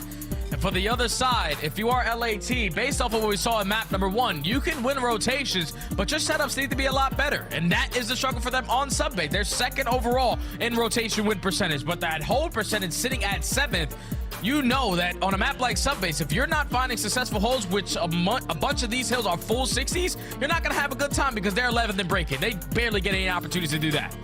The other side of things, I think you look toward the individuals. Sib has had a great series to this point, and you wonder how much impact he may have individually, you know, kind of stepping into the limelight in this qualifier for New York. He has played his best COD, I would say, this year in this particular stage. So if he can continue to shoot like he is, he may be a problem here that LA need to find some sort of a resolve for, because flat out, he had a couple of takeover moments on a map like Vista, let alone what he could possibly do with an AR in subbase. Yeah, that's the biggest thing. It's like a player of his caliber, you throw him on a bunch of these power spots where they're all heck glitches and MCW preferred.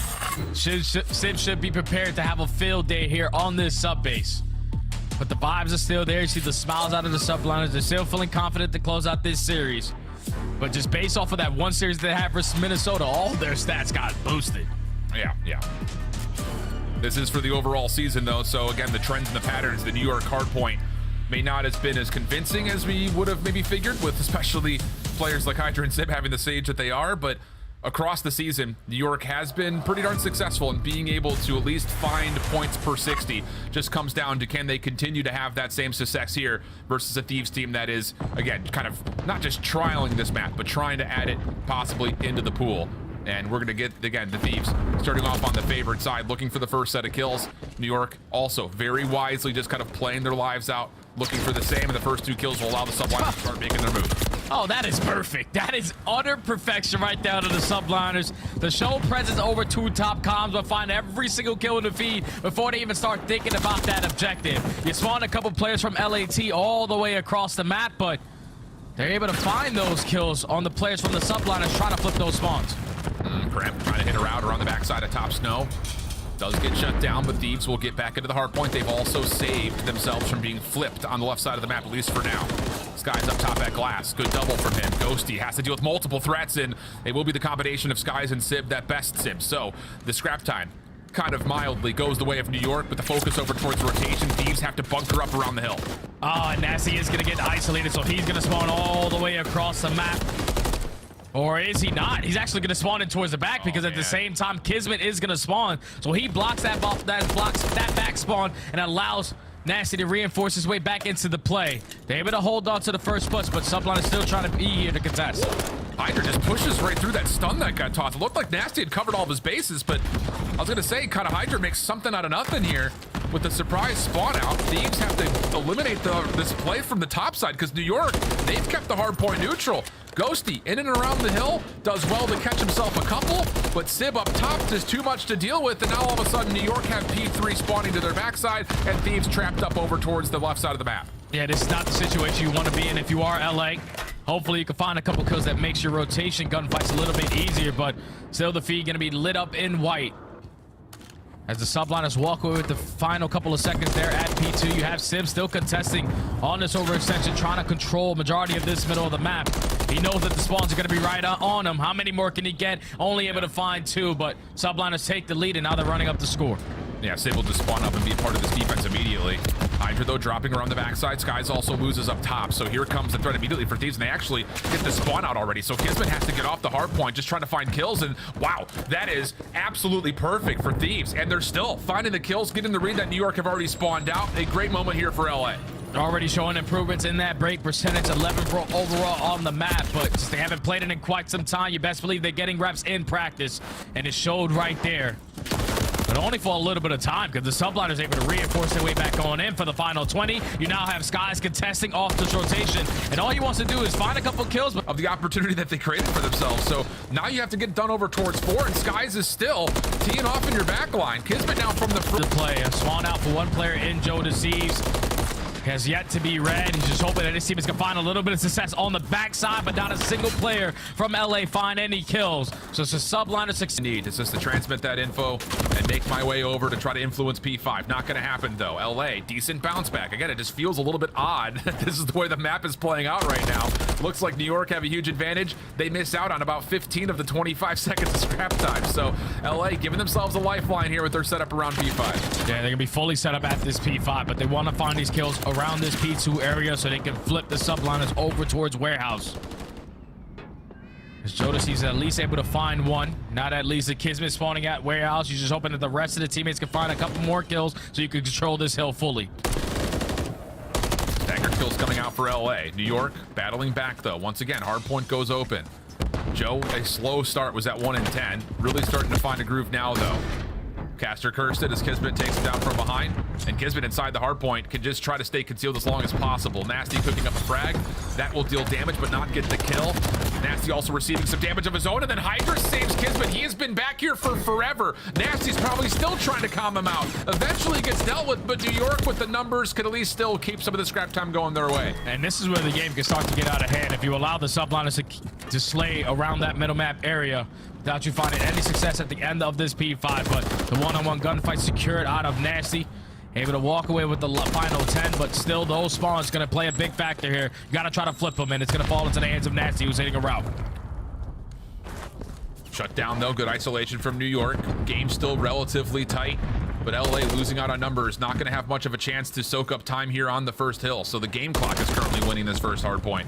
Kremp staying alive, backside staircase. This could be well, at least for LA to get back through and try to chow off the rest of this New York play, but Kismet, again, beats Ghost into the punch with the pistol. Hydra shut down, and now it's just up to Kismet to see how much he can find. He does take down 2, but LA get into the hard point. Yeah, LAT get into the hard point. Still a lot of time to fight for at this P1.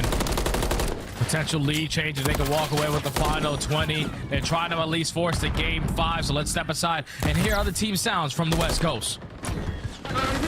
Hold that. Nice. One stop tower though, guys. Alright, listen, slow the game down here. You're push up right. Help him on the right. Help him on the right. Yo, push up down here. Yo, listen, they might ammo spawn. Stop right there. Shit on. Yo, listen, they're push up in ammo. Almost got right. Yeah. In the window. I'm pushing right here. Yeah, don't do it. Looking for one in the back probably. Hey, what's up, P2? I set him at front ammo. It's front ammo. It's top P2 window. I didn't green box in here. Green box. Top P2 window. I'm looking here. Dead. That's fine. We have to get the top. I'm playing for the guy. I'm top.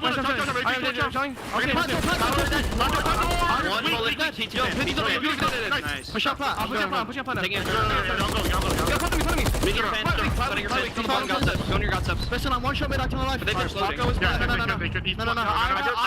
on your god subs. I'm on your god subs. Window dead. And Sib is mid. One shot kid. One shot kid. No worries. Top window zone. He's gonna be close. I'm stunning it. Sit down. Jump. You don't know. Time top window. Hard I'm reading him. Don't track to it. Go. Nice. I'm one shot. Last year, kids and Pog. Let's break this fucking hill here. First. Listen, big hill right. I'm going to pitch the one. 2. Missing both ARs. I'm going back tower. I'm going tower. Pushing out server. Pushing out server. One shot. Yo, back tower. Tower steps. I'm watching it. I see him, bro. Using ammo. Hit a bit ammo. One shot dead. One's back right time and then out time. One shot. Listen, I'm blocking now. I can hit through a wall. I'm blocking. Let's play with you guys. Yeah, go ammo, Paco. One shot. No. There's one with you. There's 2 on time. Only one. 2 on time, 1 ammo. Thunder marker. Yep. I got 1 kill. Go on top with you. Yeah, bro. I'm gonna start it. Back right ammo. Back right dead. One low left. I can't challenge. 1 shot. I'm going to fucker. 1 shot time. Oh, I'm on the door. What the fuck? I'm starting to block. Okay. I'll block. Actually, never mind. You got it. Time. 1 shot. One's back right. 1 shot time. One's back right. Time dead. 1 back right. Nading your back right. Listen, Paco's going out. I'll send the plan. I have a trip. I'm playing the right Paco. 2 in ammo. 1 shot kiss. I'm playing 2 in ammo, guys. I've gone third. Does anyone plan on me? Talk on, I'm nading it. You have a nade? Nade, go to me. I can play here. Talk on, dead. Remember, every kill's big. He's top right on the corner. Oh, I died for server. Hey, 1 server, 1 server. Oh, it's been an absolute battle of a complete tug of war here. A mixy sub base to be sure, but for the first moment, we may have some stabilization. New York good through the old time, but LA perfectly set up here for new. Yeah, and this is not an easy hill to break on in. So if you are the subliners, it has to be methodical. It has to be in sync. You have players working around the pinch, potentially going to block those back spawn, and at the same time through the front angle, they are finding the kills. Now every single player from LA going to spawn across the map. Nasty, you just got to play your life. And New York very aware that Nasty's back here. May not make much of a difference though. Nasty still finessing, and now all of a sudden here comes the hit from LA from the front. Kills from Nasty continue to be tallied up, and how about that for LA? Again, just making something out of nothing, keeps them in the game. Scrap time's gonna go their way. New York defaulting for rotation. Yep, you gotta hit that early rotation because they're going over towards the P5 where you wanna at least show a little bit of presence over at that P2 area. Now Joe Deceives here to watch that cross, gains the info on 2 players already pushing out, but he's not able to find either one of those kills. And that should lead to the subliners winning their rotation over towards New, and quite some time before LA can even get close to this hard point.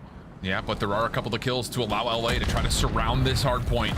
Ghosty up top, recognizing the threat in disguise, transmitted and taken care of cleanly. And how about it? LA flush out the New York setup nearly completely. Hydra down low towards ramp, dealt with good teamwork, and all of a sudden LA have gotten a lifeline to get this thing back to neutral. And that's perfect plays right there from Nasty specifically to win that one-on-one versus Sib. He knew that he was working his way behind enemy lines, but he commits on that gunfight to continuously spawn New York subliners on the bad side for this P5. Because now with only 20 seconds remaining on this hill, Ghosty is on 5 in a row. Is he going to put himself in position to find the 6? Yes, he does. He's starting to have that takeover moment. Oh, absolutely is. That's now 7 in a row. LA gonna take the lead. They also hold on to the favored side. They also have the cruise missile. The deck is starting to get stacked in favor of LA, making this comeback happen. Pressure time here for New York. Yeah, pressure time indeed. They win the first gunfight over towards Water Street, but now Ghosty still trying to get it done in the objective. Finds himself on 8 in a row, but instantly going to be traded. So now the subliners are already in towards the P1. You're going to invest the cruise missile so your teammates take back the map. Better find value off of this. Kismet, first one to drop in the exchange. Trades though, staying level. Joe, front side at tunnel, has also been stunned up. Hydra's still holding on to the backside staircase. Hardpoint continues to stay open. But now New York, the patience, starting to run out as they try to make their play around because they know they have to find a way to rotate. Nasty holding on, now looking up and over. He comes around the backside of the play. Sib trying to deal with them, but Nasty just playing his life. LA still spawning towards P2. Yeah, LA still spawning towards P2, and they're walking away with this final 15 seconds with this last kill onto Skies. So you're going to force the rotation coming in from the subliners, and Kismet is able to win a big one-on-one gunfight, so they're going to be here. Spawns are still decent, though, for LA. They've got the numbers on the backside of the hard point. 225 is what it's going to get to the 209 of New York, and the kills are starting to come through to allow LA to get their setup inside the hard point. But New York have cleared mid-map. Here comes their break.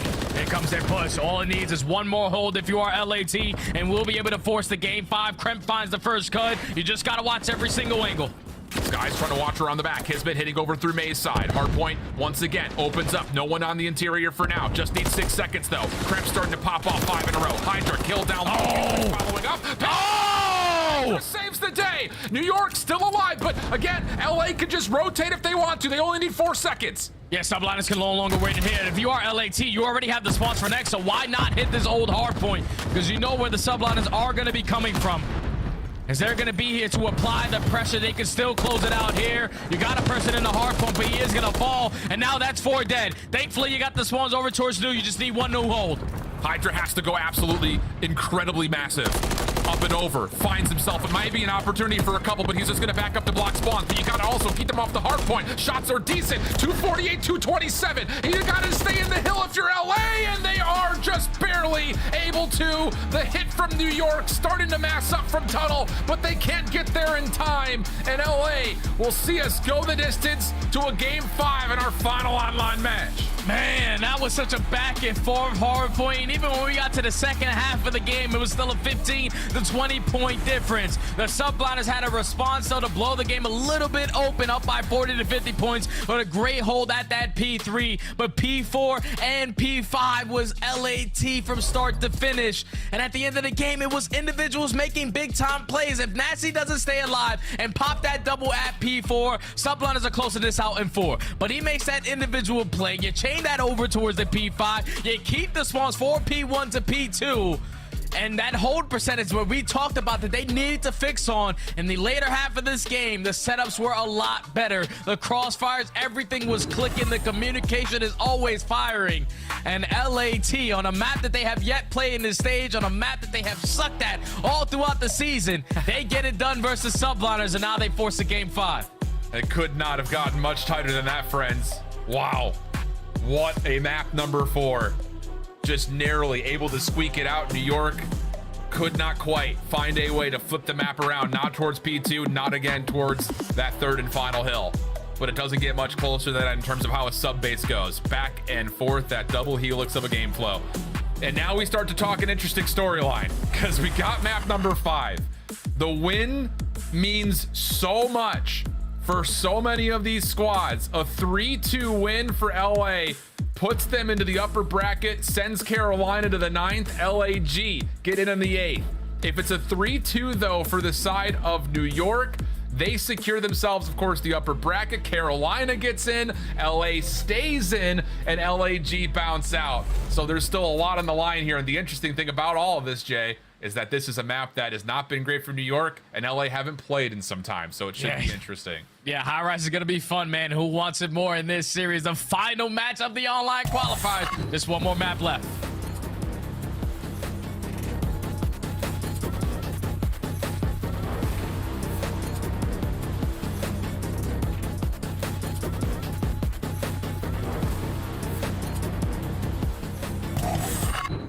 Upgrade your game with the Scuff, the official controller of the Call of Duty League. The Champs Tracer Pack is available now. The bundle includes the Reaper Operator Skin, Ripper Weapon Blueprint, Death Stare Weapon Blueprint, Cuts Deep Charm, 2 calling cards, 2 emblems, and 2 weapon stickers. Use these items in both Call of Duty Modern Warfare 3 and Call of Duty Warzone. Available in store now using Call of Duty points.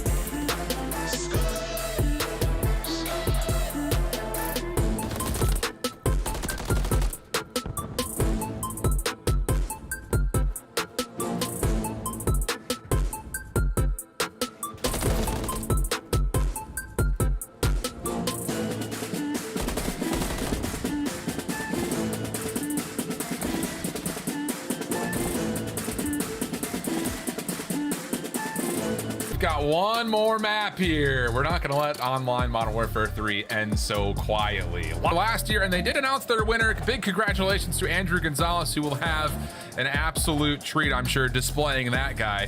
And if you want to see the full video and everything that's been happening with the promo for it, you can, of course, head on over towards Twitter/X at the Subliners and give them some love. Really cool opportunity, I think, just to kind of share back with the community some of the successes that they found last year, Jay.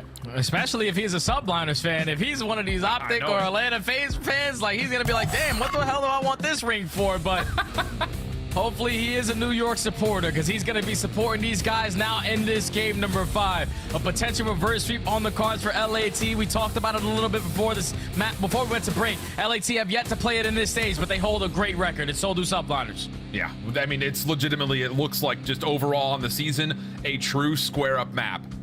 So what can you find here between these two teams? And what was a very, remember, map 2, about as creative as an invasion search as we've seen to this year. Will we have something similar here on Highrise? As will be LA starting off on the offensive side. Again, the numbers are so good for both these two teams. Not much separating them on either side. Yeah, the only thing that's really separated them is that first blood fight, because Subliners sitting at 10th overall on this map compared to the Thieves, who are 3rd. So they usually find that opening duel.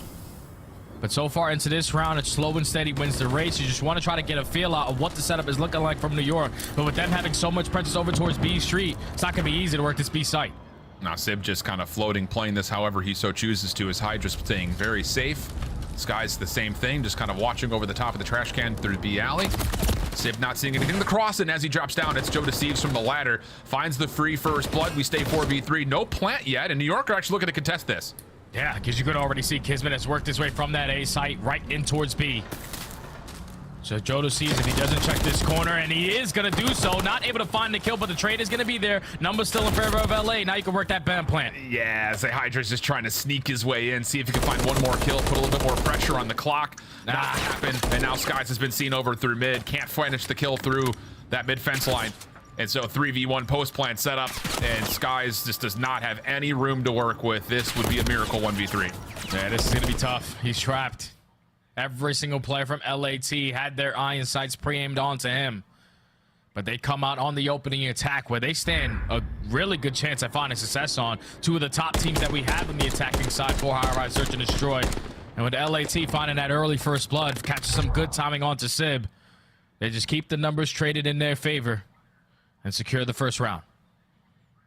Every round is going to fin this match. Not only do they get the upper bracket, they also get a little bit more cushion between the other teams that are tied right below them. But a first blood this time for Kismet has New York feeling decent about their chances to get to B quickly. That's a big first blood, especially onto Krem, because you know how aggressive he likes to be on the map, but goes the instantly with the response. Gets that kill and gets out of dodge. It's still being a 3v3, but Hydra's able to strike, keep the man advantage in favor of New York. Yeah, Joe, he had a lot of damage in early. Ghosty trying to find a way to convert on it. Not going to happen as Skies from topside propane takes us to another 1v3 situation. Nasty good for the first. Time to finesse this, maybe a touch, but I believe Skies has just seen him go towards bottom blue. Sure feels that way. Hydra's repositioned. Skies still watching over the top of a heady, essentially down low in the underground, and no way he continues on that 1v3 rampage. And that's basically the same exact round that LAT had in their opening attack. You find that early first blood. You apply the numbers over towards that B site, trade effectively, put the bomb down into 3v1. And then Skies just gaining that info. Not allowing Nasty to get away. Secures that final kill of the round. It's just, it helps with the subliners, especially on Highrise. Even though they're 10th overall in first bloods, when they find first bloods, that conversion rate is #1. So they show it there. I mean, that's been their success story pretty much throughout the entirety of the season. Their ability to convert on first bloods has been nearly unrivaled. Even though maybe at times it doesn't come all that often. So back to the offense, go LA. Trophy systems in place for both squads. Hydra, this may lead to something a little bit cheeky. Checks over towards maybe a delayed route towards bottom blue. Nothing here. Sib, though, in trouble over towards the outside at elevator. Now puts a lot of stress on this New York defense to move around. Yeah, it's the second time that Sib has dropped in that positioning for that first blood. So now you're just forcing the rest of the sub-minus players to try to cover a little bit more ground. They've already taken A Street away from them, and according to blue, but even with Kismet falling, Hydra effective on the trade, still numbers advantage LA. Yeah, and it's still so difficult for New York to rotate back to defend this B plant. So you're gonna get a 3v2 post plant setup here. Hydra, oh, he sneaks immediately on for the defuse. Wait a second, Skies just has to play bodyguard. Ghosty deals with the first kill with the beatdown, stops the defuse. Oh, just narrowly. I love the idea from Hydra, but LA not to be bamboozled by it. Come through nicely to hold on to the post plant. Oh, thankfully you got a Ghosty on your team, because the player who was sitting at top propane did not peek down one time at that bomb site. And it was like 75% done right there from Hydra. As it was a beautiful play call at the moment. Almost secures the defuse, but Ghosty just catches him with the beatdown. So it's been all-out attack so far for both of these squads. That time, another first blood onto Sim. You cannot afford to be that first player to fall at B Street. Absolutely, especially in his position, trying to stay aggressive on the backside of elevator like that. Nasty running the same route. This time, though, how about New York? Quick gut check call over towards A. Stuns towards Kremp's direction. He cannot check over the top of the site, but Hydra is trapped a little bit over towards the front side at mid windows. Good help across the map from LA. Yeah, Hydra gets a little bit too aggressive right there. He sees a stun connect onto Kremp, but not able to isolate in the one-on-one gunfight. So now it's already the subliners in the man disadvantage. Jodeci in a perfect position to contest this B site. He puts down shots, find the first, find the second. Mr. Game 5 strikes again. And Skies is in trouble. Not just for the 1v4, but he's also trapped here at the underground steps. LA may have lost track of him for a moment, but still no bomb. And again, stuck kind of between a multitude of different Thieves defenders. No worries whatsoever for LA. Wow. I mean, legitimately, that is an unbelievable double up from Joe inside the site. He just takes over in these game 5s, man. What was it? The stat before the map even started, he's at a 1.3 overall KD. He plays with the utmost confidence, and when you put down other shots at the Sib, Kismet tries to keep his friend alive, and they both eventually line up for him. So LAT starting to get a little bit of separation here in this map number 5. And if you're Carolina, you're sitting there like, what the hell are New York doing? Well, that's very true. Got to be rooting for Sib to stay alive here in the first 25 seconds or so. And this time he surely should, as he's not going to play aggressive towards the elevator alley. Nades for LA, though. Tossed over towards the windows, and they actually catch one onto Hydra. So another first blood for the Thieves. Great news here for LA, as they can just pause for a moment, give themselves a setup, and play the rest of this round out with the man advantage. Yeah, they have been dominating that first blood column so far. That's now 4-1. Early man advantage for them on the attacks. But they prefer on a map like Highrise. But Kismet taking a lot of ground toward top heli. His positioning is going to be known, and now he's forced to give it up. This is a bit of a window right there for sure, but a little bit of a killing of the clock has happened. Kismet now just trying to play the pixel peek through the barrels. Cramp thinking about it. Skies up top, denied. LA perfectly prepared, and now Sib has to try to follow up behind. Not gonna happen. It's a flawless round for LA. It's just easy when you're fighting the initial first blood in the first 10 seconds, because now you're forcing the sub-minus players in a 3v4 to change their defensive look to try to cover more ground. And every single time they tried to edge their way on up, LAT were able to spot them, force them to back on down, and then eventually work their way over towards that B Street. It's like, I guess they love that gunfight over towards top propane. Not a single player staying alive in that position from the subliners. Yeah, they absolutely must. Okay, have to have this round here if you're New York, without question. Ghosty still hanging on 4, Joe on 3. Opening shots from New York, maybe tag a couple of players coming out of the spawn, but really no damage to speak of here, as New York are going to take their time and see if they can maybe find a first blood somewhere. But I mean, LA, you can see they're feeling confident around the map as Kremp starts to maybe make a setup over towards blue. Yeah, because they have all their bases covered. So when you have such the lead that you have up 4-1, you can start to make a couple crazy kind of plays, and the crazy play is upon us as Krep gets aggressive up through blue. Another first blood to the Thieves. Yeah, and you've got Hydra. Oh, okay, maybe a little bit of a duality play here with Sid. That works out. Isolates B Alley completely, but Sky's the bomb carrier. Has to get a read over towards Kremp. The shots are good. The kill is in. Okay. Good recovery from New York. Now it's just on to Nasty. Don't know if Sib saw him or not. Seems to have been. Forces the gunfight. Doesn't quite take it. And New York get the must-win round. There you go, out of the subliners. Even with the first bullet going the opposing way, they had the instant response to put themselves in the man advantage in the 3v2.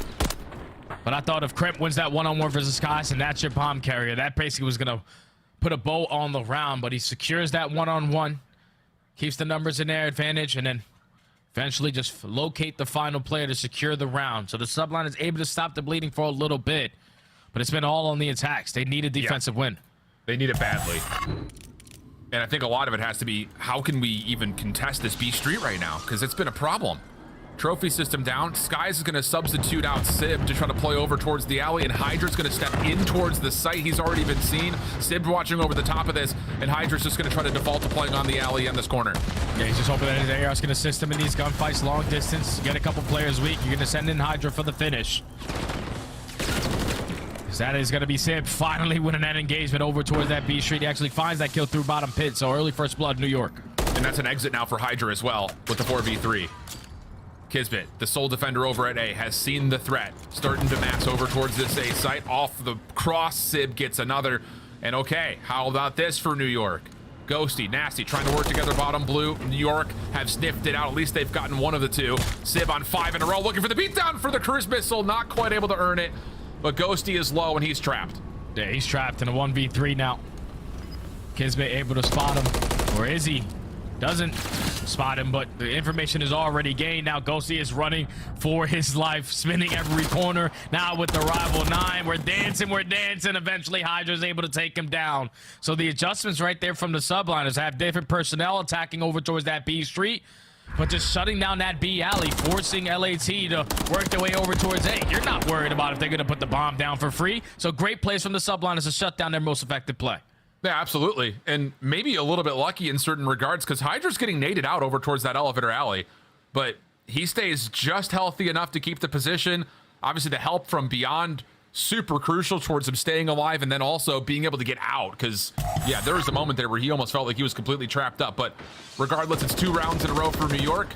Back to within 1, and now on to the more successful half as Kismet, the propane tank, blows up onto Nasty towards elevator side, and it's another early 4v3 this time for New York. There you go. Subline is finding that first blood. So hopefully they can turn this into a round win, but just showing a lot of presence over towards A. You're not going to be able to think about that objective. They're trying to play for that second kill. Yeah, Kismet trying to see if he can catch Cramp on this little jump up. Now he seems to think he's got the window to make the play forward. Cramp tucked in the corner. Oh, not the cleanest of shots. Smoke is out, making a mess of this. Kismet just trying to get back away over towards the shack, and he at least keeps his life for now, but LA have staved off the kill, at least for the time being. But Kismet pops out, finds elimination. Now a 4v1 as it's just down to Ghosty, once again stuck to the opposite side of the map. Yep, another 1v4 for Ghosty. This time on the defensive side. Skies is already watching over him, and Skies is not going to shy away from a gunfight. Is able to secure it for the subliners. That's 3 rounds in a row to tie the game up at 4. Carolina went from having frowns to now smiling a little bit. A very, very back and forth S&D. Oh my goodness. But I think there's still a question here as far as how can New York continue to play good defense around B? Do you keep subbing out Sib to allow Skies to play that angle? Can Sib find a way to work towards mid-map? Do you trust that Hydra has to commit into B? There's a lot of question marks here, and this may be the round we start to figure out what the adaptation actually looks like for New York.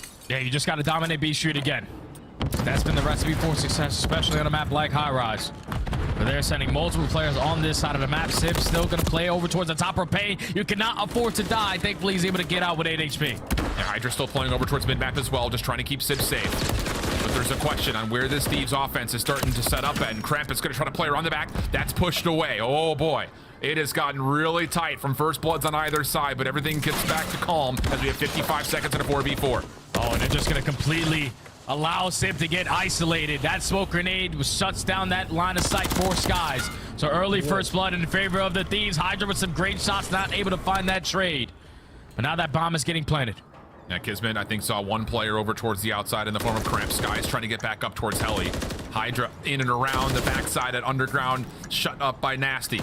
So now 4v2 post plant setup for the Thieves. Pretty solid read on where exactly the threat's coming from. Ghosty gets the read on a Kismet. The shutdown is in, and Skies once again finds himself in an unwinnable position, I should say. And LA put themselves now on the reverse sweep point, looking solid. And that's just beautiful plays right there. The mid-round adjustments was perfected because you smoke out over towards the B Street. You completely shut down that line of sight from Skies, and then you isolate onto Sib because you know he loves to play that position. It's now 3 first bloods from him on that side of the map. Just can't afford to drop in that spot. And now it leads to LAT being at game point. Back to the defensive side. They go. If you are the subliners, just try to find that first blood.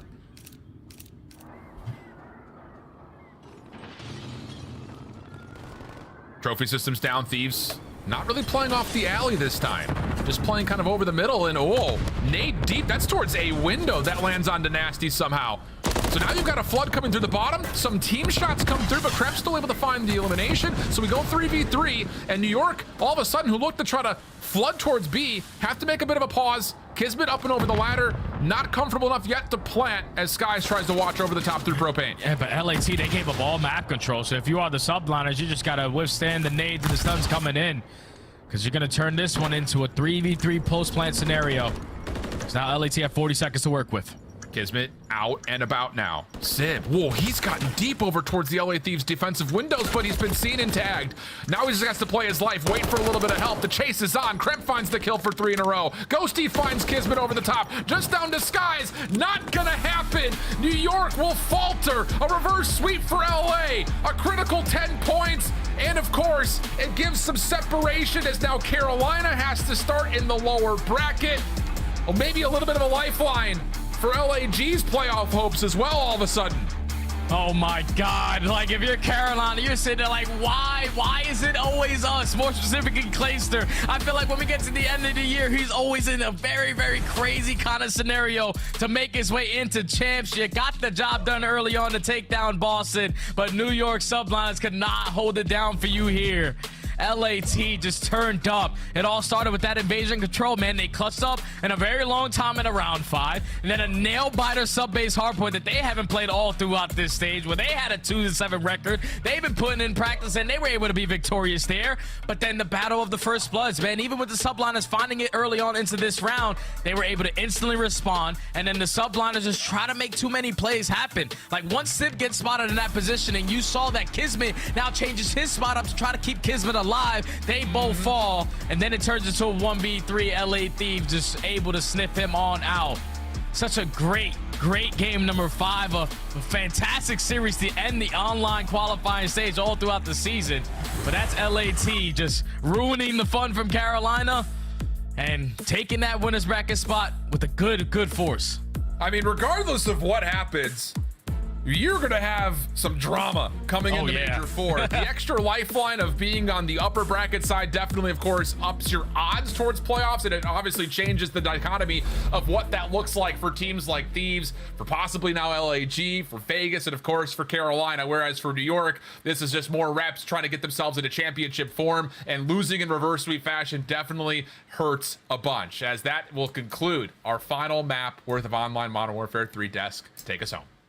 Well, stuff there, and a big shout out to Shift and Study. Another game 5 for us from the lads. But at the end of this one, it's New York crumbling and LA Thieves locking up a 4 seed with this win. Alley Cat, this is so impactful because now if you're LA, you're not matching up against Atlanta in that first round like we thought they were. Instead, they will draw Miami. Let's talk about how we got there. I mean, that is a big sign for LA Thieves. I mean, Miami has shown a lot this stage, but I'd say Miami, Seattle, and LA Thieves are kind of on the same plane right now, and also just for how young this LA Thieves team is to hold.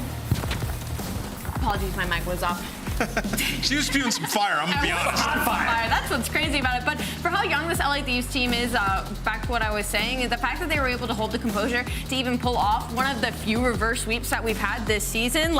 And to do it in that round 5, you heard the stat from Jay and Alan, the fact that they were 1 and 11 in round 5, Yikes. Regardless attack, regardless of defense. They get the D in invasion, they're able to lock it up and force that game 4. They outplay on subbase so much. For LA Thieves, they suddenly start getting the momentum going, and it's just a beautiful S&D. Nameless, on the other side of this one, you were calling out the mistakes from subliners. Some glaring issues with the team giving up early first bloods, and we need to see a little bit more map pressure in even situations. Yeah, I mean, I also thought it was a fumble on the sub-base hardpoint. Like, they'll go back and look at that. They're going to be so frustrated. It's going to make their tournament much harder, given the changeup of seeds. But then you talk about that game 5, like the round 9 Sib being inside of that elevator. You got to be able to get there and help him, man. He's trapped. You can't just give up those free first bloods. This is a tough game to watch, honestly. But LA Thieves, their best win, I think, in their tenure as a team so far with their backs against the wall, being able to come out with that reverse sweep is so impressive. We'll talk about the overall standings, but first we have to hit your Scuff play of the game, and it is Dan Ghosty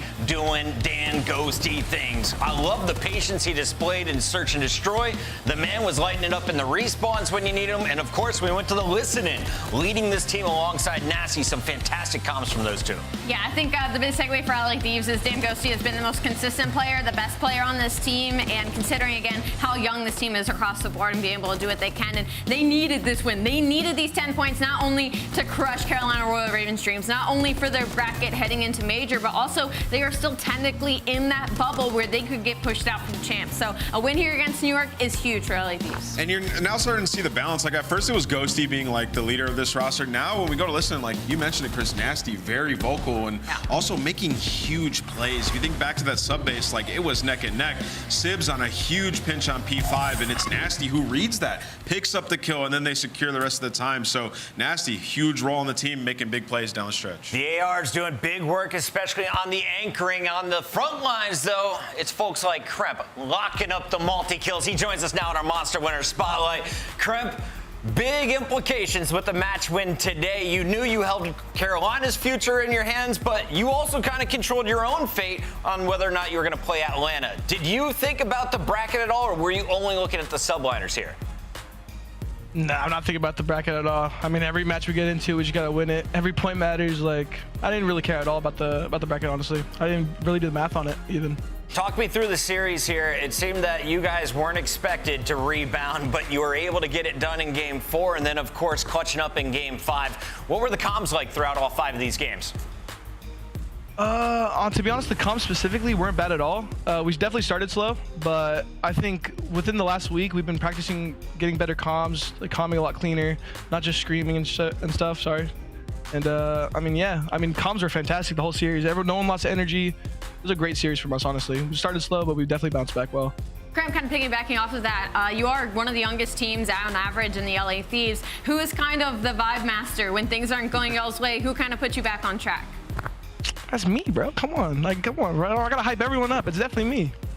I like that call. Kremp, obviously, you look back at that last major and you guys could have went a lot further. I feel like you said about the last 2 majors and you had that big 1v1. Coming off of that, you have just been performing in Search and Destroy every single series. I mean, finding the first bloods, your top 4 overall there. What's it been like for you? What do you attribute the success to?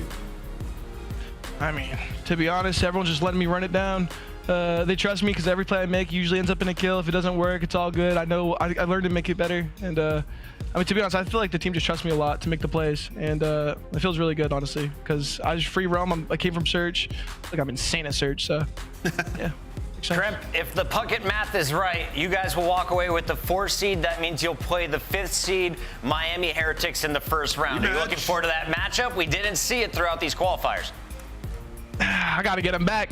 I got to get him back for sure. Yeah, it's going to be a good series, but yeah, it's definitely a personal one. Hopefully it goes well. Well, you'll be playing in your hometown. We're all excited to come out your way as Burbank kicks off next Thursday.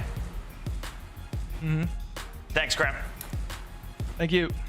That is Kremp. That's our final Monster Winner Spotlight of the regular season. There is nothing left to do but to celebrate everything that went down, and of course in the matches today. Let's start here with the fast series that we kind of saw coming. We alluded to the potential of a 3-0. I don't know if the 3 of us actually were serious in the moment. Al, you're looking at me like, yes, I was serious. I was very serious. After if they beat Boston yesterday, maybe it wouldn't have been such a confident 3-0, but after that monstrosity of a performance, I definitely saw Toronto Ultra. I mean, one of the favorites alongside Atlanta FaZe as we head into Burbank. It was definitely an easier series for them. A little bit of a struggle on that Highrise. Again, they've been 5-1 on it, now 6-1, working on that map, adding it to their map pool. Easily one of the most dangerous teams we have right now. And the bigger picture here, Nameless, Toronto locks up that number 1 seed, and OpTic is handed the 12th seed after winning Major 3. Yeah, they're going to have to dig super deep to make a run. I mean, being that 12th seed. But Toronto feeling extra good. I mean, you got a top 4 seed down there in the LB, one less to worry about, who gave you problems,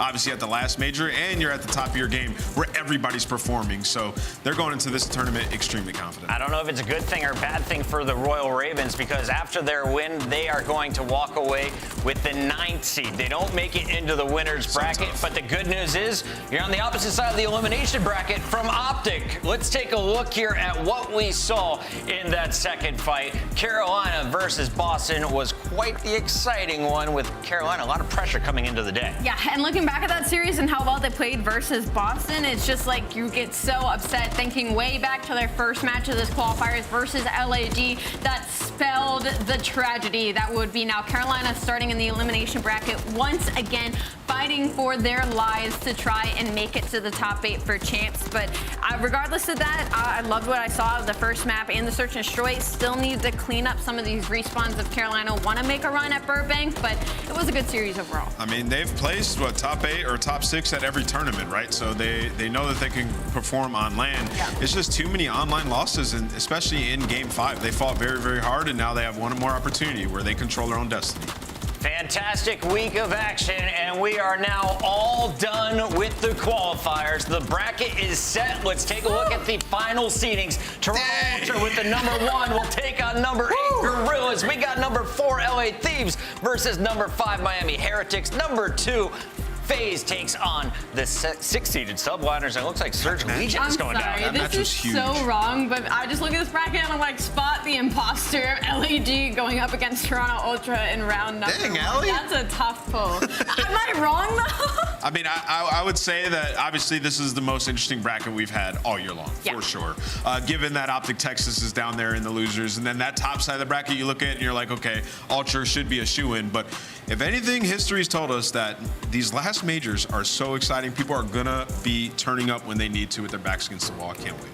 This doesn't add up to my pocket math. I'm gonna have to double check that bracket, but I'm probably wrong. They're probably right. What I do know is this is our schedule. We will be kicking off at 3 p.m. If you're tuning in from the East Coast. That'll be noon out there on the West Coast for Thursday, June 27th. It's gonna be a banger, especially that 6 p.m. if Atlanta has to face off against the Subliners in our opening round.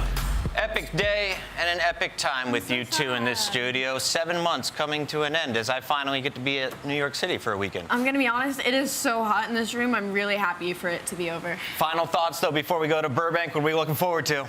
Looking forward to the top 4 if they make it to Sunday once again. What about you? Amazing season. Can't wait to be in California first and foremost, and then also land. It's going to be amazing. The champs race continues. Points and money on the line. We'll see you all live from Burbank. Thanks for tuning in. On behalf of everyone behind the scenes, I'm Chris Puckett. We'll see you next time.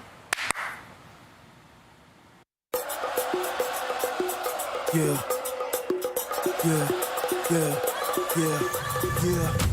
You out of here, you can feel it right. Light it up till it's feeling bright. On the move like we feel it groove. Out of sight like we dynamite. Busting in like we finna fight. Get the pin it right, I'ma pin it right. Trying to run, I'm the winning type. Heat it up like some minute rice. Bet I beat you to the finish line. Cause we out to get it feeling fine. Keep it up or we'll be creeping up. Running up the mountain steep and rough. Jumping over hurdles, beat the rush. Hold it like a girdle, throwing out the burners. I'ma keep believing till I touch. Get another level on the clutch. I'ma get up in your face. Keeping up the pace, whoa. Get the feet that you can taste, whoa. Squeezing by you like some pace, whoa. Feel your confidence and race, whoa. This is the beginning, ain't no way to spin it. Headed for the finish. I'ma get up in and we about to win it. Are you ready for the show? Now we caught up in the flow. Ready, set, go. Are you ready for the show? Now we caught up in the flow. We gon' give a little more. Ready, set, go. Ready, set, go. Ready, set, go. Ready, set, go. Ready, set, go. Are you ready for the show? Now we caught up in the flow. We gon' give a little more. Ready, set, go.